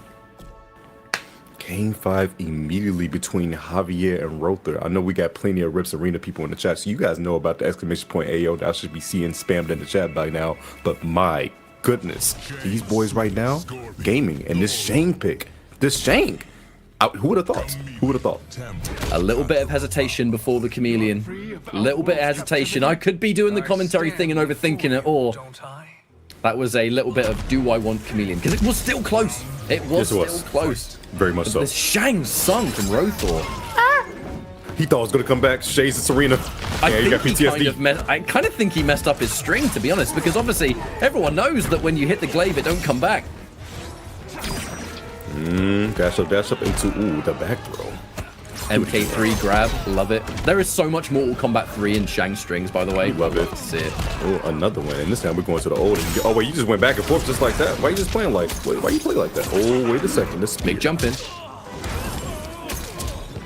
That combo, I thought that was going to be a reset. It wasn't. 340 even?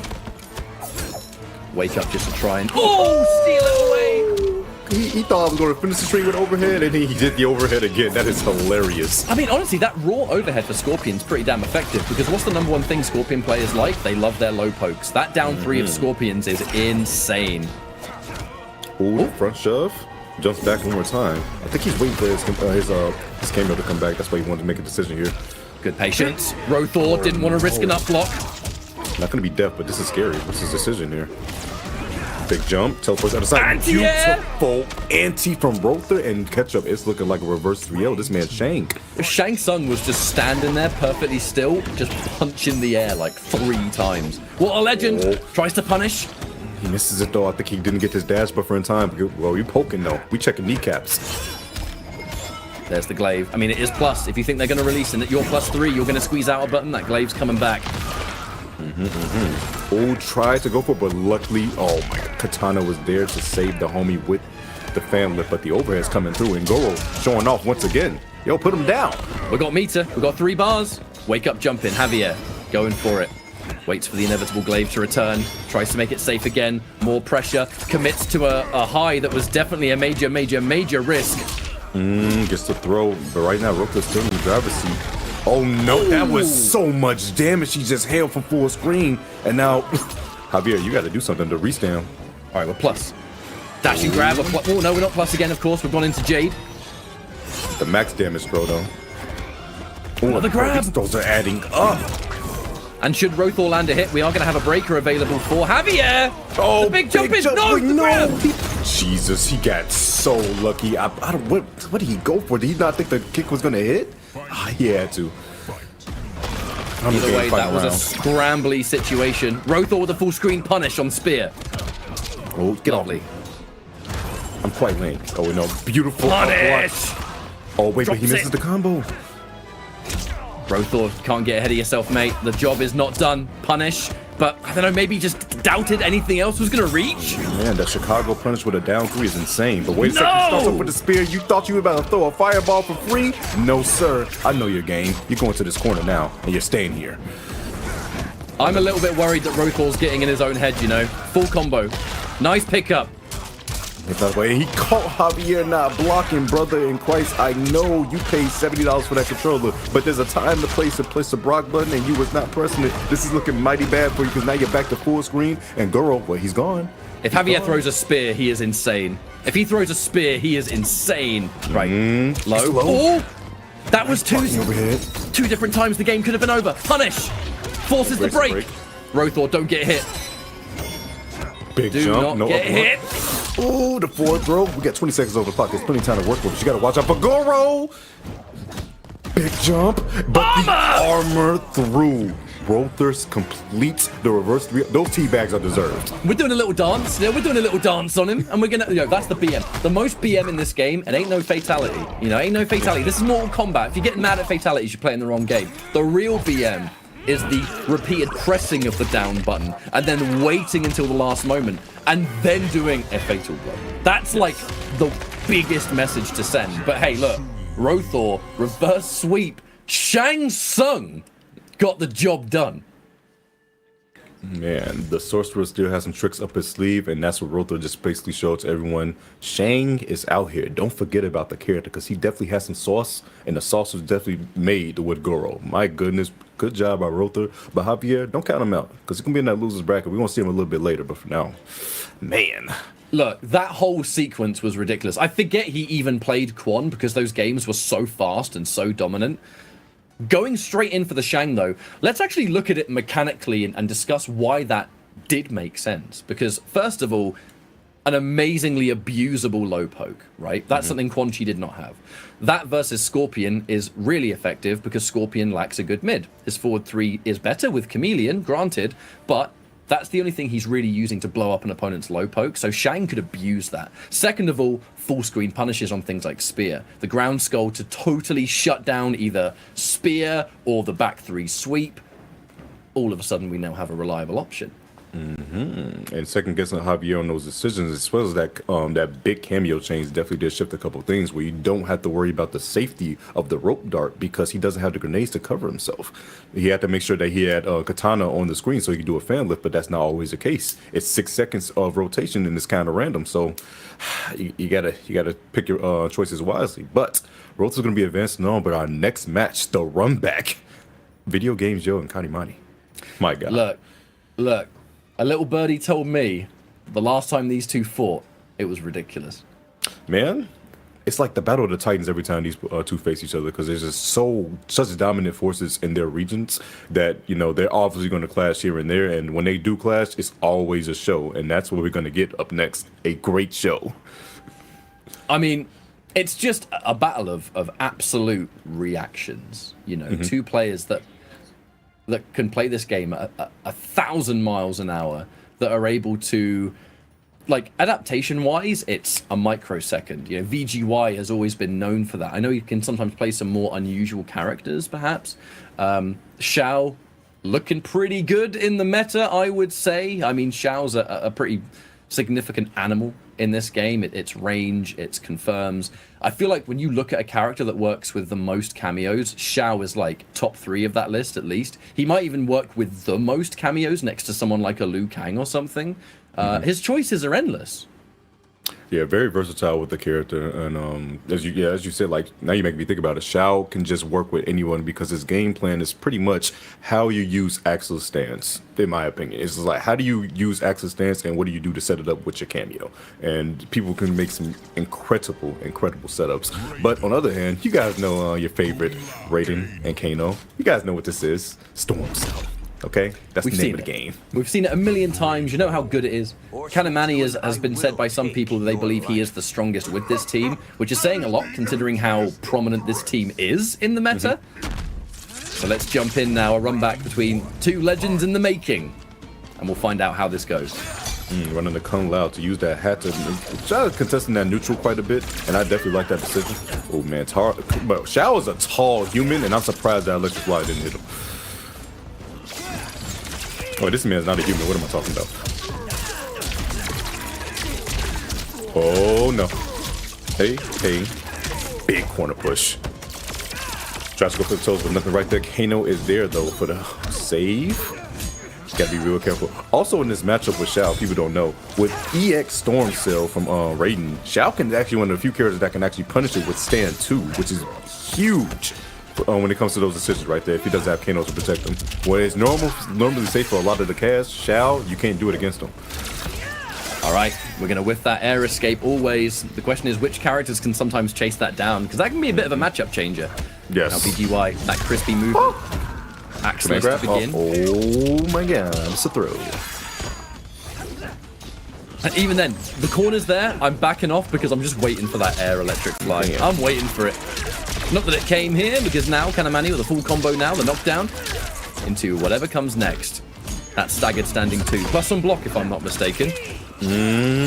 My god, you gotta try to chase this man down. The air combo, oh my goodness, he ain't gonna get the kill, but a dash up into overhead, he misses it. The knee went under because he low profile. Chip is now the problem, and guess what? Connie taking the most of it. Why? Because time was going to be a factor. There was 2 seconds on the clock, and there was no way he was going to try to get some big damage before that time was up. That was unfortunate. Just straight up going underneath. Although, to be fair, that is a weakness of Shao Kahn's reversal. You know, it is prone to getting low profile.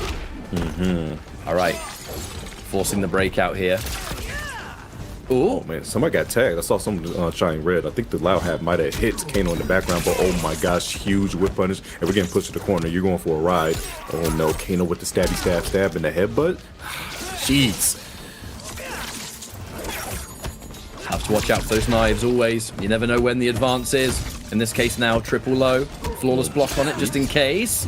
A lot of homie shutting down the axe one more time, but I got a toss for you real quick. Go to the middle of the Empress Palace, okay? The Adenian stance has something to say to you. Sing it out. Right. Double low, wait for the poke. But that is why the Storm Cell with the Kano is so scary, because you can do the unthinkable. You can do 3 low pokes in a row, and the opponent, any one of those pokes could have been Storm Cell. So it creates a really aggressive situation that can be frustrating on the receiving end. You have to keep your composure. Definitely frustrating, and this really sucks a lot for VGY as well, because in this matchup, it's so hard to not get abused by the pokes because Xiao doesn't have a decent mid. That was a really good block on that low. Flawless block. Has the flawless block again. Tried it, but the poke's too strong. And just like that, right. Game 1 goes to Kanamani. Now, whenever I watch VGY in these tournament matches, his swapping between various cameos is constant. So just because he started out with the Lao, unlikely we're going to end it. Especially if he loses the next game with Lao, I doubt he'll stick with it all the way. Yeah, definitely has Arsenal. This is the beauty of this game right now, is like, once you know something is not working, you can simply switch cameos and change your style just a little bit. You know, you don't have to go for a complete character swap. Sometimes it's like, okay, I need to use this cameo to combat this situation. And it can be just beautiful how it works. Right, where do we go from here? We're having to think about it. Would he pull hovering out over Darius? General Shao? I wonder. We could technically see Darius. I haven't seen Shao and Darius, like, since Darius got the new move, to be honest with you. That move is fun. I still use Darius with Raiko, I'm not gonna lie to you. Yeah, I use Darius with Sub-Zero. That patch made that team so much more fun and so much better. Oh! What? Oh, you're gonna grip this man. I mean, Tremor then, surely? You're gonna toss him around. Unless you Darius! Ooh. Still Darius. Wait, if it's Reiko Darius, that has got to mean there's possible source with the new move. Because without the new move, there's no reason to pick this instead of Tremor anymore. Yes. But with the new move, it's some weirdness. If you guys do not know, the new move is basically he gets after a knockdown, he gets to set up Darius wherever the opponent lands on the screen, and he gets to do the overhead stomp. Now the overhead stomp does not launch. However, if they block it, it's plus 94. Well, unfortunately, we tried to go for an armored reversal there, and Kanamani was 100% ready for that. So a full combo was done, meter was lost by VGY. Curious to see what this Reiko pick is going to involve. To be honest, I've never seen him play Reiko before. Never have I ever either, and I just know it's gonna be like a really. It's not even. I know he's not even gonna be abusing the command grab too much either. He's definitely gonna be using the pokes into overhead. For sure. This is where you have to wonder, like Darius. The Darius comes out, and that only tends to be for one reason. Although now, technically, thanks to the new move Darius has, you can call in after combos, so not necessarily tied to just the command grab. But the question is, Tento, will he have time? Because he is getting Raidened into the next dimension right now. God, that was so much optimization using the Kano to extend it, and as well as the extra bar. That was so good. Tend to also forget that Darius gives you plus 50 health. I did not know that until like later on. I was like, wait, what? I didn't even know I get a little plus 50. Yeah, but just a nice little added extra. But he is not having a chance to do any of it right now because like, this is all Raiden. This man, VGY paid to press block the entire time in the corner. You really hate to see it. You're prone to be pressing the block button the entire match. And now you got to chase this man down. Yeah, incredible. At any moment you throw a projectile, though, you got to worry. There is always a teleport. The risk is there. Armored interruption. You need more than that, though. Let's do it. Oh, he didn't call Darius right there. Hasn't called in Darius a single time. I am sitting here wondering, why have you picked Darius? Don't do it because you just heard me. I was just JKing, you know? Like I was just having a good time. Just talking about the character. Oh, that's it. A whole game is gone and Darius wasn't used a single time. That is a feels bad man moment. Jesus, this man's dead. We didn't even see Darius's forward throw. Nothing. He didn't make a cameo appearance at all. Just stayed in the background. Right. Winner's bracket, though. So there is this comfort zone. May that weigh on the decision of a possible final game here with VGY. Kanamani, I mean, he is just this Raiden and Kano as optimal as you can get. The damage is as high as you can get.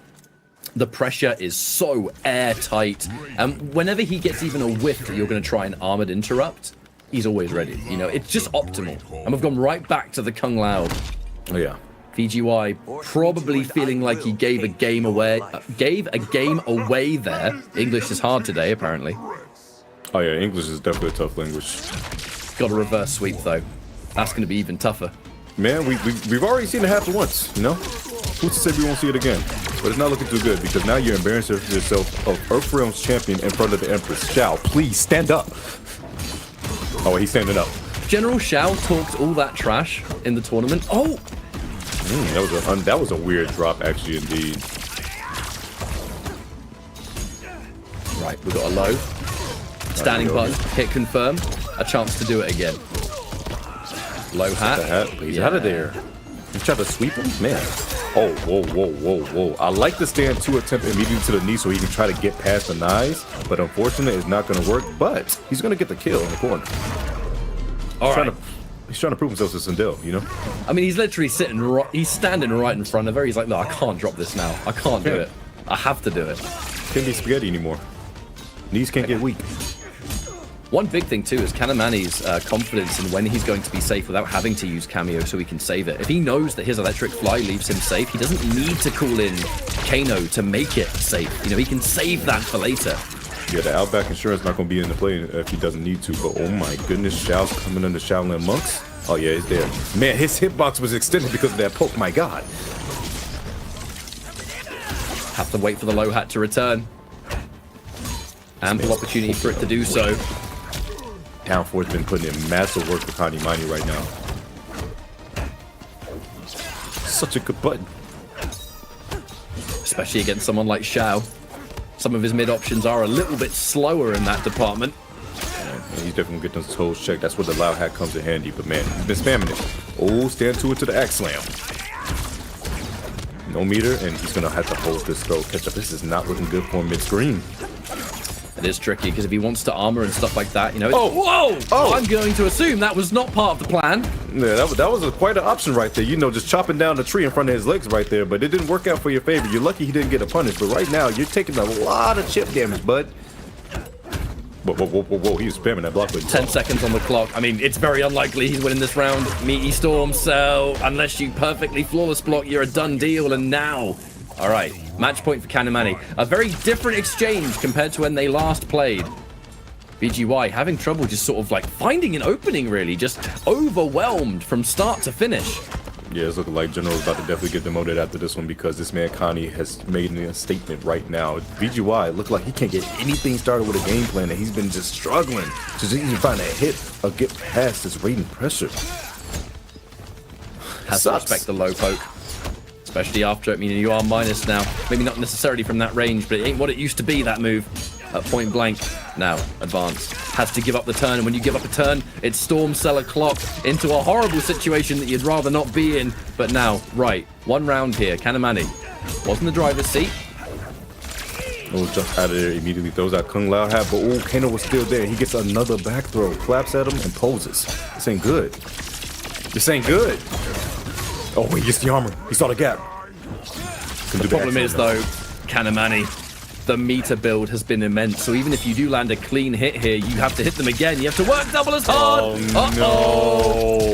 I don't think Connie's been under 2.5 bars this entire set. Like, it's been crazy. Just always have a meter. And it's just, oh, wait a minute. Can you get a conversion? Yes, you can. Can you kill him before? You can't.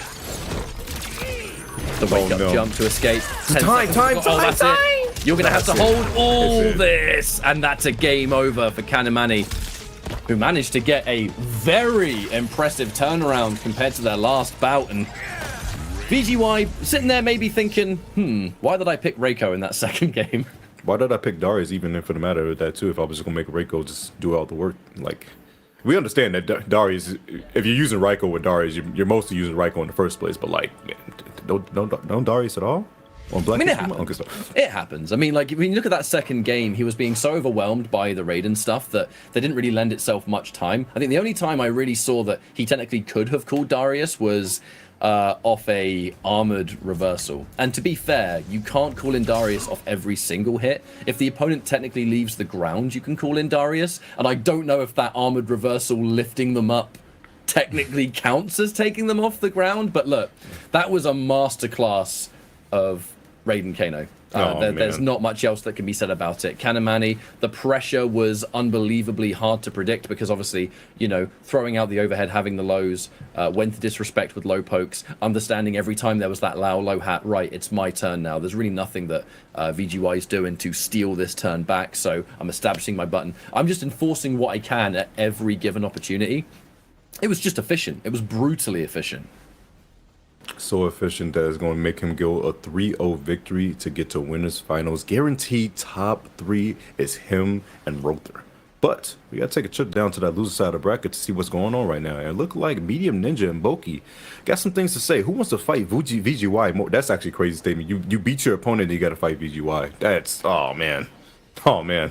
The top 8 takes no prisoners, mate. Now, Medium Ninja, some of you may not be as familiar, but Medium Ninja, prominent EU head, actually played a fair few times in our own tournament. You know, Massive Strike, we used to see him there quite a lot. Bumped into him a fair few times in the Kombat League.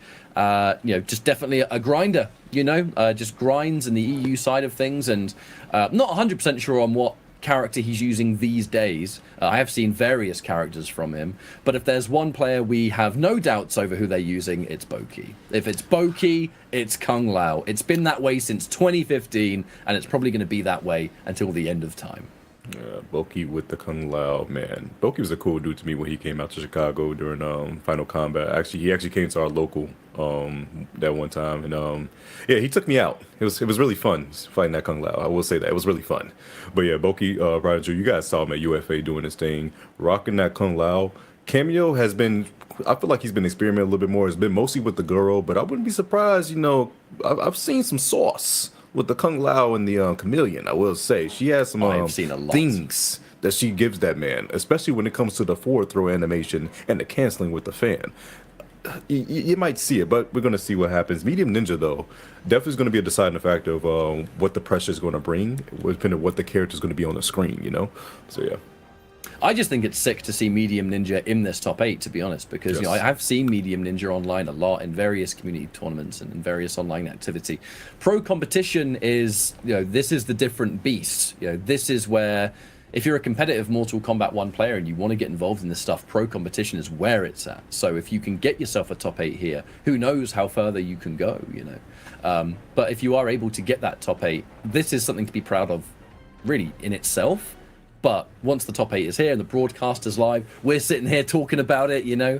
It's a very different experience. So I guess the question is Medium Ninja ready for this over everything else? Because Boki is going to be calm and collected. He's been there, done that, armored through it. Like that's just been his journey no matter what. And experience could play a pretty big factor here, I think. Definitely so. Definitely so. Guys, like as Ketchup was just sitting there, like, being in bracket and playing more and more, like the only way to get past the tournament nerves and then get up that clutch factor is being in these moments. So you need to put yourself in these positions. So in this example, Boki definitely does have the edge when it comes to that, and that can very well be the deciding factor of the set. But time will tell, and we're going to see when that happens. But if you guys are enjoying the action, please feel free to follow, and also exclamation point bracket anytime if you want to see where these players, who they went through to get to this point right now, because this has been some heavy hitters in these EU side of the brackets for real. Oh, Lord. So it is going to be the Reptile here from Medium Ninja. I think I've seen Smoke in the past. I think I may even have played against Medium Ninja's Reptile in Kombat League. Reptile, not a common character, but against the likes of Kung Lao, I mean, it's the test begins. But actually, it's Reptile with Sub-Zero of all things. That things. was really interesting when I was looking at it. I'm like, man, what does he get? So you get some freeze setups, and then negates armor. I mean, well, negates projectiles.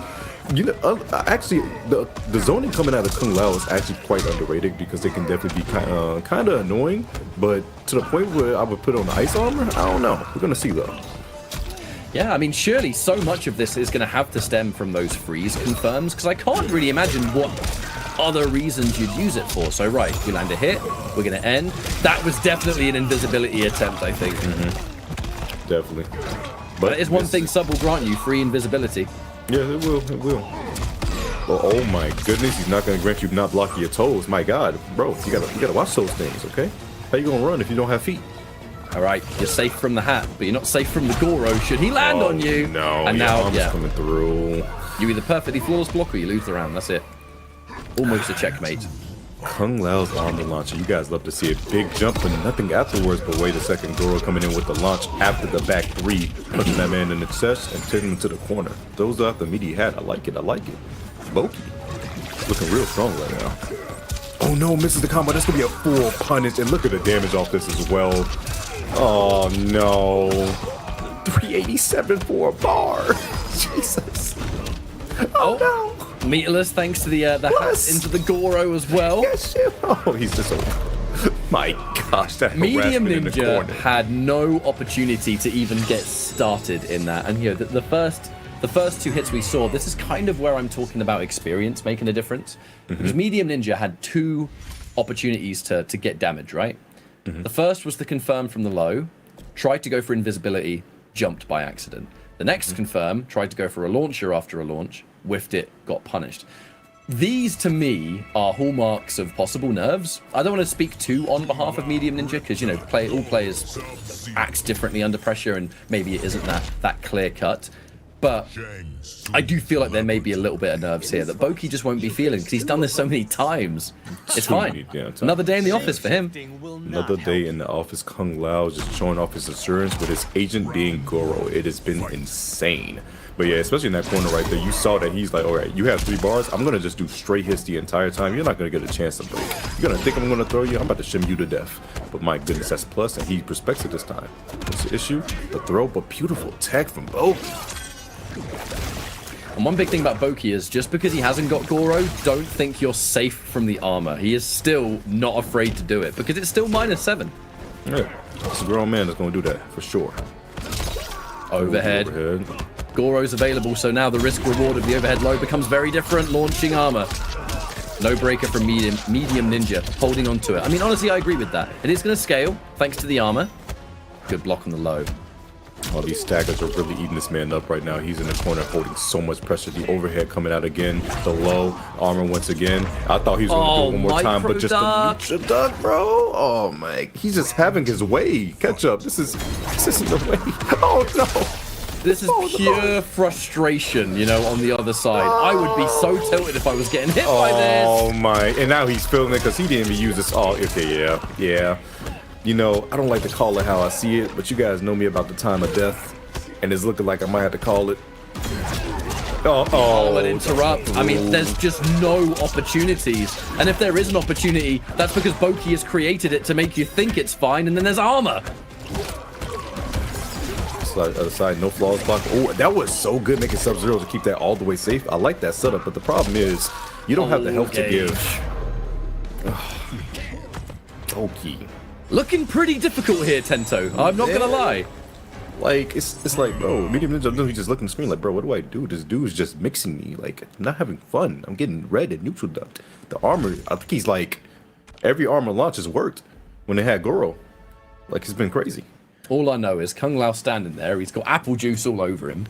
Yeah. Without a care in the world, mate. Without a care in the world. Just tipping the hat and say, yeah, this is another day in the office for real. There's nothing you can do. Medium Ninja, right. Was hovering over Shang Tsung at the very beginning, so yeah, there's clearly a possibility here. But the Kano on the other side, Shang Tsung, yes, there's pressure, can be vulnerable to armor, which is a bit of a concern, which might even have been why Medium Ninja didn't pick it in the first place. We shall see how this goes. Ooh, wait a minute. Kano's on deck. Walks up slowly, switches to the old version. Oh, he's not watching his toes, but the armor through. You gotta be aware. You shouldn't play scared of the armor, but like, you gotta realize, like, yo, this man's gonna let him rip. He's definitely the prime Beyblade user, okay? I like the special, okay? This pressure starter. Kano, thank you for the homie. Thank you for the assist.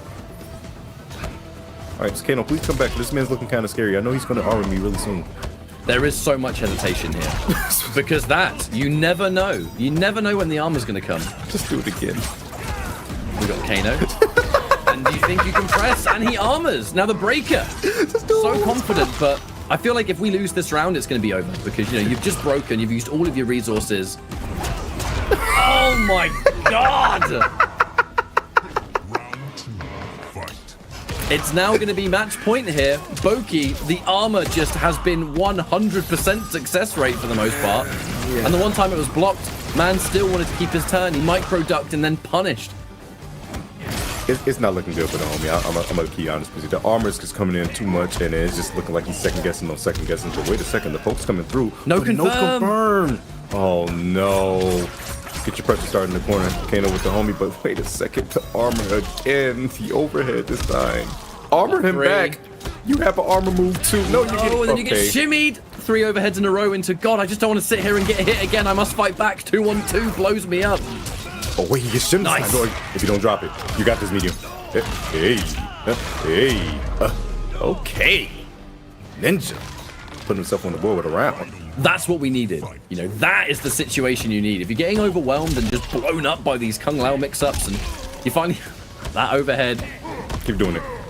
Oh, wait a second. It's still plus, my guy. Raising the roof. He's definitely at it. But wait, a beautiful armor move and Kano for the covers as well. No poking the special this time, but more plus frames. Looking for even more. The Kano to make it safe, just to extend. Armor again. Armor. No Goro, no problem. No Goro, no problem. And it looks like I might have to call it how I see it. Time of death might be 12:16 p.m. Wait a minute. Full screen presence. Never say never. We're full screen. We're old man Shang. One projectile. Gonna half that life. The Boki's got one armor. One armor is all that's needed. Oh no, you gonna end up with a noogie? Oh yes, you are. Tell me what you think about real quick. Brutality. Actually, you know what? Give me my hat back. It's mine. Kung Lao 3-0 Boki. My this is normally the time we sit here and we analyze and we go into fine details. I think we could just say Kung Lao armor and be done with it for that set. It was back forward 2, okay? EX version, guys. That's what you gotta do. Don't forget to press your button as well. Oh, yeah. Oh, yeah. Make sure the buttons work. Make sure if you guys want a Kung Lao guy, that's what you saw right there. You're gonna see the replay sponsored by Mountain Dew in just a moment, and you're gonna see this is the Kung Lao guy right here. Okay, you see special, stagger, poke, shimmy, stagger, death. Okay. So, you know, we started off pretty strong, and then we eventually just move into, right, there's the overhead low again. Overhead low again. There we go. It connects another time. Oh, this time he went low. Because last time he went overhead, right? So that time he went low, godlike, and then there's the armor to finish the job. Man. That was a 30 seconds, maybe not even that, of how to play Kung Lao. You saw it right there. On a more serious note, Boki, GG's. Congratulations, mate. Shout out to Medium Ninja for making this top 8. Just, honestly, a bit of a player mismatch, it seemed. I think Medium Ninja wanted to play maybe a little bit more of a slower game, a little bit more poke heavy. Armor just completely kept saying no to that and just didn't have much to answer afterwards. That does mean, though, Boki versus VGY, a UFA runback of one of the greatest sets of that tournament. We're going to be seeing that in the online space. We must first, however, get through Law Corridor versus Glizzy Gobbler. Oh, yeah, and the man that you guys know that be Gauze and Glizzies, you know, 7 of them, by the way, going against Law Corridor. Now, Law has been switching around with the characters. You know, I remember he was rocking the Johnny, but I think he also been playing Raiden Kano as well. But Glizzy Gobbler, if you guys catch up, if you can enlighten me really quickly, what does the Glizzy man be playing? Online Combat League Demon, I have only ever seen him exclusively use Raiden and Kano. That makes sense. There's a chance we're going to have a Raiden Kano mirror. Perfect sense. You know, Glizzy Gobbler using Raiden Kano is that's the appropriate sense. Okay, that's the appropriate sense. You know, you gotta shine your way to victory. It only makes sense. You know, storm sell it up, doing it in front of everybody. I mean, to give Glizzy the credit, when I say I've only ever seen him use it, I mean like originally, like not like jumping on the bandwagon and being like, you know, hey, everyone's using this character, so I'm going to use it. I have seen him use Raiden as long as I've seen them play, and I've played against him a lot in Combat League too. Like, there's definitely a sort of loyalist here. I mean, it makes sense. You're playing a great team. You've played Raiden a lot anyway. Objectively, his best cameo, seeing as, yes, there are other ways you can play Raiden, but Kano is kind of proving to be, in recent space, just like the preferred option because of just reliability. You know, you build around the chip damage, you build around the meter build. It's not like you're losing out on damage in a big way, because Kano can still give you confirms off things like Shocker and everything else. He still kind of gives you a bit of it, but he massively exaggerates the neutral. You can teleport into Kano knives. You can do electric fly into Kano knife or Kano ball, and it's like at every moment you're playing his game. You have to play reactionary around him, and it's like there's not a lot of characters that are that overwhelming that it's like, right, this character's on the screen, I gotta play their game. Yeah, especially like, you know, you get the corner advantage, you like, but you don't want to close the gap, because if they get the jump back into electric fly, you're back at square one. So you play at that kind of mid-range game to see when you can find that opening, when you can find that close in. But then by the time you try to find it, Kano's back and you're like, crap, he's about to teleport and he's about to do everything over again. It's really frustrating how good his game plan is in this game, and it's tough. It's tough for a lot of people. But hey, if you can't beat him, join him, right? There's a reason Raiden's been like, people were talking so much about this game, you know, when it was new and everything else, and everyone's like, we're going to see all of this character, we're going to see loads of Johnny Cage, we're going to see loads of Baraka Cyrax, you know, back in the day. One thing that has actually remained consistent is that Raiden's been the most common character. He has been the most picked in all of these tournaments, whether it's EU, whether it's North America, whether it's South America. Like, there's so much Raiden. It was Raiden Cyrax, now it's Raiden Kano. That style of just having down back 3, making yourself safe, getting a combo on hit, whatever the case may be, whatever cameo has allowed Raiden players to play that way has been the most preferred. So I'm not surprised to see we went into the Kano meta for him. If that ever were to get changed in some way, I would just simply assume that Raiden players will simply move on to the next cameo that will allow them to somewhat do that. But looks like we are going to get a mirror, but I don't think we may not have a cameo mirror, because I keep hearing, and there it is. We've been talking about Kano Raiden the whole time. I've heard from a lot of people that Chameleon might actually be his scariest, because she gives him a laundry list of true mix-ups. Like, not just pressure and chip, true mix-ups. Man, especially with Melina. Crazy with, like, someone told me you can fuzzy 4-4 into, stop, get out of my face, bro. Don't ever tell me lies like that in front of me. Don't do that. People say they can do it in training mode, but exactly. You know, in tournament online, like, it's a different story.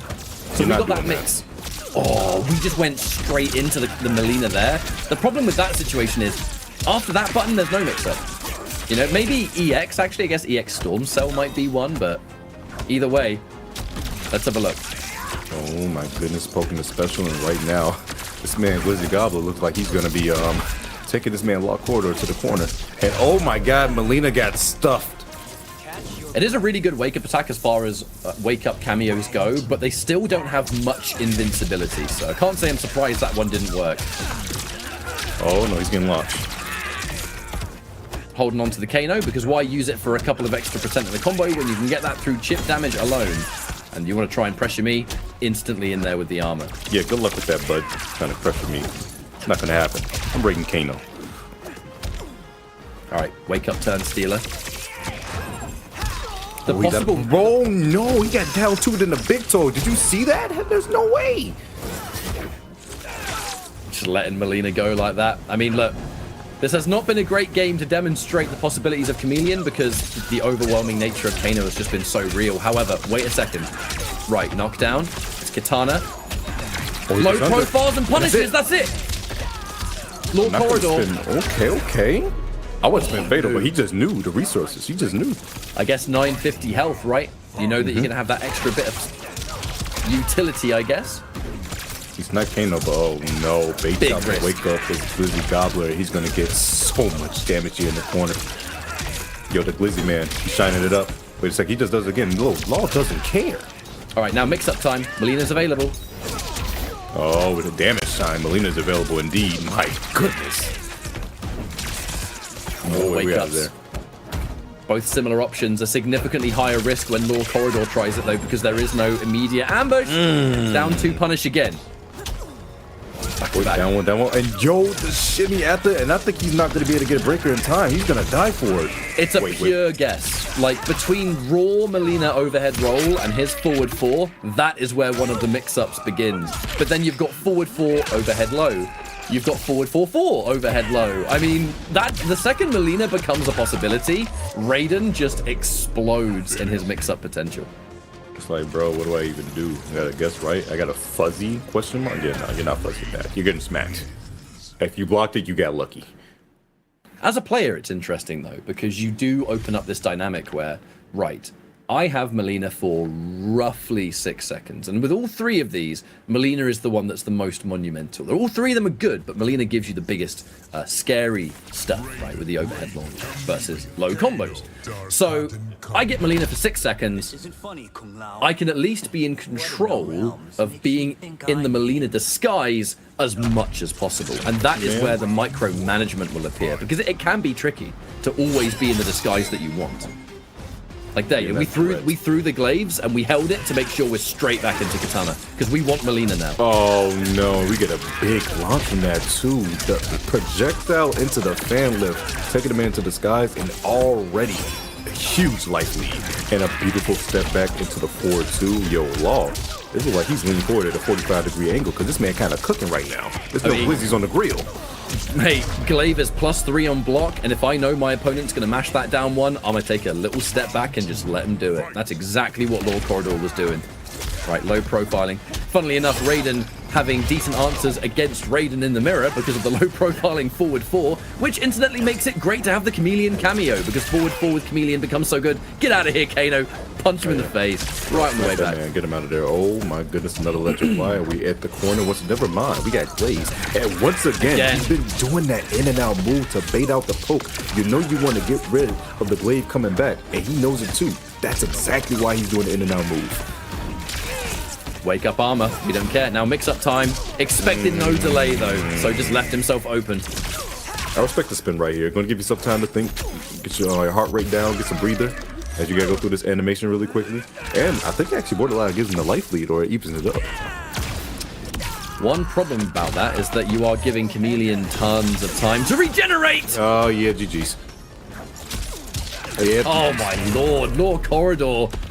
2 down 1, sorry. And then on the third just backs off. Knowing and understanding now that the thing about the old Glizzy Gobbler is that every time he's doing... It's still, yeah, I mean, this is why commentary can be a hard job sometimes.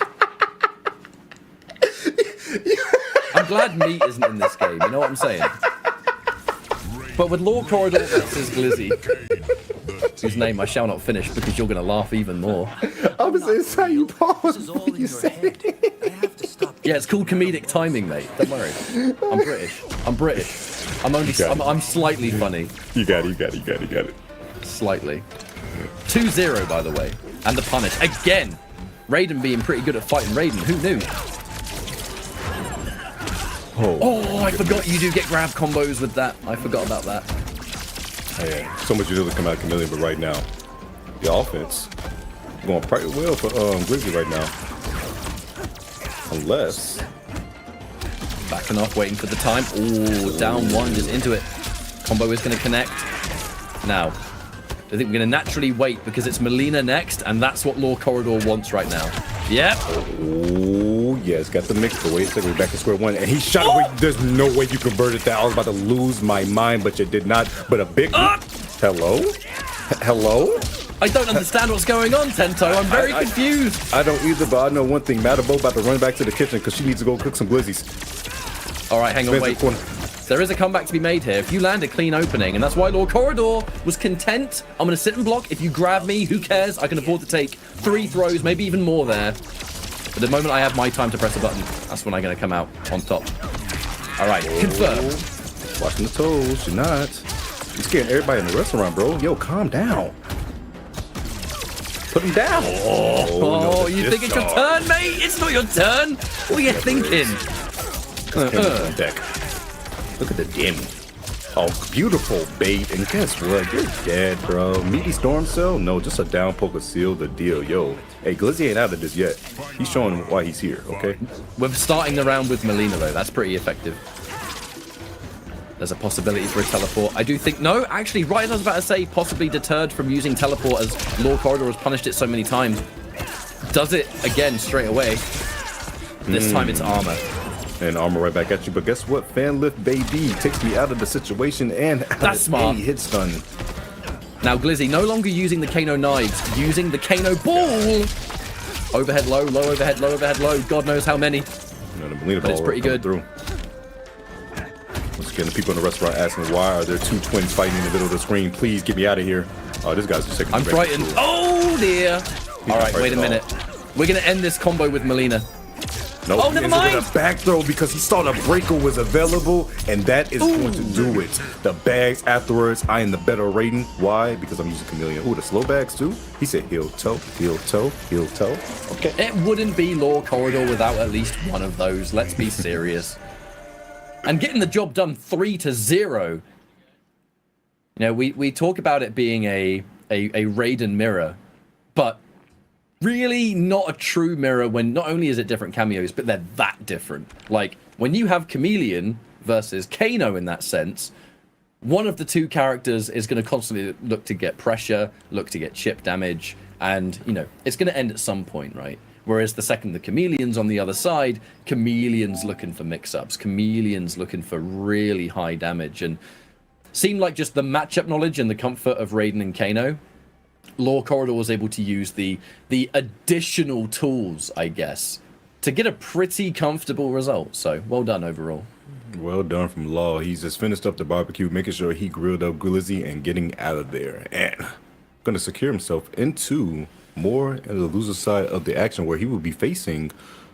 Wait, who's he facing? That's Javier, right? Oh, man. Yes, it will be Javier, yes. Because it's now Boki versus VGY, and then it will be Javier. Curious to see it, actually, because we might even end up with a little bit more Chameleon. Chameleon being a lot more favored in EU West than it was in East, that's for sure. But winners finals being Rothor versus Kanamani. We'll be seeing that a little bit down the line. I believe VGY and Boki is our next match. A run back from UFA, Ultimate Fighting Arena, the European stop in the pro competition offline circuit, and it was a ridiculously good. Man, that tournament was good. VGY and Boki had one of the best matches of the tournament. Man. All the way down to the wire. Boki took it ultimately, but VGY, I'm sure, has been hungry for that run back. And although it is online, slightly different circumstances, I still think he'll be pretty happy if he can cement this revenge match. Revenge matches are always the best because you're going to see, like, usually there's always, as you just said, there's going to be adjustments and there's things that you thought about.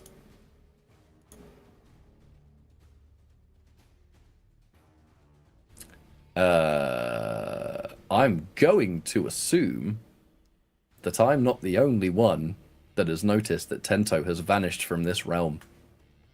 I'm going to assume, because my internet's still turned on, and I can still see the feed. All right, thank you, production. I'm sitting here thinking, is this me or is this Tento? I think we've lost Tento. With how it goes on the internet, these things can happen, can't they? But it means you're stuck with me and only me while we wait for Tento to make his triumphant return. How about that match? How about that Chameleon cameo? What about that weather today? Oh my lord, we're jumping into the next match. Let me just stretch a little bit. Ah, okay, actually, right. VGY has gone with Liu Kang in this matchup, and I'll tell you why. Liu Kang standing 1, the 6-frame button. What does that punish? -7 moves. What is -7? Kung Lao's armored move. So, without Goro, the armored launcher, well, I guess it's not a launcher without Goro, becomes unsafe. So VGY is picking this character specifically to shut down the frequency of how much armor Boki can actually go for. So, starting off strong with that mid, and we're now going to turn that throw into a full combo, and now VGY comes alive. A wonderful start to this match. However, 3 out of 5. We've only just begun. Now Boki has to try and find a way to crack into this. Not only, by the way, do we have to punish on the armored reversal, but we can armor break it thanks to Liu Kang's meaty forward 4, so seeming like a very anti-Kung Lao pick is this Liu Kang. Now we have the armor to interrupt. Low hat is possibly available. Lovely throw tech. That is one element to this matchup. Fair to assume that Liu Kang's almost always going to do a reverse throw, so the one tech is almost guaranteed. It's always a mix-up at the end of the day, but that is the favored option. Now, knockdown here from Boki. Where do we go from here? Neutral jump. It's going to be a throw instead. This comeback is definitely possible. VGY does not have meter to break. If you get hit now, it's it. Goro looking for the low.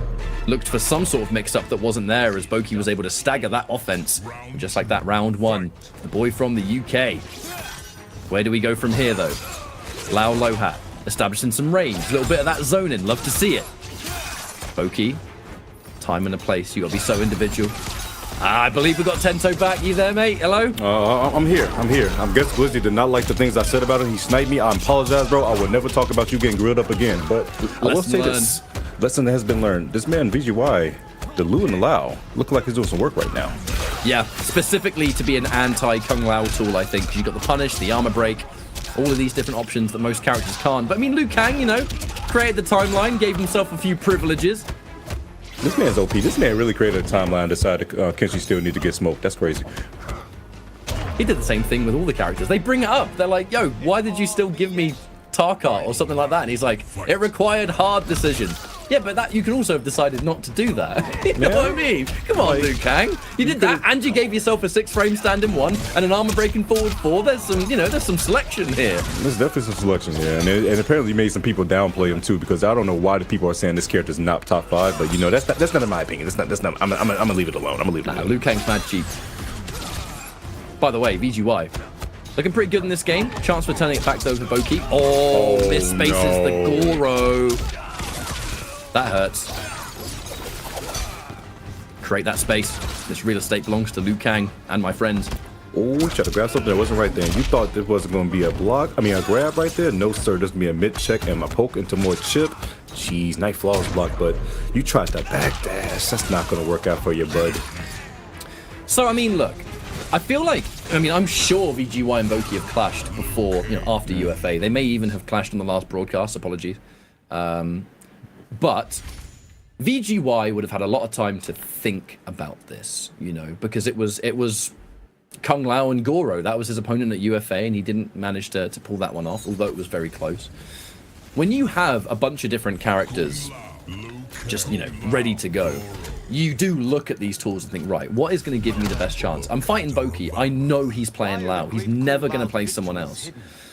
So, why don't I give myself a character that has strong tools in the neutral, some zoning, some keep away, armor breaking buttons for his armor, options to punish his armor that no one else can do. I mean, it's a very smart decision. Very smart indeed, but you gotta see if you can get past the decision making that's just going on right now. VGY looking very strong. Boki, we're gonna see what the change up is when this game plan, because right now he is getting cooked by that 4-4. Doing massive, bro. It's just doing so much work. The same thing. That's 2 combos and you're basically dead. Brother, he's gonna conversion. Oh, I thought I was gonna convert for sure. That would have been chef's kiss. Armor, come on, VGY. No respect. Definitely look like the answer right now, but hey, don't count out Boki. Boki is, I've seen him time and time again be down 2-0, and he's just like, wait a minute, I see a gap in your pressure. That's the concern I have, actually. I very rarely see someone fight Boki with a strategy in mind with a strategy in mind. I think we've lost Tento again. Sorry, everyone. The internet can be the internet. You know, there's only so much I can say. Obviously, you know, we'll get back as soon as we can. But for now, the turnaround from Boki. Okay. And now we get a knockdown. That was weird. That time I could see you. 2-1. Interrupted, though, with that lightning fast stand in 1. I mean, like I said, he gave himself creator of the universe privileges, and one of them is a full combo standing 1. All right, wait, Boki, still in it. Goro projectile. Oh, he jumped the fireball, still caught out Goro. That was crazy. Dive kick and a grab. All right, VGY, still alive. But now Chip becomes a possibility. There's Goro. He's ready. Wake up, Low Hat! Wake up, Low Hat to go through. And the fatal blow, 100% unnecessary. But I'm telling you, it's more bad manners than a fatality. It's way more bad manners. In fact, I think it takes longer than a fatality to come out. Man, I think this man VGY burns the Mortal Kombat logo into the floor. This is my tournament, he's like. I'm going to brand the floor. Good luck vacuum cleaning that out. I couldn't decide whether to use the British word for that or the more regular word for the vacuum cleaner. I don't know where the joke's going anymore, actually, to be honest. I think I've totally lost it. I don't even know where I was going with it. But a possible final game on hand, as VGY is 2-0 up here on Boki. It might. But what I was going to say actually before Am I here, lost though? Tento was, I very rarely see someone. I don't think ketchup. Oh wait, hang on. I'm really confused actually. Could ketchup hear me? Might go for a quick refresh perhaps. Because ketchup can hear me. I don't know. Yeah, that's why I was All right, confused. Tenzo, the broadcast is going to hear something that we can't hear because I don't think we're in the same session. You keep doing your thing. I'm going to go for a quick refresh, and I'll be back with you in a second. But Can stay where chat you hear are. me? Wait, okay. So they can't hear me, but they can hear ketchup. That was mad weird. But hey, we're gonna do a quick swap out real quick. Okay, going right back into it. This man BGY is obviously just has his dial locked in onto Boki, but man's got to try to work his way in. Boki is the problem. Is this man BGY has been very clutch when it comes to the fireballs. And as soon as I say that, the big ass jump in. Jesus.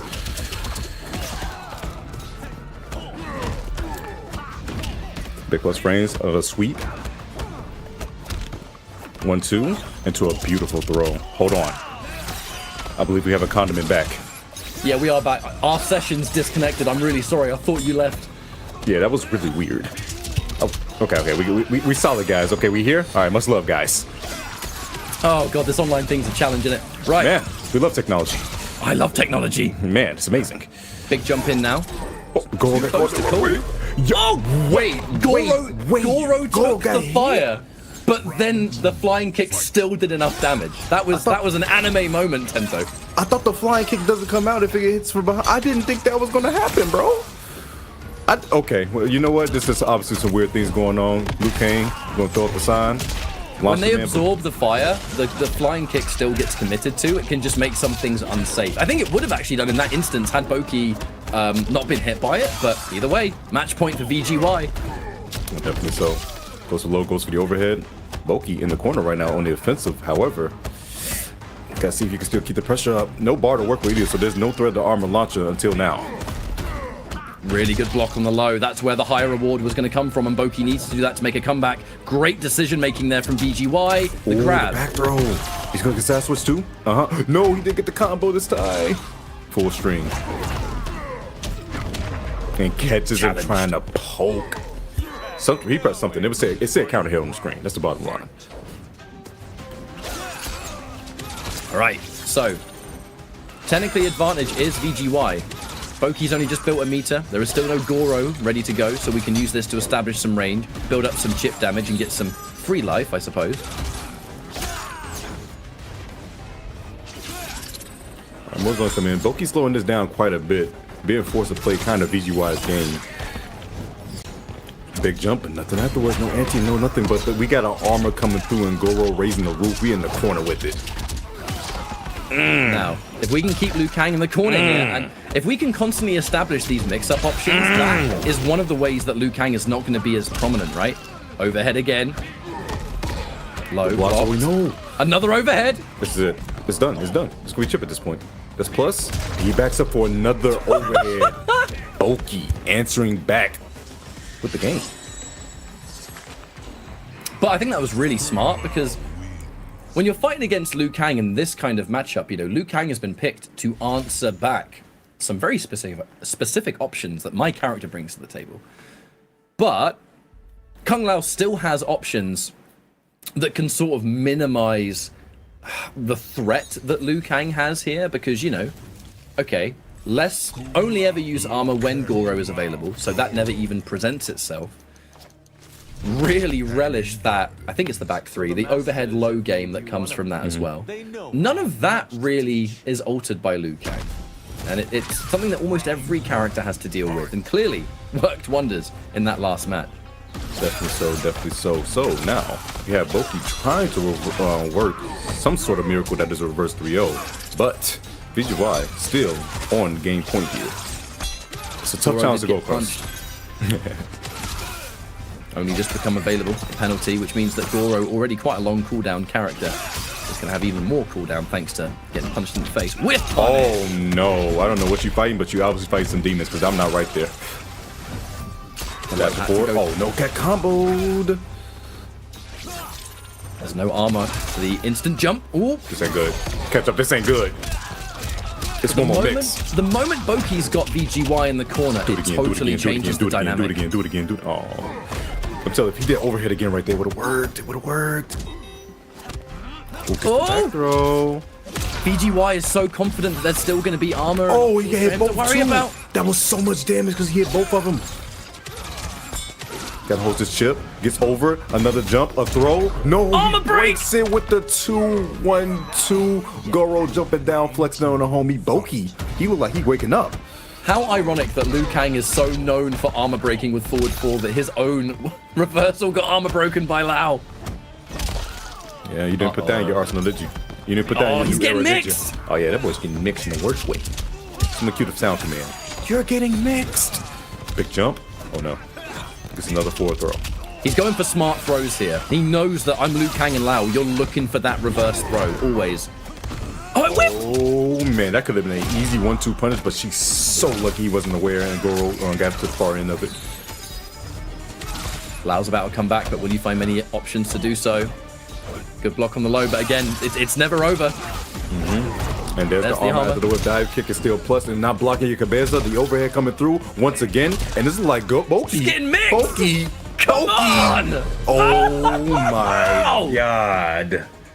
It's the second you're on the floor. He's Overhead low. You're right. You didn't count him out. You said never count out Boki. Never Man's count out made Boki. tons of reverse sweeps. Bro, I don't understand. I kind of hold it still. Like, man, Ketchup, this man kind of cooked me in that top 3 of my local, bro. Like, it was bad. I'm always living in that with the back of my mind. So like, you taught him everything he knows. I didn't teach him everything I know. I just know what he's capable of, and I was on the receiving end of it. I know this man makes the adjustments. I've seen it. No, Boki is, for me, the world's greatest partier. Like, this guy, he's always partied hard with Kung Lao. And he has a very, and I don't mean this disrespectfully, he has a very American style with Lao. Like, a lot of North American players, no, for real, hear me out. A lot of No, I respected it 100%, but it was fine. Historically, even back in the MKX days with his MK11, a lot of North American Kung Lao players were sort of championing that crazy, more high-octane style, which was only ever one of various styles that Lao could be played at, and they're all effective. But Boki is the closest thing we have in Europe to replicating that style here, and it's no wonder it works so well, because genuinely, no other European Lao plays like him. And go figure, he's the most successful. I mean, so clearly man's doing something right, and he is just letting the absolute power on. Yeah, BGY! You guys are too respectful out here. He's trying to let you guys realize that, hey, sometimes it's time to disrespect. Remember, guys, the moment you become conditioned, you lose. So as in the wise words that Yipe says, never be conditioner, be shampoo, okay? Be shampoo. Oh, no, that's a big challenger right now. VGY, you got to make something happen. Alternatively, Tento, anything is plus if you believe in it. Exactly. It's the abstract thoughts. Oh, the big forward throw. Again, constantly just changing it. It's forward throws only. May as well be guaranteed because you need to have Galaxy Brain. Right. Makes it safe. Armor. No, he couldn't flawless block it. He knew it was coming too. He knew it was coming, but he couldn't flawless block it in time. And that puts Boki on set point. The reverse 3-0. Oh no! This is going to be a very painful loss for VGY. Mother of pearl. When they fought before, this Liu Kang pick is clearly like, right, I've thought about it long and hard of how often I fought against Boki. It's time to really try and counterpick. And it's worked for the 2 games, but if the reverse sweep is made, that is going to be such a morale drainer, I suppose. Definitely. It ain't over, by no means. Boki, he's working his ass off for this. He truthfully is, but it's never a good feeling to go 0-2 in the top 8 bracket. I'm gonna be honest with you. The overhead coming through. Oh, not again. Not again. Goro he gets the hit. All right, catch up. Down game. Final round between these two. This is loser side, by the way, guys. The loser of this is out. I've seen this before. This is exactly where they were at UFA. Same situation, just a slightly different matchup. This ain't good. It's never good. I thought the arm was coming out too. Any one of those jump-ins could be anti-edge, but the threat of a dive kick or a Goro is just so severe. It's not worth the risk. It's not. But sometimes you gotta show that you're willing to take that risk. That's the issue. Oh no, you threw out a poke at the wrong time. Jesus, look at this damage. Oh my god. Oh no, it's mix-up time. This is what Boki's been doing the whole time. Goro now. Blocks, still plus. Throws out the hat. He's trying to dash up, but my god, you don't have any bar to work with. Bro, those trades are such in his favor when he gets the knockdown. Trying to walk this man down, but it's so tough. VGY, He's just waiting for Goro. He's waiting for Goro to come back. The second he gets armor and Goro, now the game changes. Oh, that could have been armor. So brave, brother. That was so brave. That was a grown man grab. Okay, now you got fatal. Much longer. No anti. Oh no, gets the other side. Gets the overhead. A throw's coming. But he just doing so. That's going to be stuff this time, right? Oh my God! Oh my God! He's dead. That's it. VGY wins. The wake up fatal blow. Man said, I have had enough of these overheads and lows. I want to escape. Oh my God! I thought the factory was gonna stop it. It didn't. That must have been like a frame off. It must have been. I was so convinced that was going to lose to that button. Oh my God. Jesus. That was emotional. Emotional damage. The craziness of the set, the fact that you and I somehow like lost each other somewhere, and the set was powerful. Okay, it was powerful. It just gave massive energy, right? Massive energy. But look, a great set, best set of the day so far. Look, I already knew that the EU West was going to provide, and provide it has. In the best way, VGY was on a tear in the beginning, and then Boki out of nowhere, he says, "I smell blood. I see a weakness in your defense. It's called you're not blocking overhead. It's your issue, okay?" That was the problem here as he keeps getting his head blessed. Jesus Christ, how many overheads did he get? Now, the thing is, instead of deciding, right, no, I'm just going to block this 50-50 better, he went, nah, I've had enough of this. I have a fatal blow. He just and if my call is right, this armor could defeat both of them. And defeat it did. 3-2 for VGY. Up next, we have what could be another ridiculous match. MK Javier versus Law Corridor. So Raiden Chameleon again, I'm assuming. Javier plays both in tournament recently, Striker with a Scorpion, and then there has been some Chameleon. We may have a Chameleon cameo mirror, but it depends. It just depends, but no matter what, Raiden and Scorpion is going to be on the screen. You know what's funny, Ketchup, about this? These two characters. I always said in the game in the beginning, before I saw what Javier did at UFA, I was like, when you look at Scorpion, it's like, why wouldn't you play Raiden? Like, you see the runaway game with teleport, you see his teleport in general, you see his chip out scenario with compared to Storm Sail and then Rope Dart. And I'm just like, when you really think about it, like, why aren't you playing Raiden compared to Scorpion? And then I saw Javier do his thing. I was like, okay, I'm seeing the utility that he has when it comes to the back three and the mind games with the movement of teleport and playing around it. It's really interesting. It really was. I think something about Scorpion that doesn't really get talked about enough, in my opinion, is his backwards movement. Yes, like, his backdash is so strong. It's one of the best backdashes in the game. Might even be the best when you look at what it gives him.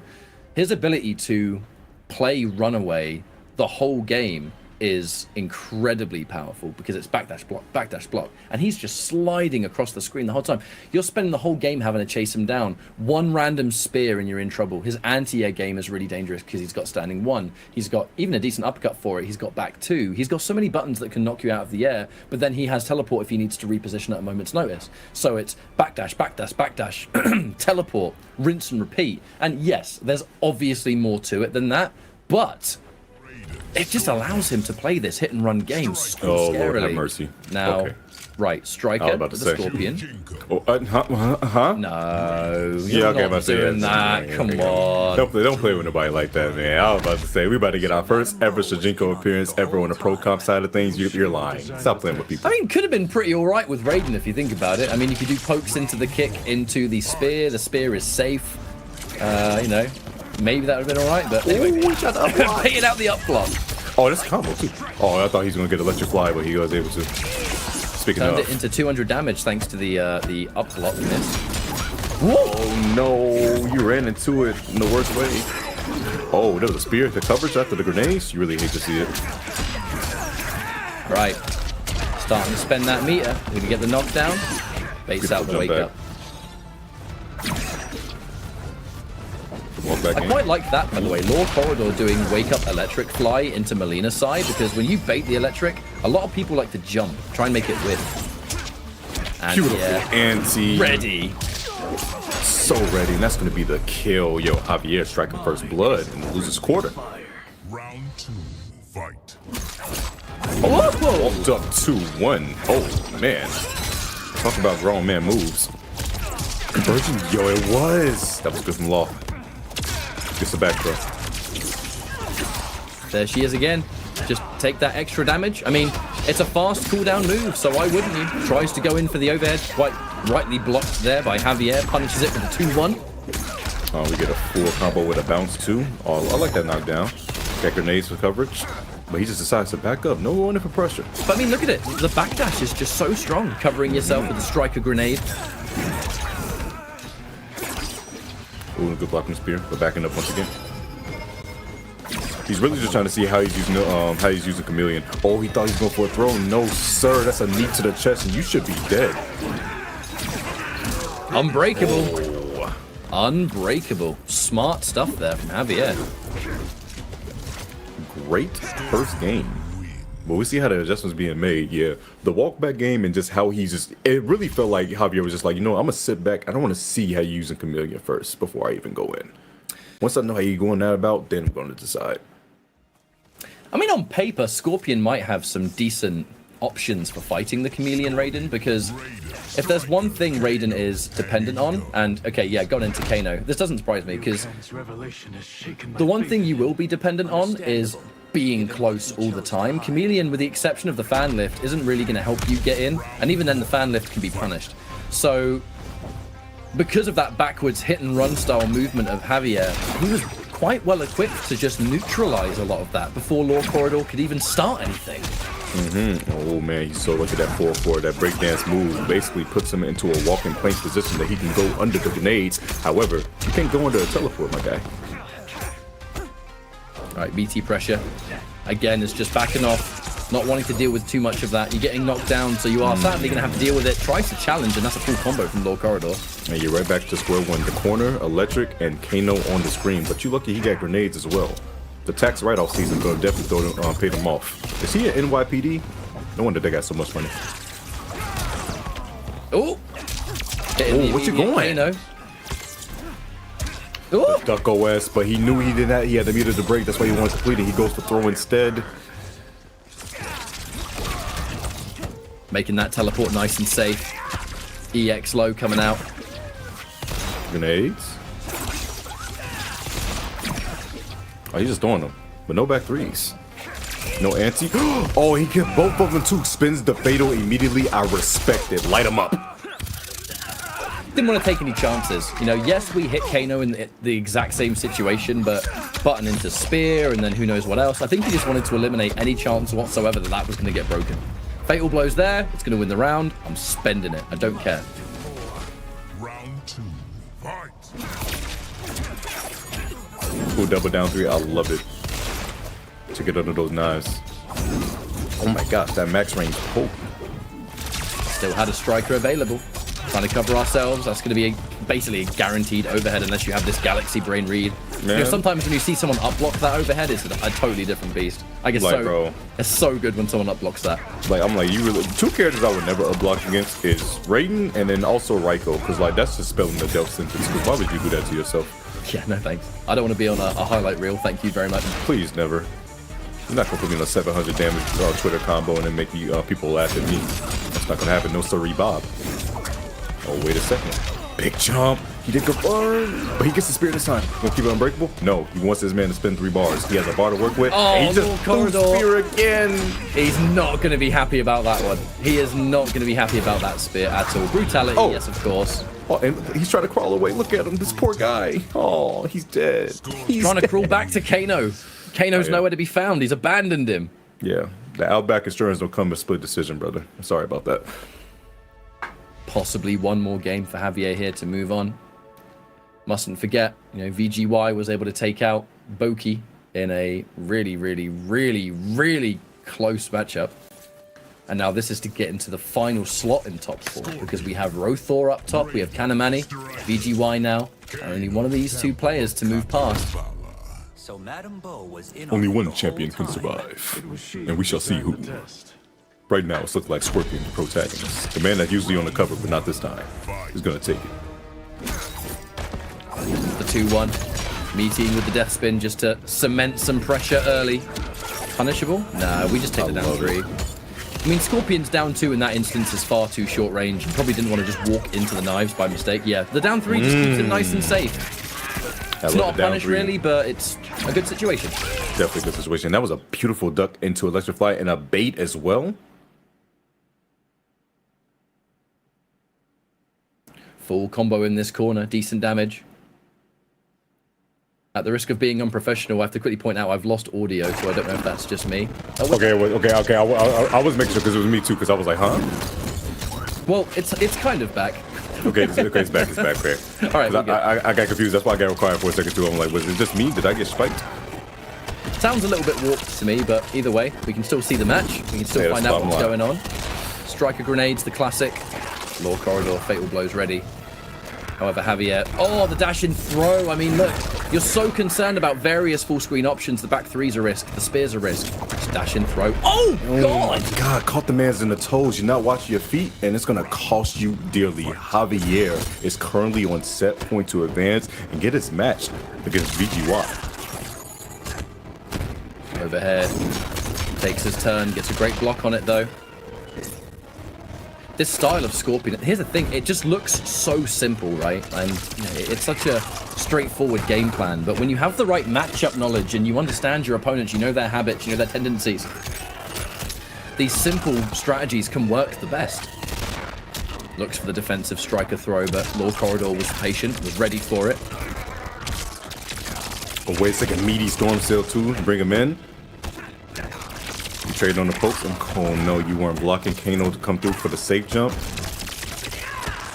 That's a lot of chip, but ooh! I was kind of almost wondering if Scorpion's standing 2. I don't know if the standing 2's fast enough, but it has range. Oh, you gotta watch out for spear. Oh no, factories instead.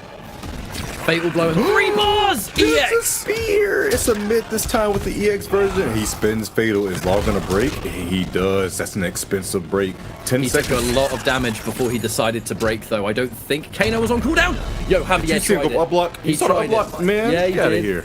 He expected the overhead. I mean, look, that was a risk worth taking. Yeah, that was definitely a risk worth taking. Ooh, gets the back though. Doesn't care about the corner position because he has a celebrate. He get right back out. Ooh, caught him in the beginning of that and clipped Kano as well. Yeah. And another back throw with mixed green. This is terrible. Oh, with punish. With punish with the back 3. Gets the down 1 after the jump kick. That was so risky, Tento. And no, the 2-1 is even crazier. This should spell disastrous. Not quite death, but my goodness. It's not a good position for sure. The chip is now the problem. Grenades are on deck, and a rope dart was sure to come through. This man, Javier, is going to seal his deal. 3-0 to advance on to VGY in losers semis. That means that our top 4 is decided. Kanamani and Rothor on the winner's side, and now currently we have MK Javier and Video Games Yo. So I think that's a very safe to predict top 4 personally. I think that, you know, we can expect some absolutely ridiculous matches as we finish up the later end of this top 8. But it's like I said earlier today, there's a reason I've been excited for this show in particular, because you look at the names and you already know what kind of a treat you're in for. Yes. It's a great region to showcase here for Pro Comp. Definitely. Like I've said to all the other guys, and then, you know, you've had a couple years now in the experience of like commentary and seeing matches. The skill gap is closing because of how good players are off rip, and I'm talking about like across the board for fighting games. Like, it's just the skill gap is that much closer because of how many players are just able to understand the game because of guys. Big shouts to people that like you that's doing YouTube content that's showing off the things out there, and it's amazing to see, to be honest. And it's not just that, but I mean, the even bigger shout-outs, I think, have to go to just how much community activity there is. You know, even in the Mortal Kombat 1 space, there are countless people constantly running their own tournaments, exhibitions, leagues. I mean, the community's hungry for competition, and there are people that are more than happy to provide said competition. And it's often such a thankless task, even, you know, for Pro Comp right now, you know, the people working hard behind the scenes, running the show, doing the production. We're doing the easy bit. We're sitting here, we're just talking about Mortal Kombat, right? Like, there's so many people out there that are either running tournaments or doing exhibitions or whatever else that I don't think enough spotlight gets put on them, because that is the avenue of which these players can grow to become the beasts they are now, right? Where we get to see Rothor, Kanamani, VGY, MK Javier. They're in this top 4 now, but we see him multiple times a week. In this kind of tournament where it really matters, this is where they've got to bring the A game, and you'd like to think that that's where we're going to go. However, our winners finals is up next. We're going to go for a short break. When we return, EU West matches its conclusion. We're going to have some fantastic players ready for you up here who have made the top 8. As you would expect, we have some of the very best players in the world. Look over the chip and he missed it down 3. Superman it! The regular ready for breakers back in the net and put him on the ground. Oh my God. Welcome to Pro Competition, the pinnacle of Mortal Kombat 1 gameplay. A road paved with challengers and conquerors, a test of might as players fight towards a spot at Final Combat. Players from around the globe are looking to show off their skills to those watching. However, if you talk to competitors at events, there's something more to Pro Competition beyond the search for a champion. It's my first time seeing a lot of people because I used to play them online, used to talk to them all the time in the chat, Twitch chat. So really with the Pro Comp Tour, it's the community aspect of bringing everyone that we never got a chance to really see in person and really build that relationship from that point on. It feels good, man. After COVID, you know, everything shut down and everything pretty much stopped. So, you know, it feels good to be back out here in this environment and everybody getting back together and, you know, and enjoying the new era that is Mortal Kombat 1. Pro Competition is more than just the gameplay. It's the sense of community. And for players who've been waiting for its return, it's equally about sharing a passion for Mortal Kombat through competition. A lot of guys live for this, you know, including myself. You know, I competed for over 10 years, did it for the love of it, and a lot of people love this. You get to like build that relationship, talk about tech, exchange ideas, and really you just get that vibe of like being with somebody who actually likes the game as much as you do. For players who've only experienced competition through the online battles in Kombat League, the one thing players want you to know is that they're always welcoming new combatants. You know, I can't find him nowhere, but you might know number 1. It's Ninja Killer. I want to fight him. I got to. Get to see Rewind. I have him in my pool, so I get to go up to him and be like, hey, please let me hit you. Please let me hit you. I'm just like, you know, I'm just trying. The beauty in competition is truthfully the fellowship from the players. There's just no better feeling than sitting next to people you made friends with through Mortal Kombat, because these memories last a lifetime. What people are missing whenever they're sitting at home playing online is they're missing the energy levels whenever they come to an offline event, such as ECT right now. The energy levels, the intensity, it's definitely a once-in-a-lifetime type of feeling. This is my first time being here. I was supposed to go to the last one, but I wasn't able to make it to that one. So being here, this is another experience right here. I love all of this. I'm not gonna lie. I came in like towards the tail end of the last Pro Tour, so being at the actual Pro Tour is really exciting because I don't know, I love the offline feel. It's an amazing feeling. Definitely come to the events. Live events, I mean, online is great, but offline is where it's really at. So you get to see the people playing next to somebody. You can't recreate that online. Always come to the events. With these memories, the tales can be told. From the dominance that Sonic Fox and their skills have shown, to Ninja Killer taking his talents as an online warrior, to being the biggest threat sitting beside you. The new era will be promising. He's the one who's blocking Lightning Cage. Cyrax spin in the wind, flawless block forward dash, and Sonic with Rain is your first Pro Competition champion. This is Pro Competition.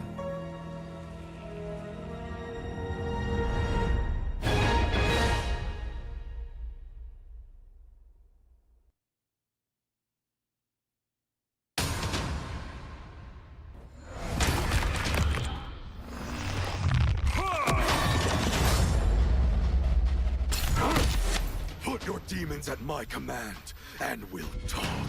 Do you think my hand that weak, Bihar?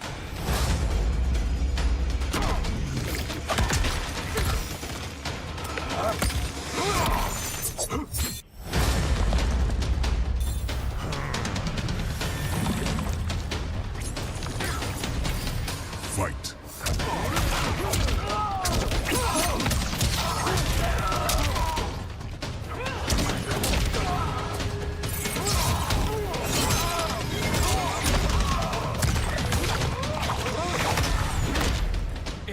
draws power from the Netherrealm? Is destined to be a god among men.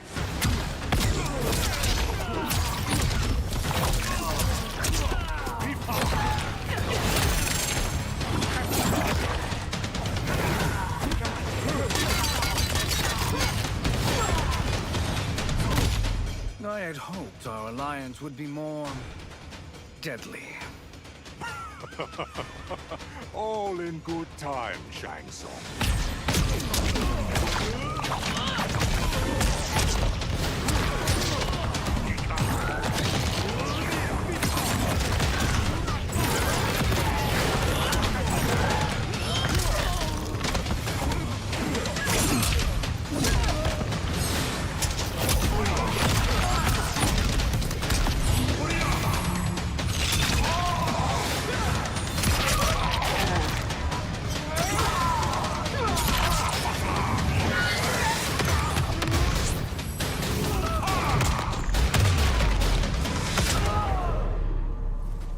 Finish him.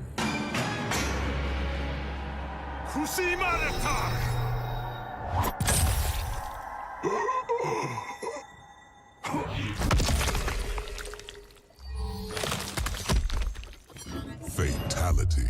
Quan Chu wins. Flawless victory. You wish to fight me? Not fight. Beat senseless.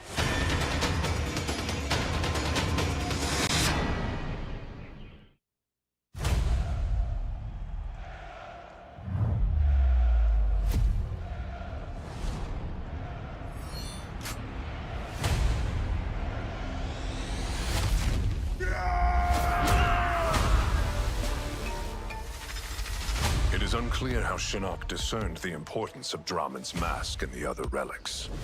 Several of the relics are in Shao Kahn's possession. We must divide our forces, recover the relics as quickly as possible. How does it know me? Because part of you is trapped within, Scorpion. Fight! Get over here!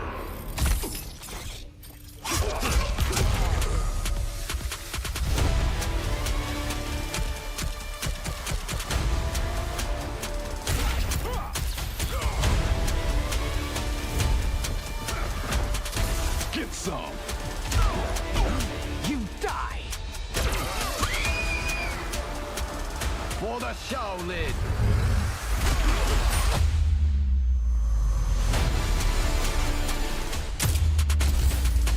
Die like a warrior.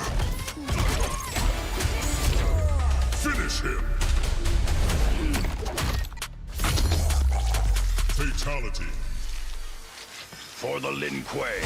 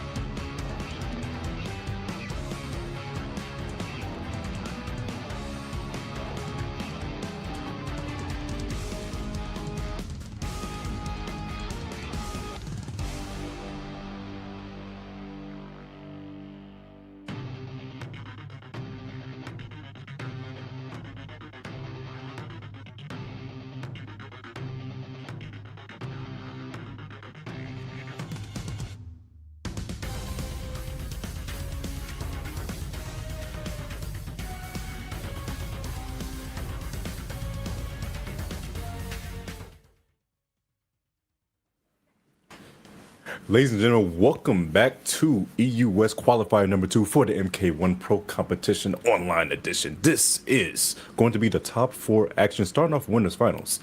My name is Sento. This handsome man next to me is none other than Ketchup. These sets have been absolutely amazing, Ketchup. Like, my God, these sets have been actually crazy. I mean, they've been as good as I was expecting them to be. You know, you kind of look at the players that are in this top 8 and you already know you're going to be in for some good stuff. And that simply continues now because we're down to our top 4. There's only a small handful of matches left. The next one on stream is going to be Winners Finals. And before we get into any of that, a great time to remind you all that you can pick up some official Mortal Kombat 1 merchandise. This is merely just a hint at what is on offer. If you want to check it out yourself, go to wbshop.com and you can find all the information and all the products listed. If anything tickles your fancy, grab it, support the Pro Comp, and get yourself some cool hoodies or t-shirts or whatever else you want. Man, that hoodie looks great, Miro. I'm not going to lie to you guys. Please check out some of the merch, as you see right there, wbshop.com to pick up the MK1 merch. Everything looks incredible. I definitely want to cop that hoodie, but please, they got plenty of stuff out there for your options. Bracket time. Let's talk about who's here. Rothor versus Kanamani. Now, Kanamani had a very easy time versus VGY when they collided in Winners. Whether they would get the run back, whether that would be the same result, I mean, top 8s have historically taught us that it very rarely is the same, so I would be curious to see a run back. Rothor, a reverse sweep on MK Javier. It was Quan Chi first, lost 2 games rather convincingly, and went to Shang Tsung to secure the reverse sweep. I mean, Rothor has the possibilities of Shang, Rain, or Quan Chi. You kind of feel like you're going to be going up against Raiden and Kano because you're fighting Kanamani. Of those 3 characters, I don't really know who you would select because Rain is not really going to be able to zone Raiden. Raiden can't really be zoned. That's one of his strengths, especially with Kano. So I'm not sure how that one would fare. Quan has some ranged options if you're not ready for the standing 4, but that's kind of it. The second you get close range, Raiden's going to obliterate Quan because of his slow buttons and his bad down 1, his bad down 3. We might actually see the Shang again, because Shang might be the best at fighting Raiden on paper with those 3 characters. Definitely so, but then again, we know Rothor for pulling out some crazy stuff. Who's to say he won't pull out Li Mei?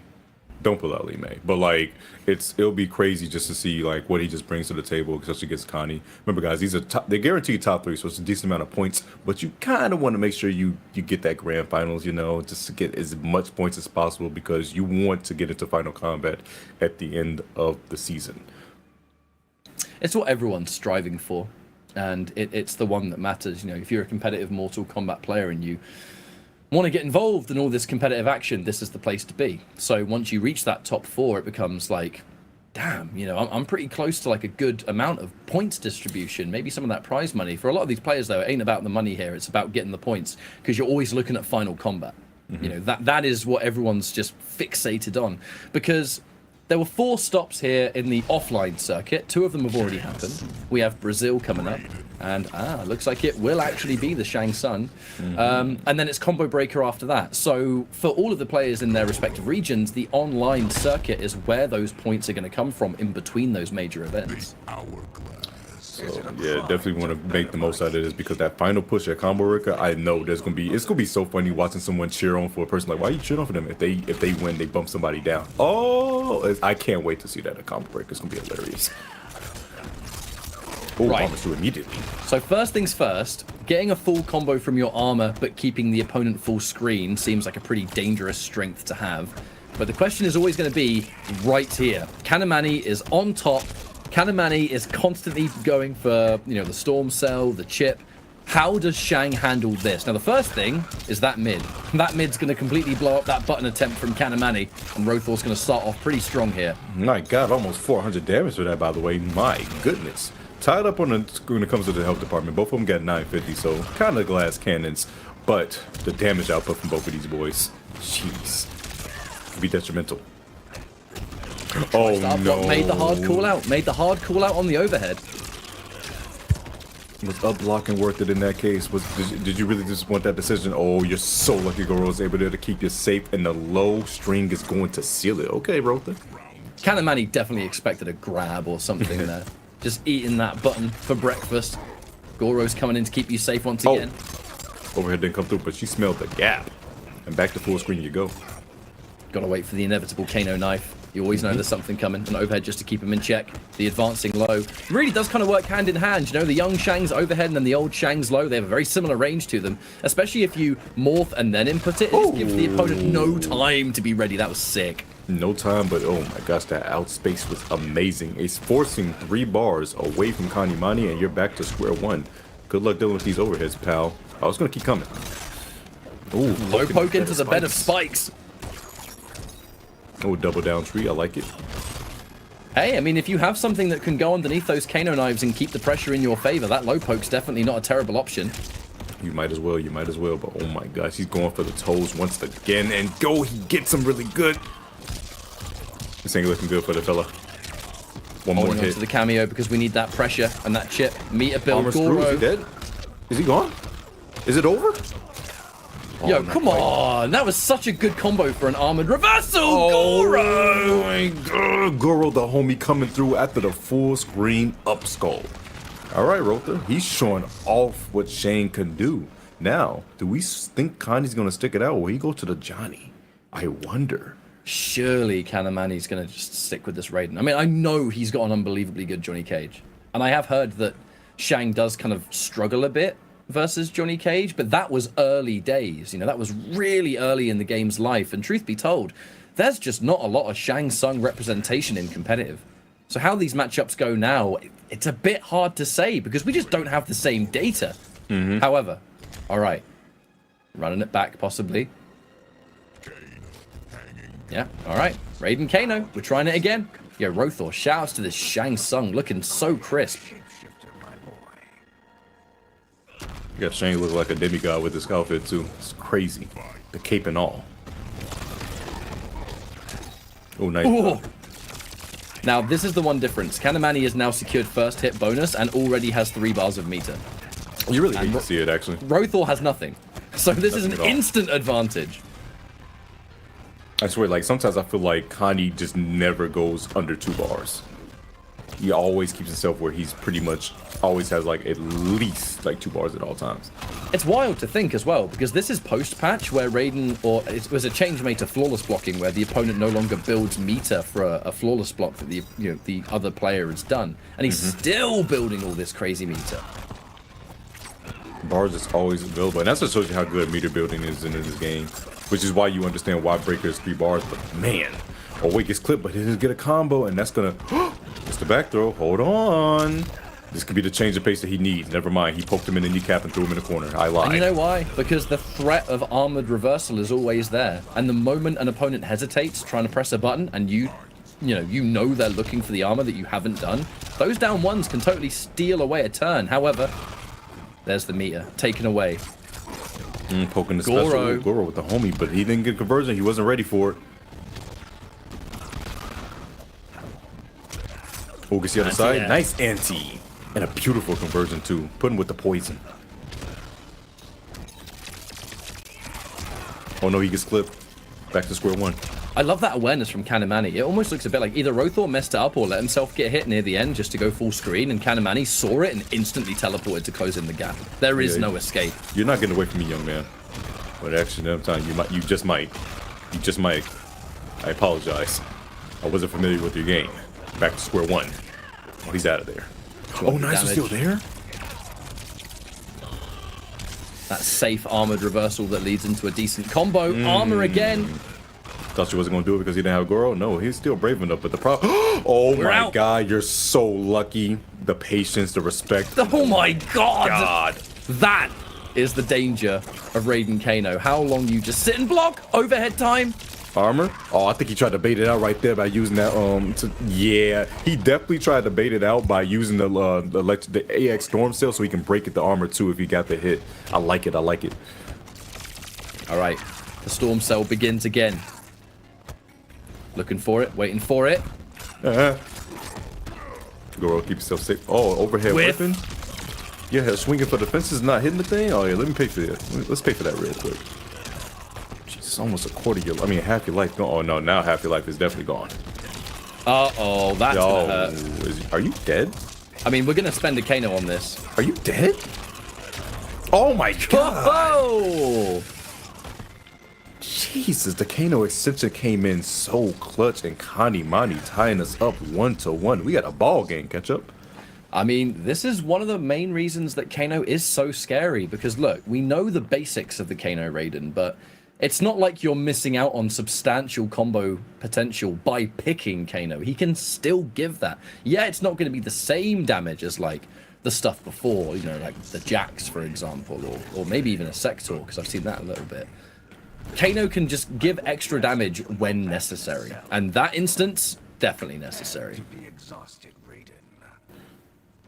Okay, can Rother weather the storm and deal with this dude doing Storm Cell?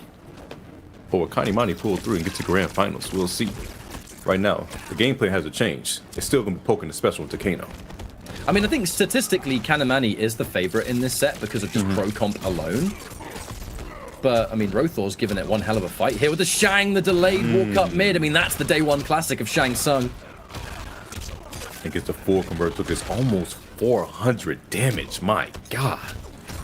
The poke and the specials are doing it. Goro call in for the plus frames and backs up immediately. Jesus Christ. There's no way he got flipped. Down two, just to make sure we trade favorably. Smart stuff. Conversion? Oh my God. If he converted that, I would have lost my mind. The pressure. That forward throw. Why is that stand 2 plus 3, bruh? I mean, armor! Here comes Goro!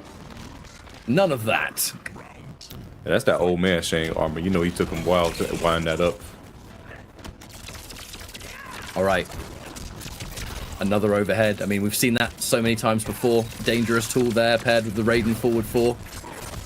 Waits for the armor, but really you just have to show it respect, because even if you block it, you still have to wait.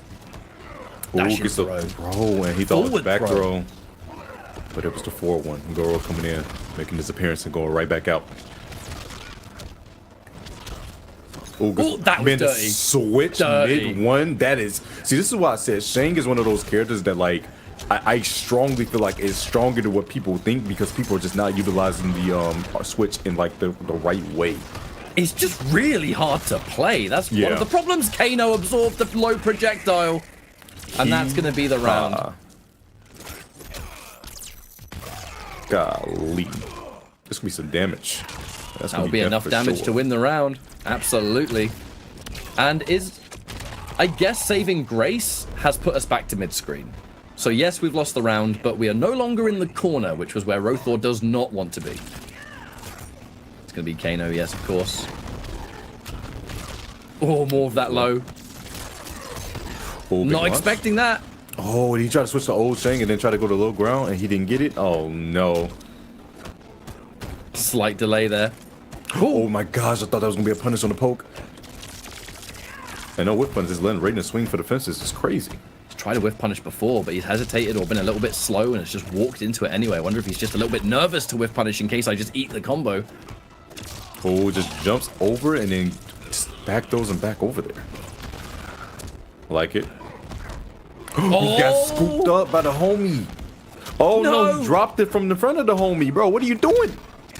Throw tech. Oh Lord. And that was a 4-1 too. How did you know? I wish she knew. Oh! I wish she knew he. Oh my God. There's too much going on. There are going to be knives. Gotta watch out for him. A little bit fiddly with these constant morph changes. I mean, Rothor is kind of tripping on his own shoelaces a bit. Definitely so. Oh, smack Raiden and Wake up 1-2. Are you serious? He's dead for it too. The man woke up 1-2 to seal it. And wait. I lied. Is he gonna beat this? Oh, he doesn't have a bar. If he had a bar, he stood up into it. Wait. Oh my God, brother. Oh my Lord. Again, the walk up fatal blow. The disrespect has been real today. Pull it out of their sockets. That's disgusting. Don't stick that in him. Apple juice.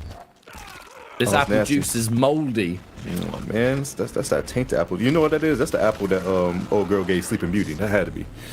Sleeping Beauty, Snow White. It's one of those Disney princesses. 3 skulls. 1 skull for each person that drank it and went, no, this don't taste right. Oh no, I'm dead. Yeah, that's definitely not good. Come on. Definitely was not the good place for him, man.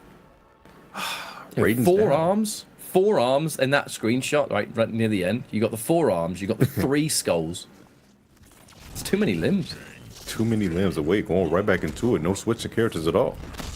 That Bring was Kano so all the way. sick from Rothor, by the way. I mean, look, I know we were sort of losing ourselves in that one. I mean, that was, I have no idea how he survived.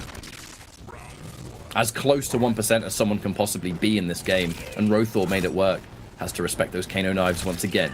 In this case, though, that's good news because I would say we traded favorably and then we got both cameos away from Kanamani, but that was before 1 teleport. All right, wake up armor. Oh, another conversion, and yes, sir. Oh no, I think he got a little bit too greedy. I think he should have just went right for the injection afterwards, poking the special. Nice flaws block negating the chip. Oh, this man's poking the toes though. Jesus. Raiden down 4. Pairs perfectly with the overhead. No, the man was ducking. And that's gonna seal it. I'll see this to the end. Now, Kanamani, I would point out, no meter, but a couple of storm cells will sort that. Oh, definitely so. There we go. That's going to be just shy of 1 bar. No flawless blocks from Rothor either, so all of this was chip, meter build, all the stuff you don't want Raiden to do. Oh yeah, by all means. Ooh, trying to catch him right there with those EX ground skulls, but wait a second, Kano coming in. Headbutt the man. He's sitting down. He's in the dirt. Never mind, he's getting out space. And he's switching positions too. You love to see it. I hope these ground skulls, my guy. Like the bombos, they look cool, don't they? Girl, the homie. Good patience there from Kanamani. That chip buff has been activated though, so Raiden isn't going to take the same amount. The chip ain't gonna be a matter if you getting hit though. Oh my gosh, 203, another poking the special into better spikes the overhead coming through. And an overhead anti-air? When the chips are down, Kanamani don't block ever. It's wake up jump, wake up dash, wake up button, wake up anything but my block button. Brother, yeah, he is definitely not doing a block button at all. His head is getting blessed. Like that, again. My goodness. 2 overheads and did something on wake up. Didn't commit to the string though. That would have been really good for Rothor to force a breaker out of the opponent. More overheads. Again. God, Raiden's normally the one that does that. It's not working out for this man's favor. Down poke in the special. Okay, here it is. Getting his offense started. You know what it is, Ketchup? He's not used to being on the defensive. That's why he's not pressing the block button. Wait for this. Respects the Kano again. Kanamani using a lot of the Kano just for that though, so it's going to hinder the up-close presence. Right. This is still match point for Rothor, but Kanamani on the offense. 3 bars of meter. Overhead to knock down. That's going to be more free pressure. Dashing grab this time. And now the life lead. Ooh, that's going to be mine. The life lead just switched positions just like that. Dashed up slowly in front of his face. But wait a minute, you got to break this, right? Oh no, he didn't get Drop the combo. It's difficult. Those combos are so... They look so tricky. But one mistake and you get caught. And that's the game over. Kanamani stays alive, and now it's a final game situation here. Rothor, this Shang, looking unbelievably good, but oh my god, does it look hard to play. Hard to play indeed. It was in that moment right there too. It looked like he had it all like figured out with the overheads coming through, and then like something shifted and he kind of turtled up quite a bit in front of Connie, and Connie was like, "Are you turtling? All right, let's go to the corner real quick and let me show you why you're gonna stay in that shell." He ties it up 2-2, and we have another game 5. This is winners finals, by the way. Jeez. Looking for that ultimate comfort zone of a winner's side grand finals. Everyone wants to be there. You inflict pain on others, yes. And it looks like from this point onwards, right, how's it going to go? Rothor has been so tricky with this Shang Tsung. All right, first hit. That's a great start. But that low poke, Kanamani's use of that low poke has been such a pain in the backside for Rothor, and now corner. Wake up. Oh, Goro missed too, but wait, he gets the 4th, Goro. Rothor. The problem is, yeah, there's been so much sitting and blocking that, you know, you're just going to let Raiden in. I mean, easier said than done. There are so many things Raiden can do to get in, but... All right, the counter poke on the down 1. Full combo. We're going to get some big damage here. Just shy of 300. Backing off. 4. It's still possible. This is still very possible. You guys play your cards right. I do like that from Rothor. Sort of just walking back anti-air. Never goddamn mind. Holy moly. That anti-air was so good, and that's going to be death. Just use the knives as an extra insurance to secure the kill, but Connie is on set point to go into winner's side grand finals. Right, even more of that storm cell. Waits for the armor to whiff. No Goro. Goro's gone for a little bit. That's going to be a bit of a problem here for Rothor, actually. Big problem, actually. He's going to be facing a life deficit as he's in the corner, and the meter... This is bad news, Bears, but wait a second to grab whiff. Make it happen. You got to get out this corner. Oh, you're so lucky that wasn't a whiff punish. Low poke. But again, you got to worry. More of this action. The mid not forces the break. blocking. A blessing there from Rothor. Great opportunity. Kano's coming. You know it. There's the knives. Ooh. Oh, poking. Whip punish. Got gripped up by Goro. Oh, this ain't looking too good for you, fella. Nah, What's the Fatal next Blow's move? ready. Fatal Blow's ready, and there's no breaker on the side of Rothor. He cannot get hit. Oh, knives were there. Is that death? No, that will scale. That will definitely scale. But Okay. then you put yourself in chip territory. My goodness. Raiden with Destroy Yukon. Oh, no. All right. I mean, dash in Storm Cell.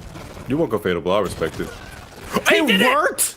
He did it! I mean, that was the gonna work. only thing. That was the only thing besides a perfect flawless block that was going to beat that. And it had enough hits of armor to bypass. I didn't think it was going to... I knew it was his only option. I didn't think it was going to work. Oh, my God.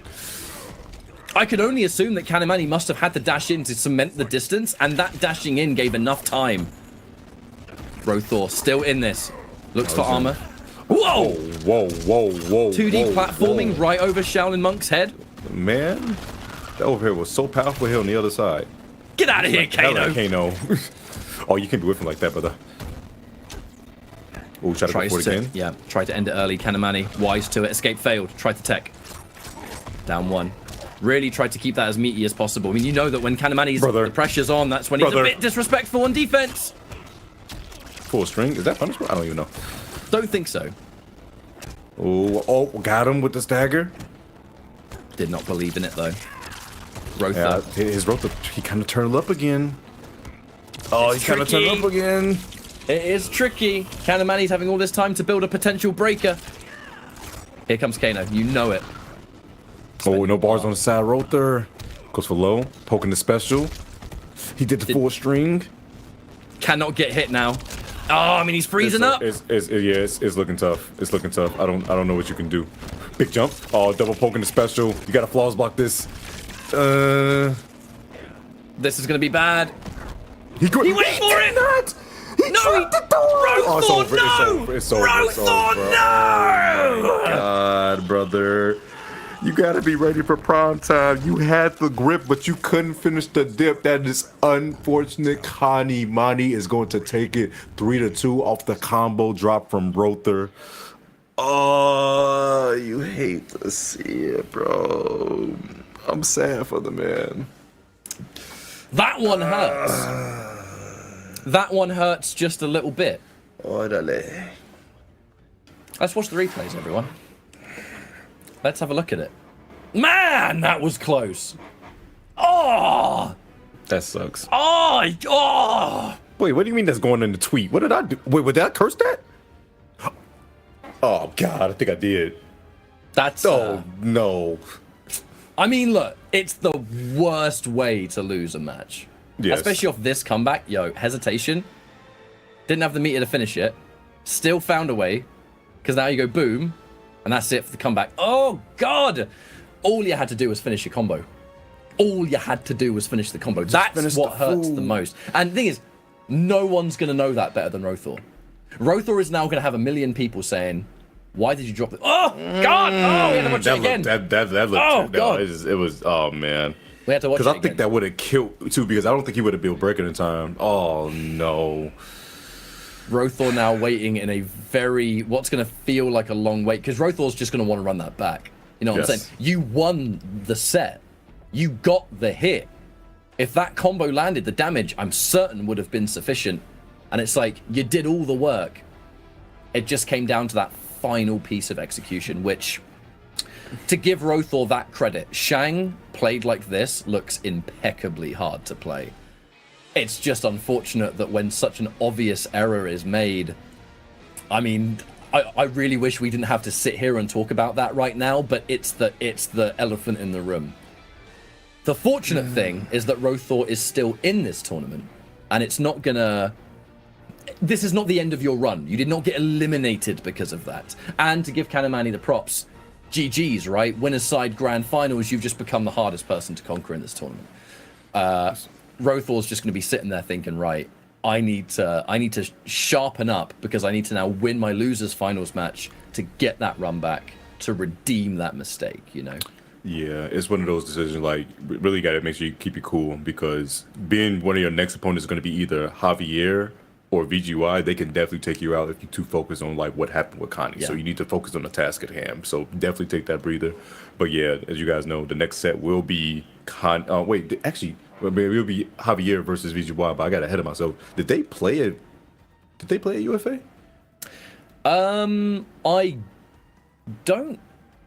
I don't believe so. No, VGY got sent to losers by Akstar.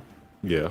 And then lost to Boki. And then might have been Josh TQ. Josh TQ, who did you face? Kanamani, I believe, and was then eliminated. I think lost to Kanamani, maybe. He got eliminated by Gur. Yeah, Gur. I remember that. Javier, I mean, it's just a crazy tournament. So many big matches were just happening all over the place. All over the place. Yo, Rips Arena with the Ray. Yo, much appreciated. Welcome everybody's Rip stream.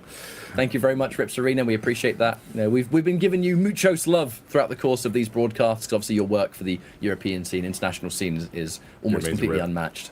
We Love you, appreciate you very much. But yeah, I mean, those that would have just got here, or perhaps there might have been a viewing party or something. Yeah, very, very close match between Rothor and Kanamani. Indeed, this has been a ridiculous day, and some of the best Shang Tsung I've seen in a long time, maybe even ever. I mean, look, Shang is not a common character. I know there are amazing Shang Tsung players, and shouts to Arn Kratos, for example. But it's always a different cameo, isn't it, with Shang? There's always various different cameos. You never know what you're going to get. And in Rothor's case, it's the Shang and the Goro. And we will be seeing Rothor later. Whether it's going to be Shang Tsung again is a different question, because it could be matchup dependent. And even then, Video Game Joe versus MK Javier is our next match that we're currently in the process of setting up. Sorry for any delay there, folks. Rest assured, when the match is ready, we will jump in and start watching it immediately. But I mean, your potential opponent is going to be either Scorpion or, I'd like to say General Shao, because that, I mean, is the most expected of VGY. But VGY plays various characters too. Was able to use Liu Kang to defeat Boki, for example, which was very much, I think, a Kung Lao counterpick, trying to give himself some extra answers that Shao might not have had. And there's more possibilities of that later. I mean, even VGY himself, I don't think he's played the character in a hot minute, but he too played Shang Tsung back in the Cyrax meta, actually. There was lots of the Cyrax spin after all the stuff, so we shall see what happens with that one. Thank you all for joining us so much. Thank you all for joining us so much. Thank you all so much for joining us so far. God, it's been a long day, you know. It has been hey, if you the words just aren't, they're not working in here no more. This man Ketchup is pulling a double header. Big shouts to Ketchup, and hopefully Mustard, you guys do not know, Mustard felt a little ill, so he's taking a little breather. And Mustard, we wish you your best regards, and you get feeling better. But Ketchup's been pulling a double header here. Round of applause for this man. He's doing his thing. He's been on the mic for a little second. Man, my job's easier. I'm sitting here and I'm talking about Mortal Kombat 1. Things could definitely be worse. But yeah, shout outs to Mustard. Hope you're feeling better, mate. Hope you're feeling better. But yeah, I mean, as you can clearly tell, there is a bit of a delay at the moment. I do assume that could just be getting a player into the match or whatever else. With the nature of these online tournaments, you never really know. There can be sort of various things that sort of obstruct or whatever else. But either way, as soon as the match is ready, we will be jumping in and talking about it. So top 4 territory, only a few matches left to go, Tento. Definitely a few more matches left to go. Yeah, it's been great thus far, guys. Remember, exclamation point bracket at any time. And also, for future reference, you guys can sign up for the last qualifier that's going to be coming up also, too. So remember, it's going to be 3 qualifiers for each one. This is currently the second one for West. There's going to be 1 more. And, guys, don't be on your mind like, oh, I didn't play in the other 2, so I'm not going to have enough points. You can still gatekeep, and gatekeeping is very funny. It's actually my favorite thing to do. Gatekeeping it's extremely hilarious when you know you're not gonna make it in the bracket, but you can like go into someone's way that's that close to making into like points in final combat and just say, yeah, you're not gonna make it. I just decided to play this 1 week. It's really, please do it. Like I love it when that happens because it's just like, bro, you really ruined someone's day that you know you're not gonna make it, but you just don't want to make. Be someone's biggest hater. Please, I love. It's hilarious. It just makes for a funny timeline. I mean, the thing about that, mate, is like, I mean, people can't be mad. I mean, if they want to qualify, they got to beat everyone, and if they can't beat everyone, then you know that qualification works, isn't it? It's that they've got to be able to take out everyone in their path, and if you're in their path and they can't beat you, tough luck. But so our next matchup, which we're currently setting up, MK Javier versus Video Games Joe. These are actually two players that, from a point standing, are looking pretty good. I mean, you look at both of them have their accolades both offline and online. Javier was able to secure a 3rd place finish at UFA, and VGY was able to secure a top 8 there. And that was not his first top 8. VGY also managed to get top 8 at East Coast Throwdown. Shouts to ECT. Which was the first stop in the pro competition, and VGY was able to get it there too. So he's had a really good track record in pro comp because you've got the 2 offline top 8s. I don't know if he's going to the Brazil event or not. I don't know if he's going to be there. I know he expressed interest in going, but I don't know how the progress of that is currently going for him. Yeah. And it's fair to assume he'll be at Combo Breaker. Javier with the UFA top 8 finish, and then success in the online space. I mean, it's a good chance for either VGY to just continue his climb with the points that he's already on, or for Javier to get a really big name in this and then see how much further he can climb to maybe get himself a giant points injection, because this ain't over for him either. It definitely isn't over for him. And then, like you said, with the points lined up, it's like these online brackets right now is going to be the nitty gritty to see like you build up, and then Combo Breaker is going to be the breaking point for a lot of guys. Like I'm telling you guys, Combo Breaker might be emotional for some people because it's going to be stressful. Like you're going to be, I promise you, you're going to be like, why is he cheering on him? And then you're going to look at the points and you're going to realize if he beats this dude, he's going to knock him down 2 spaces and keep him going up. The point system at the end at Combo Breaker is going to make some of y'all laugh because it's going to be insane. And how, as Ketchup said, it's going to be stressful. I tell you who ain't going to be laughing, the people in the venue. You're going to be able to cut that tension with a knife, I think. Man. Well, absolutely astounding. Javier versus VGY has begun. VGY going in with the Kano cameo. Just one final thank you, actually, for sticking around and sticking with us. Shouts to production for getting the tech stuff sorted. And looks like we're jumping back in with some crispy new audio. So I don't know how to predict this one. I really don't. Because I see them fight. It always goes back and forth. It's really hard to predict. It's too hard. It's actually insane to think about. The grenades for coverage, and then also, but bro, Striker's just always there for VGY recognizing the grab, but the breaker is still on the side of Javier because he has 3 bars. He can work with that. Oh, Kano, hang on a minute. Taste of your own medicine there, perhaps, Javier. I'm safe now. Eat this grab it. That damage. The low. Beautiful up block. I didn't even know you could up block that, but he didn't get the proper punish. He wanted for max damage where he went for 4-3 when he should have just went for a jab. I respect it though.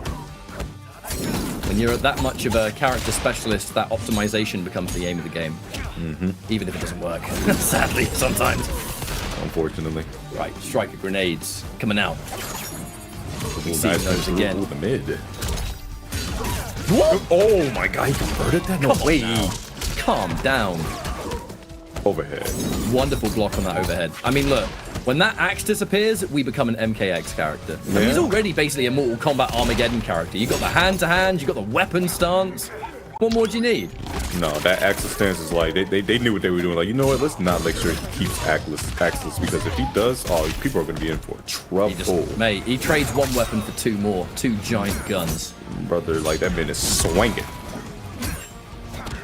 Oh, the poke, but no, none of that. He thought he was going for back throw. No, it was a forward one. But VGY he's still on the verge of taking this. 1 clean hit. Kano does get hit. Collateral damage on that 2-1.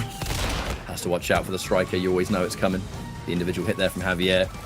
Having to be very careful. I mean, I'd say waiting for striker to come back, but you don't really have that luxury with Xiao being so close. All right, Kano. Good block on the sweep. Do it again. Command grab? No, it doesn't. Double down 1. I still can't believe that axeless sweep is plus. Is it like plus 3 or something? It's plus 3, yeah. Man. He's just kicking your shins and you're like, oh, it's my turn. No, it's not. Yeah, kicking the shins again, mate. Yeah. No, it's even worse when they just decide to pick up the action swing and you're like, oh, that's plus 2? Oh, okay, cool. When they have characters that let you combo from it as well. But the armored axe swing. the armor X-Wing combo was like, okay, well, Shao is now he's a boss character. Oh, great. I love that. I'm actually well happy for that. No, literally, yes, I do. He is the boss. You know, when Shao has been, and I'm not going to get into it too much, but like, historically, when Shao has actually been in a Mortal Kombat game and he's not been a boss character, with the exception of MK11, he's actually been really good. He was like basically top 5 in MK versus DC. His main combo launcher was plus on block. Funnily enough, in this game, he has a launcher that's plus on block. I wonder where they got that idea from. So maybe we had something cooking there the first time around. That combo, that was so good, Javier. Change the chameleon. Wait, just be ready for the insanity, Tento. That's what we're waiting for. Oh my god. Optimals. Overhead. Big Dammy. Oh, get off me. Get off me indeed. Low. Walk up grab. I mean, we're mixing. That's what we're going to do. Sometimes you just got to mix. Ooh, gets the back throw. I like Poke. You know, I thought you're so lucky. I'm surprised you didn't get hit right there. And yo, it looked like something happened with Javier. There's the execution right there in the beginning right there. It looked like he no, he didn't get the combo, and no, he's dead for it. An unfortunate blunder. However, we still have more of this game left to go. I'm a bit worried about the meter, because again, that's one thing that's going to change, actually. Scorpion's not going to be able to be as reliant on that death spin without a powerful ambush to cover you. I mean, maybe the katana fan lift will be one, but that's such a long animation. I feel like it's going to be obvious that fan lift is coming, and you can probably punish it anyway, right? Definitely. Ooh, with the Melina. Get off me. You're not doing that again. Good blocks. Really good blocks. Oh, no. Oh, big jump. And gets conversion. The awareness that he was on the other side. We're side switch afterwards? Or we going to misprint? No, Javier's conversions, 418 damage out of seemingly nowhere. The chameleon effect. Here comes Kano. It's so good. Wait for the inevitable glaive. It's going to come back. Another throw tech. Ooh. Low into overhead.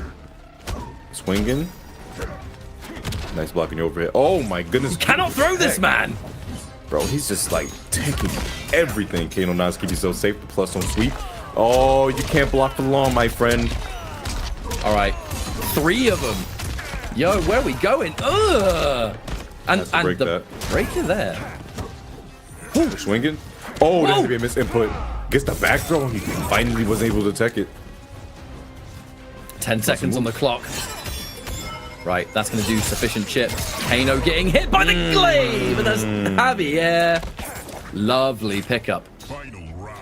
Javier with the awareness, seeing the glaive got hit and immediately went to spear. Just a down 2 on the other side. Surprised no teleport after that. Yeah, I'm sure he can react to it. Oh, wait. Chopping down the tree. Big lip. Oh no! Oh, you're so lucky that wasn't a 4-3, because that could have been terrible. Actually, the whole time that 4-3 wouldn't even reach. What am I talking about? Kano knives just to add to the zoning. Oh, walk up Melina overhead. Either possible mix, looking for a low poke, or I think we just all forgot Melina was available, to be honest with you. Fantos. Oh, gets caught. And that's gonna be a conversion. Stand 2 and 2 it. Ooh. Oh, that had. I think that might have been ball roll.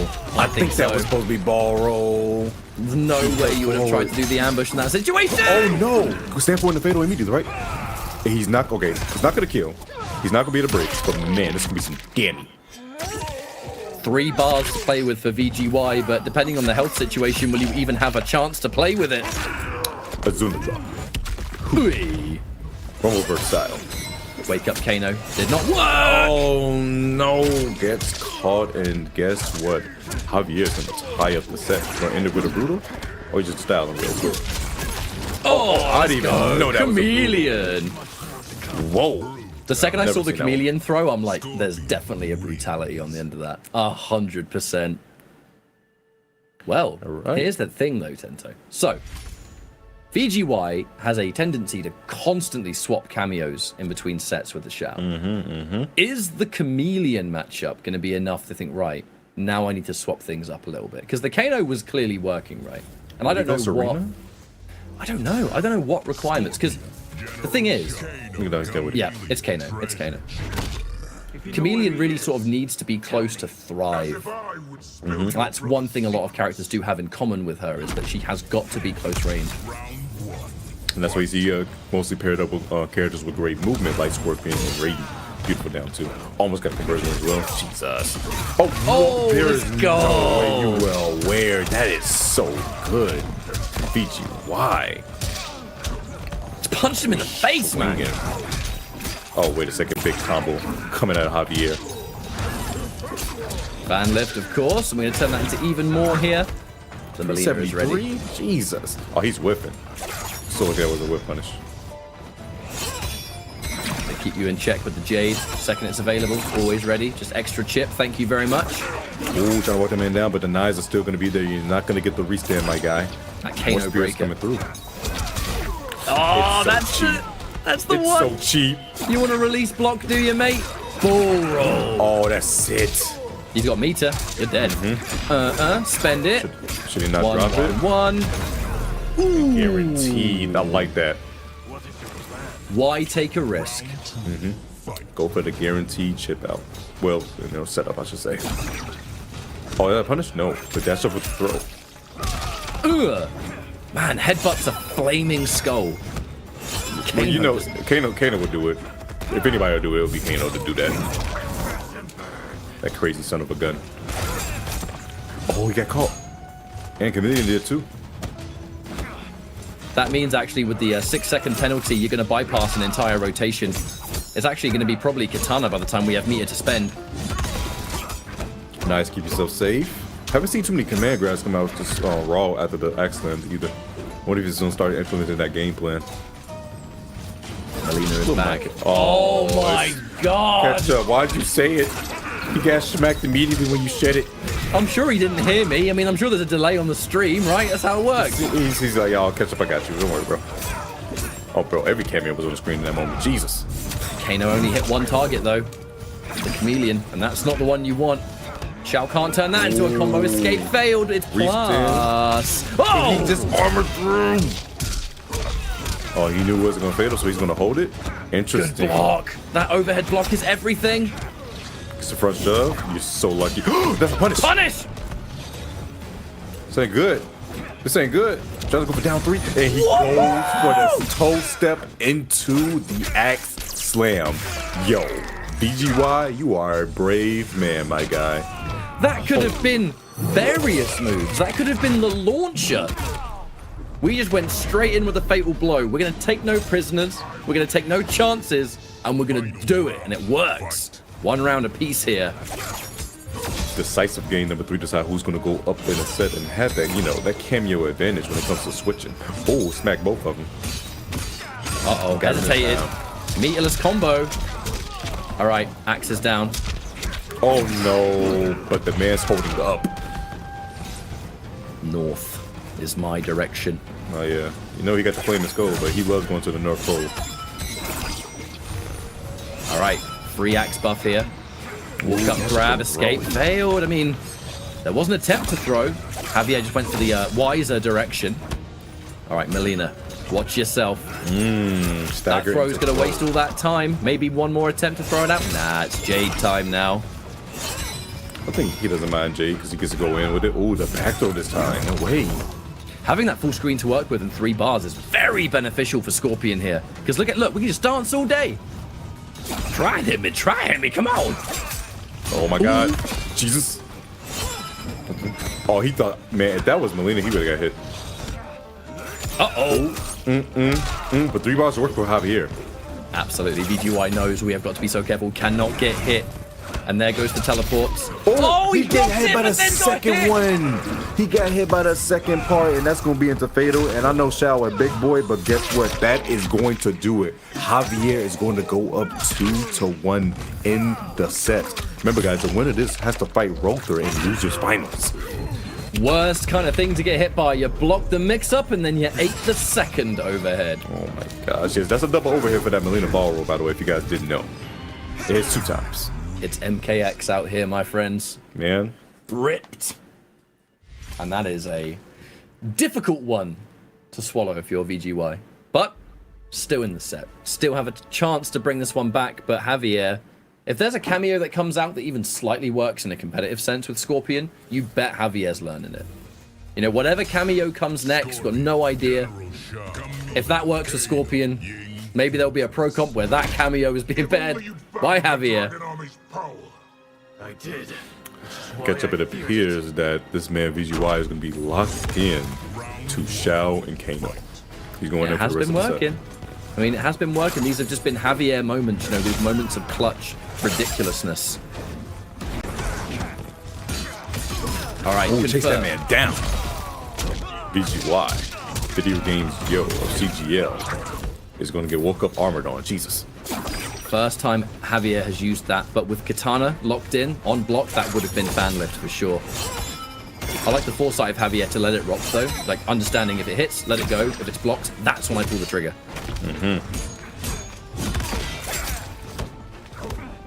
Staggering that into a forward throw, keeping it going. Oh, another one.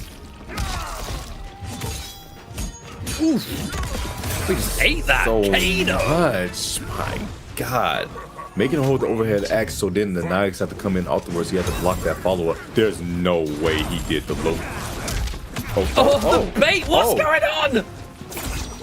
Javier's just showing all the tips and tricks, okay? He's showing all the sauce. He's showing what he has learned with this chameleon cameo. All right. Kano gets smacked. Absolutely chews up Kano. Are we out of there? Are we backing up? Backing up. Backing. Oh, no. More. Oh, this man's not blocking. Overhead. The overhead coming through. We going all the way to the corner. Give me my axe back. Get off me. None of that. Has to respect the glaive on the other end. A lot of patience being shown from VGY. It's weird. VGY had quite a life lead, and yeah, he was approaching. I'm like, man, actually, he has to come to you. Gotta be careful though, because those ranged options from Shao without Kano, I mean, they do become rather reactable. Again, making our launcher hit at the same time as the Jade Glaive return does make it scale less in the combo. Alina is ready. Watch your head. Please watch out. Watch out for poking the special too, because it can happen to you. Wake up down one. Interesting stuff there. Forward throw. What you just gotta do it, you know. Alright, you gotta watch that. Oh, gets it down too. Can I get a conversion? He did not jump that, brother. There's no way. He actually got the high ground. There's no way. Beautiful jump. Looked for a jumper zone, but sadly the jump kick came out too late. That's going to get blocked. And now Javier in the driver's seat. Man, he's got full control right now. He is in the cockpit, but wait a minute. Shades of a few games ago, the same pickup. Because I'm co-pilot here. Definitely think VGY was worried about that wake-up ball roll, by the way. Happy to sit and wait for it. The breaker now. Javier forced to spend every ounce of resource. Dash in sweep. The glaive to return. A free jump in. The respect. Down one's going to trade. VGY. Another throw tech. He said, get off me. I'm the general. Thought the general to save some time. Get off me. Oh, that 2-1 range is so incredible, man. By the time this combo is over, we should have maybe at least one glaive to play with, and then it's going to be Katana Town. Let's Javier risk it. A teleport? No! But he did get the spear. Oh, this is bad. You gave VGY a chance. You never want to give this man a chance. What? Oh my God, that's a whip punish and a half, and VGY will fall to MK Javier 3-1. The bags afterward. Oh yeah, show him something. Show him something. Show him that that down input works. That's a clean game there from Javier. This chameleon is just extending so much of the weirdness from Scorpion, you know, and it's just, for me, that now sets up for a really insane match, because now it's going to be Javier versus Rothor, and even then, I don't know what Rothor's playing. Again, we could have the Rain, Quan, as we've seen today, Shang Tsung, so I think the insane matches are going to continue. GG's to VGY, you know, already plenty of points on that leaderboard in general, and an opportunity now at that top 4 finish to just continue the climb of points. But Javier able to conquer today. And now the journey of Javier is not over, because now it's Rothor lying in wait, and then Kanamani in the grand finals. So only 2 more series left to go Beautiful whip punish with that off that overhead with Spirit immediately, and this man Javier. So you know, let me show you something.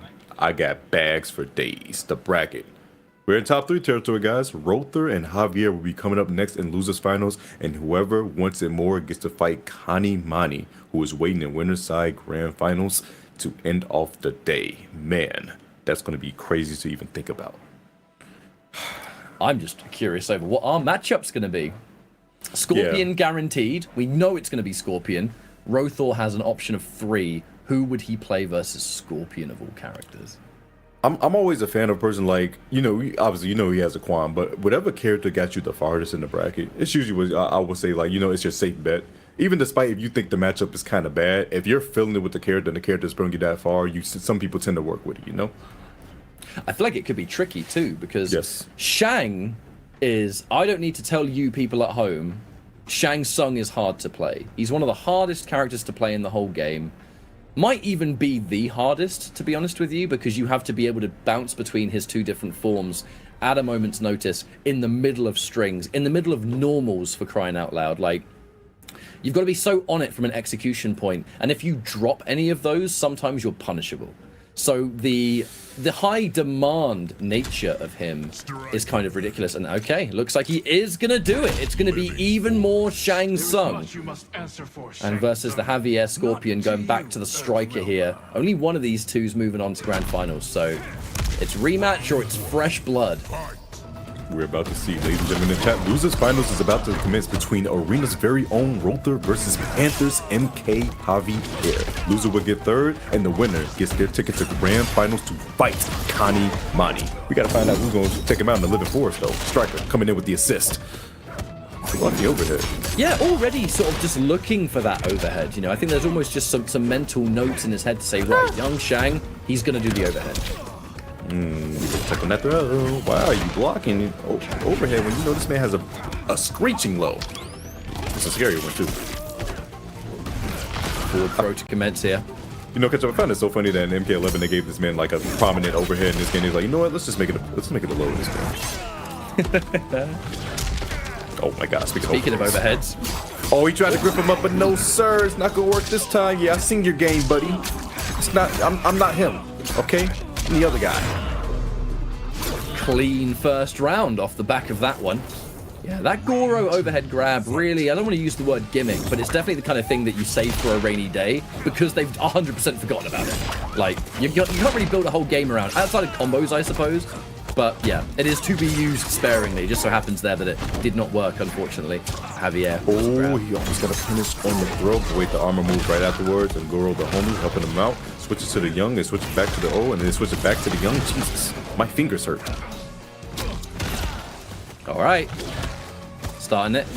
That's the crazy thing. Those last-minute morphs where you really can't see what form he's going to be before he does a move, and that's going to make it so much harder to react to. And he also got to realize what does he get and what is, like, some people don't even know what does he get in young and what does he get in old too. Oh, he got caught by the last part of it. Now watch your toes again. That's coming a big factor right now. That back 3 has definitely gave him a lot of mileage in this first game. How did he get through those? Your guess is as good as mine, my friend. But what that allows now is that Javier's pushing forward just a little bit more. Watch out for the Goro. Oh, we almost went all the way with that. Oh, that should be 0-0. Nice falls block, so it's not going to be chip out, but the 2-1 immediately, he knew he was going to challenge with something. Oh, we bag it immediately on game 1? What is going on? BM. Hang on a minute. You know There's what I'm so going to do? much BM. No, I'm going to open up the chat. I want to see if these players have been arguing with each other. I want to see if there's been some words exchanged. Has there been some sauce that we haven't found? Let me find out. I'm going to be just really, really nosy here. I'm going to scroll up. I've just gone on it. I'm going to scroll up. I want to see if anyone's been like, right, yeah, I'm going to say these things. No, looks pretty normal to me. No, it's not like Javier to just sort of bring that out of nowhere. Javier I feel like he's just playing with something to prove at this point. And he just wants to teabag everything. Or he just likes pressing the down input. Or he just likes getting people's heads. He's just unhinged. He just decided to wake up and went, you know what? You know what? Today I'm going to do it. Today's the day I'm going to do it. You've had me for the last time, guys. It's over. I don't know, guys. I mean, look, we're playing a game where you can, you know, murder your opponent with a fatality or a brutality. Why is everyone getting mad over someone pressing down on the controller a bunch? No, people. I guess it's because he's using Lopian. Maybe. Perhaps. So you guys are losing to Lopian. Not a good look, man. However, oh, now we stick out a button. There's that low once more. Held it there, the striker. I'm surprised I didn't actually hit him. Bro, trying to license this man eyes. This old man can't take that. Come on now. You turn up his retina. There's no. Oh my gosh, the back two anti-air and the teleport is amazing. I mean, I think it's one of the best anti-airs. It leads to such good damage. It's got such good range. Oh, hang on. You're 950 health. Oh, he's dead. Jesus, that last shot did so much. 950 health, my friend. Whipping up block, and it's one of the reasons I don't like to up block a huge amount, because it is really risky. Man, the only character up block gets against Johnny, because that man's jump kick is wild. Other than that, nah. Yeah, I'm that is an anti-airing. exception, isn't it? I hate that jump kick. Bro, I'm just anti-airing everybody else, but that carrying, oh yeah, I'm up blocking. I kind of cheat. I've got Quan Chi standing 3. This guy. His tongue comes out of the portal from God knows what, and then just does it. Yeah, okay. I love it, mate. Wonderful. Have a great time. Well, I say that if you space it right, not when they're point blank, otherwise you got problems. However, I pick up there. Rothor still trying to bag some more damage. Speaking of bags, I'm actually really curious to see what happens if Javier wins this round. Oh no, that's it. No! That's it. Oh, that was so unfortunate. The Right, skull Tenso, whipped. do we think he's gonna do it? Is he gonna do it? It would be so. Again, he's doing it again. He said, "You're bad, brother." What's gotten into him? What's gotten no, into him, Tento? You know, I really just feel like it's the statement being made, and like there's also the mental factor. You know, the mental fortitude. You want to get inside your opponent's head and let them know that they can't mess with you. Okay, very appropriately in a professional manner, and they do that by teabags. Or he's just feeling, like I said, the down button just needs to be used for a little bit. Some people like to be the villain arc. Some people remember the time in Injustice 2 catch up where Tweety said he liked the boos from the crowds because it powered him up. Things like that happen too. I saw a comment in chat that said, Rothor, you need to stop dropping stuff. He knows! This is not some secret information you have divulged. Like, he knows! Damn! If only I started hitting my combos a bit more, I'd be getting more damage. Why didn't someone tell me? If only I knew that dropping combos would be detrimental to my my You see, experience in the Tento, game. combos or combinations are really good for securing high damage on your opponent, and the key is to not mess up said combinations. Yeah. Anyway, which is not insured though. A 2-0 right now for Javier, and he's looking real good. Meter spent on this combo. Good thing he didn't drop it a lot. Grenades, bro. To catch up. I'm gonna be honest with you. I might have to call this his time of death. No, don't do it. I believe. I'm a believer. 2:13 p.m. Central Standard Time. Rothor he has played out of his mind today, and this Shang performance has been absolutely ridiculous. It's just, yeah, I don't know what's happening here. It's just against Scorpion, it can just be a little bit. Oh my god! The combo dropped. I mean, man, Twitch chat already told you, man. My spaghetti inside Madame Bo's shop is not the way to go. She's going to make you clean it up afterwards. I hope you know that. But wait a second, he's trying to pack it up with a U-Haul truck. That's what I'm talking about. Ooh, Goro jumped it. Okay, wait. He might have something for us. He might have something for us. Patience. He might have something for us. The patience, Tento. All right, it's 2:14 now. Never mind. The time has changed. You know, I remember during the beta, instead of a picture of Madame Bo, it was a picture of Su Hao. It was his Deadly Alliance render. Oh, the Deadly Alliance. We love Deadly Alliance. I wish there was a secret input you could do that brings the Su Hao poster back. But they're giving me ideas. They're watching. All right, Javier. Match point here. Ooh, anti-air sending Scorpion to space. Oh. No dash up. We gotta watch out for the spear though. Good double. Get out of here, Striker. I love the pokes right there to get rid of Striker. And the quick delay into another 4-4. And now this man's getting bomboed for days. Look at him. Inject him with the stuff. Big damage. However, next hit's probably going to do it, especially now Rothor has spent that meter. All right, Striker, you have to respect. There is no striker to be had. Dash in, throw. Oh, It's gonna happen. Wake up fatal? No way, right? Okay, no, you good, you good. Not this time. The circumstances. Oh my You're god. alive. He tried You're to alive. whip punish, but this wasn't good. No, it's not looking good. Catch up. You have to flawless block. Ah, and there was none. There was none. And again, ended the combo to do it. And the delay. Oh, you missed made it. it whiff Yo, too. no, you made it worse. You missed it. You missed it. Your BM card has been... Your ability to be rude to your opponent has just been revoked because you whiffed the fatal blow. That's like when you're about BM to... card. No, it's when took you're it away. about... It's when you're about to, like... You know when you're about to roast your mate and you have the greatest roast ever and your voice cracks and it's done. It's done. That was the Mortal Kombat version of that. He went to go and give the most savage roast to Rothor. And then he was going to go, you know what, Rothor? Never mind. It's done. It's done. Forget about it. Forget about it. GG. Bro, We'll your shake voice hands crack and is we'll- over, bro. And we'll go our can't do separate it. ways. I mean, overall though, I think huge shout-outs to Rothor for making it this far, because like at the end of the day, I had never seen him pick Shang Tsung ever. I was totally unsure when we saw it when they initially played as well, because let's not forget, you know, the reverse sweep. In fact, actually, maybe that's where the disrespect came from, that maybe Javier was dissatisfied that Rothor made that reverse sweep with Shang and was able to bring it all the way back, right? Maybe there's some deep-seated lore there. But either way, this run back was a 3-0. Oh yeah, he's making sure. You know what? That first time you beat me, it was a fluke. Now look at me. I got all this planned. I got all this planned out. You're nothing. You got 3-0. Now it's back to the drawing board for you. And good luck to the next qualifier, because I am now in grand finals. Javier, Panther on Panther action will be happening against Kani Mani. And man, that's going to be. Whew, we're going to see. We're going to see what he has in store for him. This is also another run back from. Oh, actually, no. It was not a run back. That was who let him in losers finals in UFA. Who was in losers finals? Oh no, there was. No. It was Kanamani, yeah. Kanamani Yeah, versus Rothor, because Tekken Master was lying in wait. So that's what it was. Of which, of course, you know, shout-outs to Tekken Master, who was able to win the second Middle East qualifier yesterday. I can't really say that surprises me. Tekken Master is very much the champion of that part of the world. So, of course, he's able to secure those first place prizes.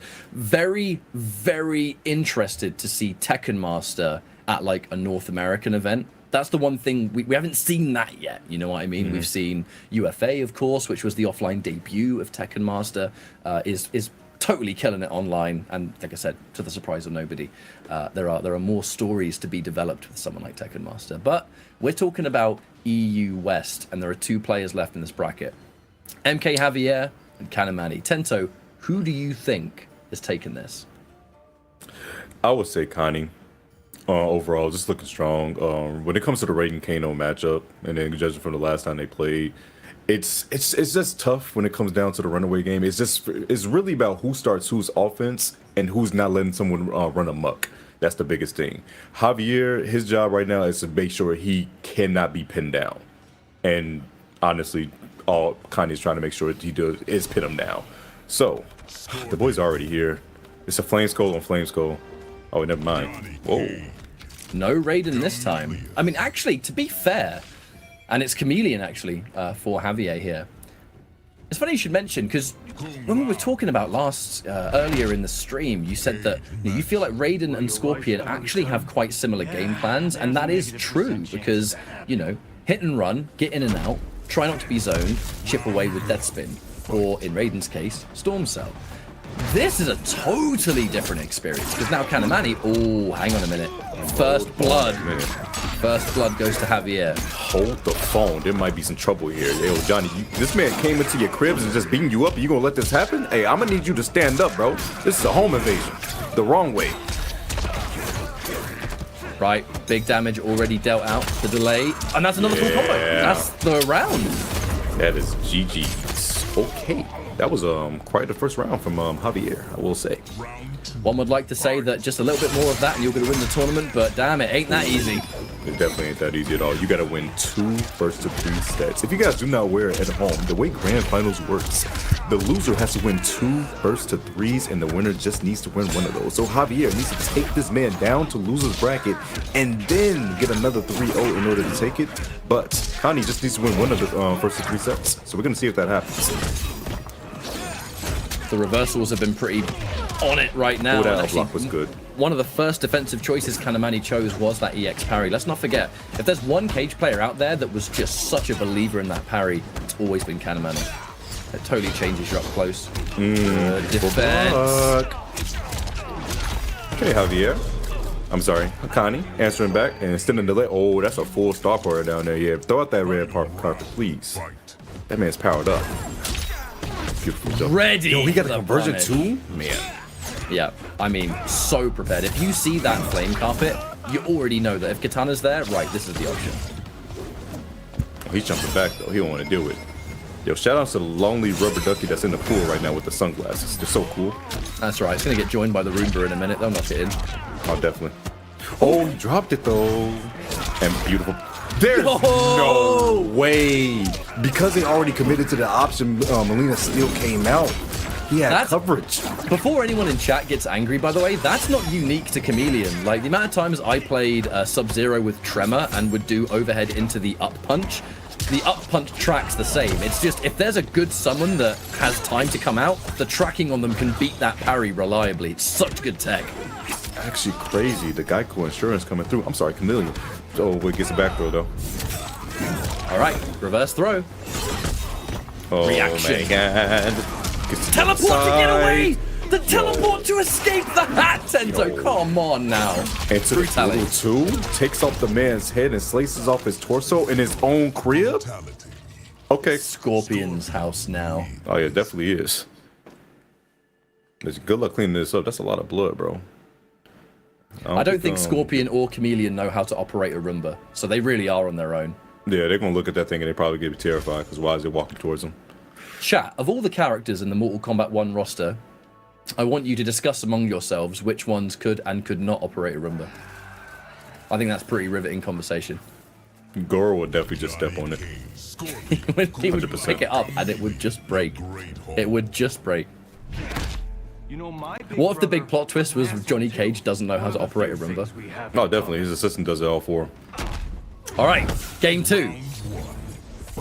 Man, that Chameleon. This Chameleon has been just putting in the hours for the Scorpion right here. Oh, he kicked the hell out of this Chameleon. You saw that? Jesus. And got her off Answered back. Answered back with a full screen spear. And because it was hitting a fast recovery move, just like that, we're back fully loaded. Both of these glaives coming out. I'm gonna get in time. No, he isn't. Oh, back into the spear. Yo, Javier right now is playing on a different level. My God. And the instant teleport because he knows that Kanamani's looking for the punish. The layers. Beautiful duck. Committed a little bit too hard right there. Let me show you something in front of the queen real quick. No cojones. That's that eternal mix-up. Overhead or low hat. Oh, he almost got the full conversion, but gets the back throw again? Oh, you're not gonna run it back this time. That is a tricky combo from what I've seen. Yeah. Definitely looks weird in the corner too. Oh no, he didn't block the jump kick. Spear. That was a punish. Oh, dash up into it as well. Other side. Oh no, you're dead. It is gonna scale off. It's gonna scale off EX parry. Yeah, but is he? No, he's dead. Question mark? I mean, it's meant to scale off EX parry. If you are still alive.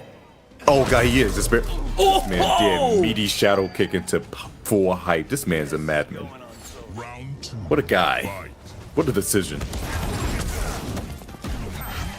Oh, another parry. Look, there's no other Cage player out there, Tento, that uses parry like Kanamani. He's just has, like I said, he's got a sixth sense for it. The parry is so good in this matchup for him thus far. Oh no, he got him. Hesitated. Throws him out the corner. Okay, wait a second. Oh, dash up into the overhead again. Spear. Restand, you dash now. Oh yeah, we catch now. Back to our range game. I mean, that does seem to be where Javier is most comfortable. That 2-1 confirm. No breaker from Kanimani. holding on to it. I know Lau got hit, so it wasn't a choice, but...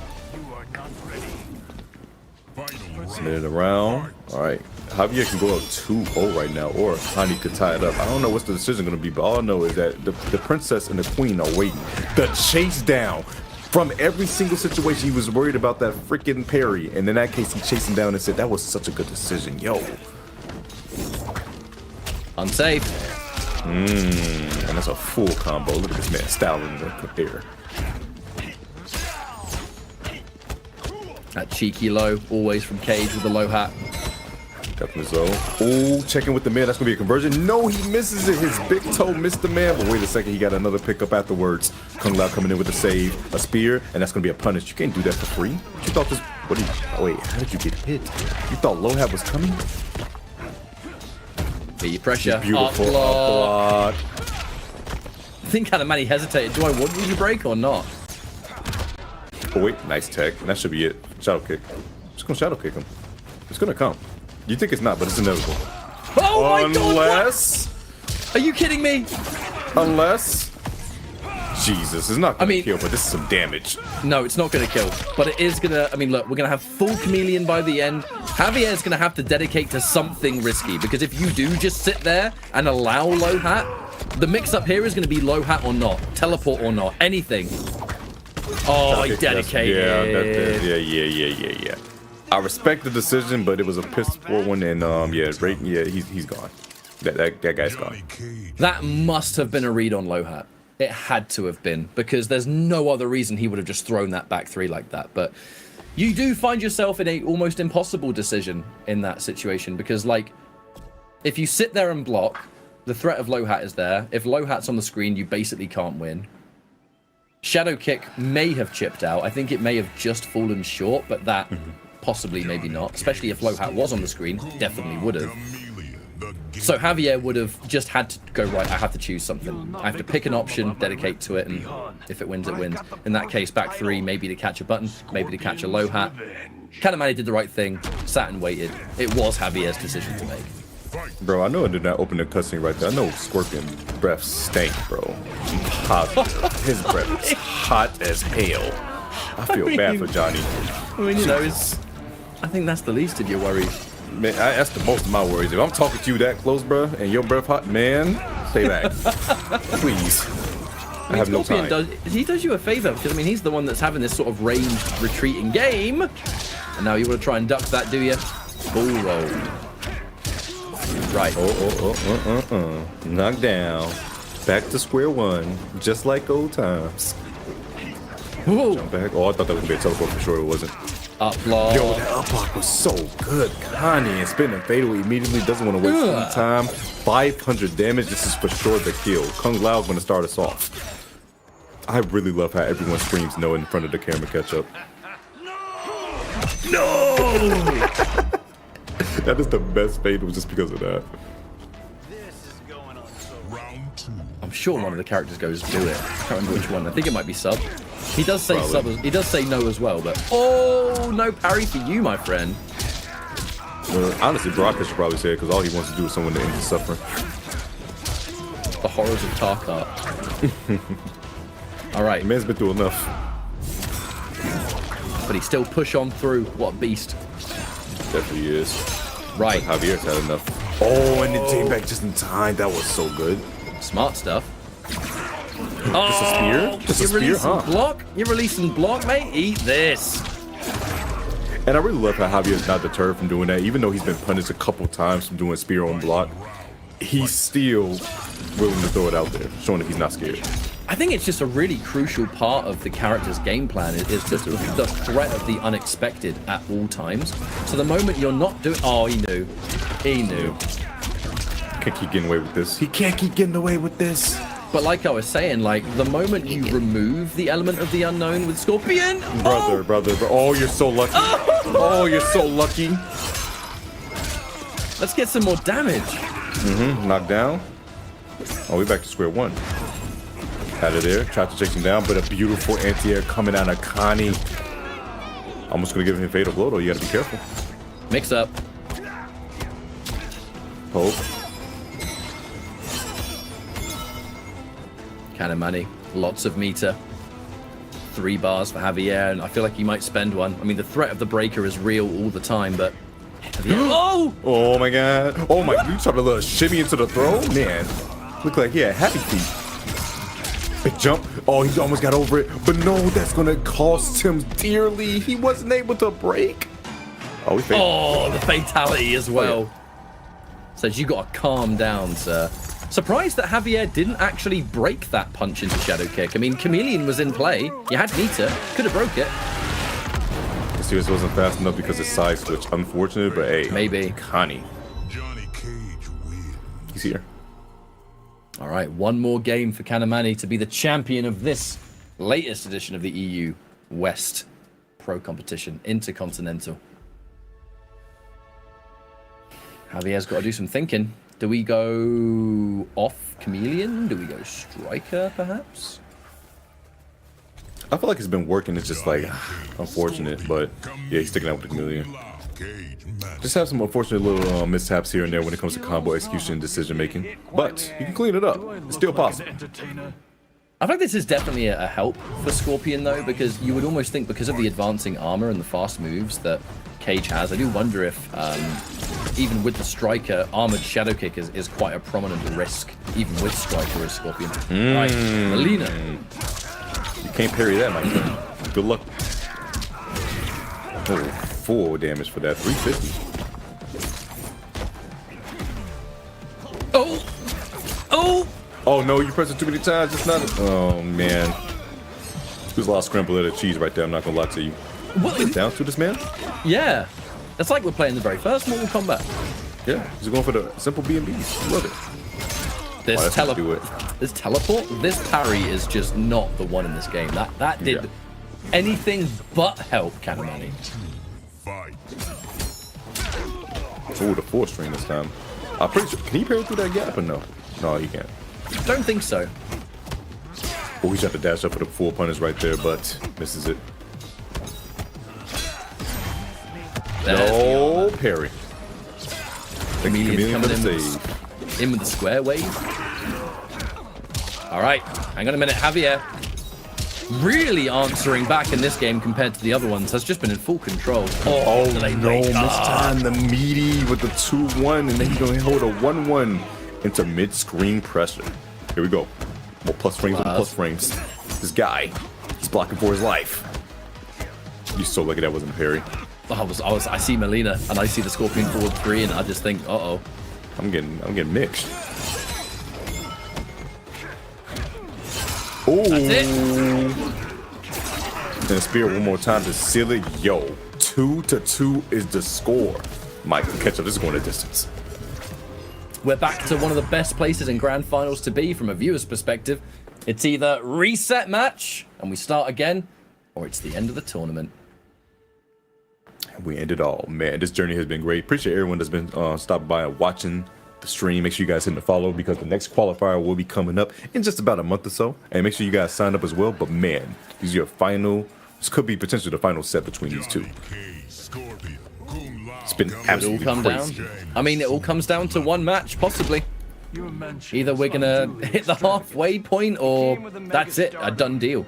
Kanamani did have a hard time in that last match. Javier was just in full control, and Kanamani went for some big risks that just didn't work.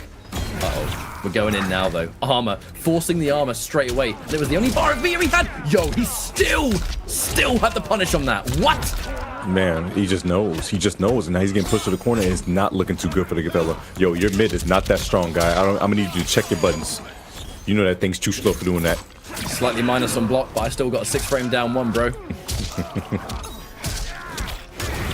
Right, so I move after this. Jade has been one of the bigger issues for Kanamani to fight against, so having the Jade disguise is pretty good for Javier. Going in for the fan confirmed. Another 2-1 breaks. Risky break now. Oh, no punish. Oh, big one. A breaker. Gonna breaker. All right, let's move. Let's move. This is scary for you. Oh my God. Another one. That glaive has locked him down. Tournament point for the man, Connie Mani. Javier, if you want to make the set go on any longer, I'm gonna need you to lean forward. That Molina ball roll, I mean, it was able to sponge the low hat, thankfully, so Javier did not take a full combo to that. Caught jumping out of the 2-1. Again, no full combo. It's parry time. And you still can't escape. I don't know if Kanamani fully believed in that. Didn't want to overcommit in case it got blocked. Man, this looks like scrambled egg and cheese. But wait a second, he gets the back throw. What's your move?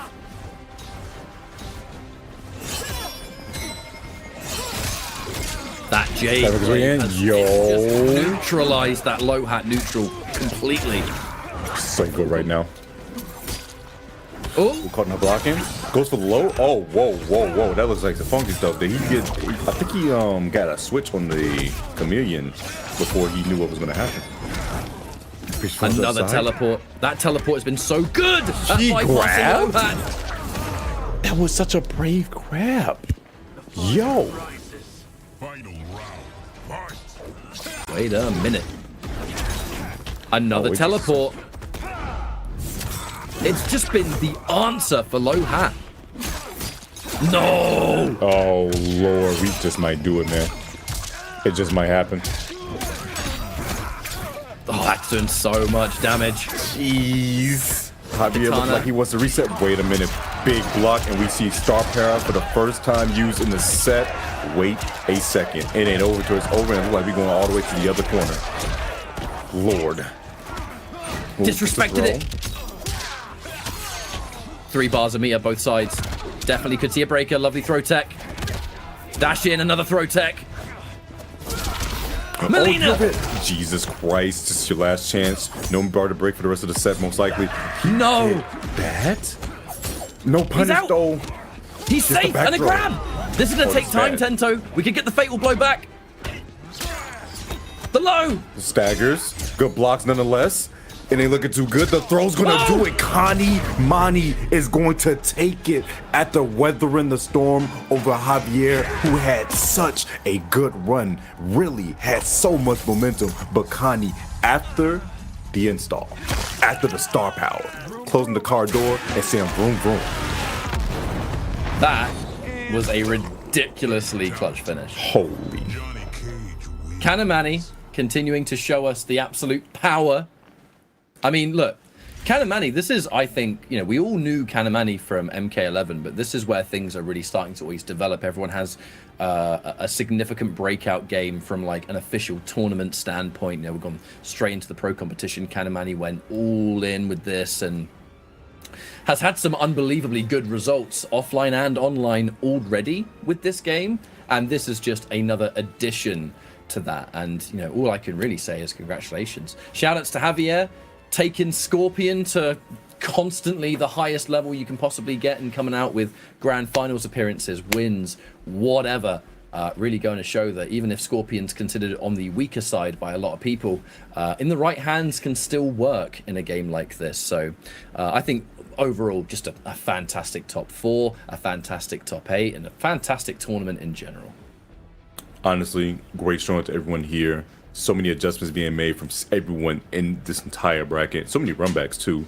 Great job, and great job to Connie Mani weathering the storm and proving why he is the champion for the #2 West qualifier. And my goodness, this is an excellent tournament. Yo, if you guys, can we get a round of applause for Ketchup? This man stood through for both of the regionals, East and West, and stuck through, showing that professionalism in the best way. With one hand. The man has pushed through entirely. Big shout outs to the man. The beard is looking exceptional. But guys, that's going to be it. And Ketchup, it's been great, man. Honestly, it really has. It's been a wonderful time. Thank you so much for joining me, man. Always a pleasure to have you on here. Really happy to see that you're getting a lot more opportunities in MK1. You know, God knows you've been a hard worker, and really glad that work's paying off, you know. So you definitely deserve it. Thank you so much to the production behind the scenes, making the show run. Often a thankless job, but I will take this time to thank you very much. So shout outs to all the players for giving us ridiculous matches. Shout outs to WB, shout outs to NetherRealm, shout outs to Mortal Kombat. And if you want to follow more of the action, NRS Esports on social media gives you all the information for upcoming tournaments, how to sign up, where to sign up, and where we are going to be next. My name is Ketchup, joined by Tento. This is the pro competition for Mortal Kombat 1 Intercontinental, EU, East, and West. We're going to peace out, and we'll see you later. Take care, much love, and goodbye.